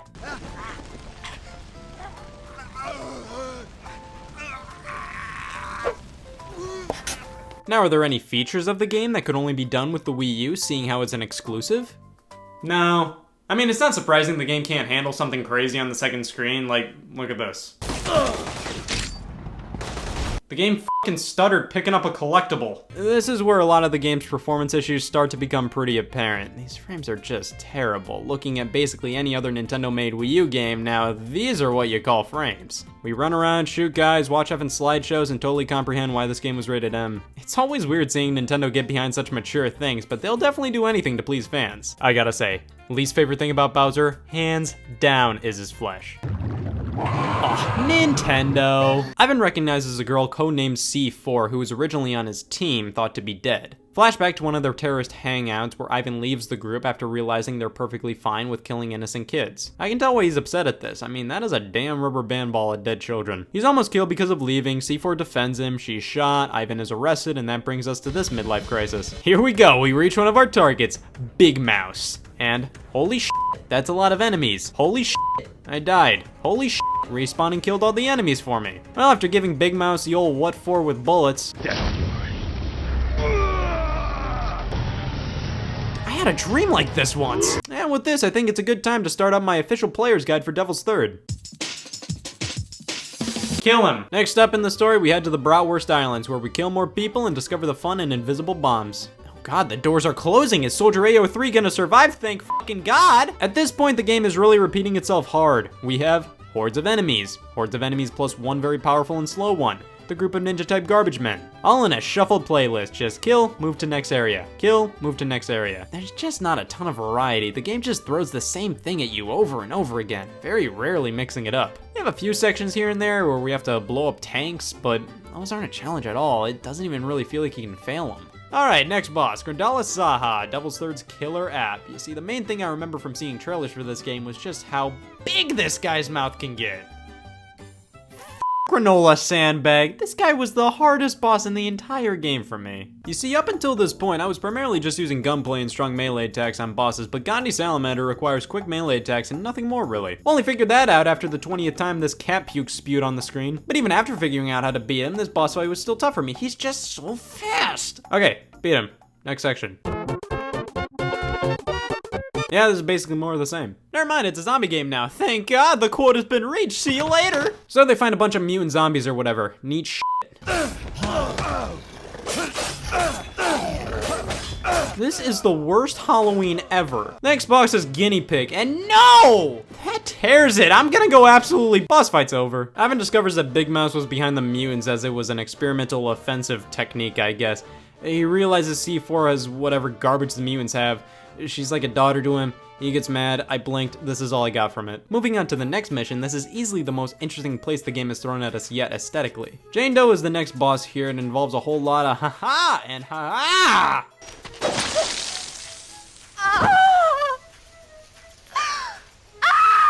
Don't you hate it when your throat gets slit? Heading to the industrial zone to find a captured scientist. We have to wipe out all these people, and after the game tells us to hold on while it takes a breather, oh look at that, helicopters appear, take them down. I'm not sure if this game is getting more difficult, the enemies are becoming cheaper, or I'm just becoming more careless. The classic death by opening door. More are these big guys to deal with, and Jesus, I'm in purgatory. Alright, here's an old man pretending to drink booze. We get to drive this thing to our next destination, and geez, even the cutscenes stutter. Now we have invisible enemies to deal with. Devil's Third, just give up. Ivan is transported into Call of Duty World at War on the Wii.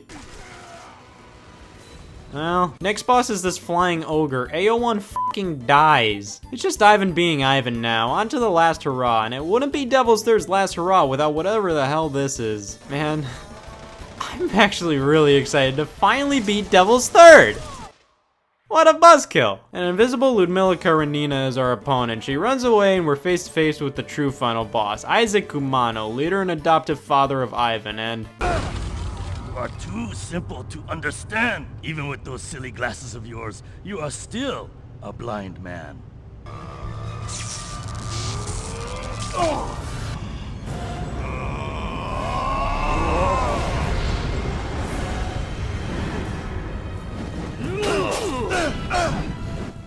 This is actually a pretty cool final boss.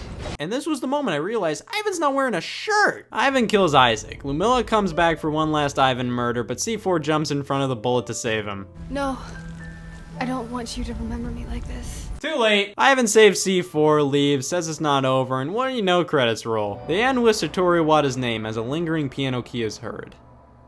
Ending it there would have been a lot more impactful. Instead, this one's for all you credits fanboys out there. Apparently most reviewers didn't even beat the game because one of the biggest complaints is nullified in the ending. Itagaki officially ends things off with a thank you message for patiently waiting for this very moment. This very moment. Well, I finally beat Devil's Third, which means I'm probably on a watch list somewhere. There was a multiplayer component, which was relatively meaty, but the Wii U servers were taken down in December of 2016. Weirdly enough, a PC version of the game, which was exclusively the multiplayer, released as well, entitled Devil's Third Online. But that as well is no longer available as of March 2017. Devil's Third is clumsy, buggy, somewhat poorly designed, and monotonous. But it's nowhere near terrible. It controls really well, it's self-aware, and it can feel like an action-packed power trip sometimes. Of course, it's bogged down with extremely repetitive design, poor performance, and a lack of really any solid new ideas. It ain't great, but it's not nearly as bad as other reviews made it out to be, at least in my opinion. I mean, look at this guy's mouth, that's worth the price of admission right there. However, I will say the game feels really empty at the end of the day. It just doesn't feel like it ever needed to exist, even if it turned out to be everything it was initially envisioned to be. And with Itagaki saying he originally planned a trilogy of games, I don't see that happening. Devil's Third. It wasn't that great, wasn't that bad either. It was just right. However, Merriam-Webster's dictionary defines Devil's Third as a 3 from GameSpot. This game. Silly me, almost had an opinion there.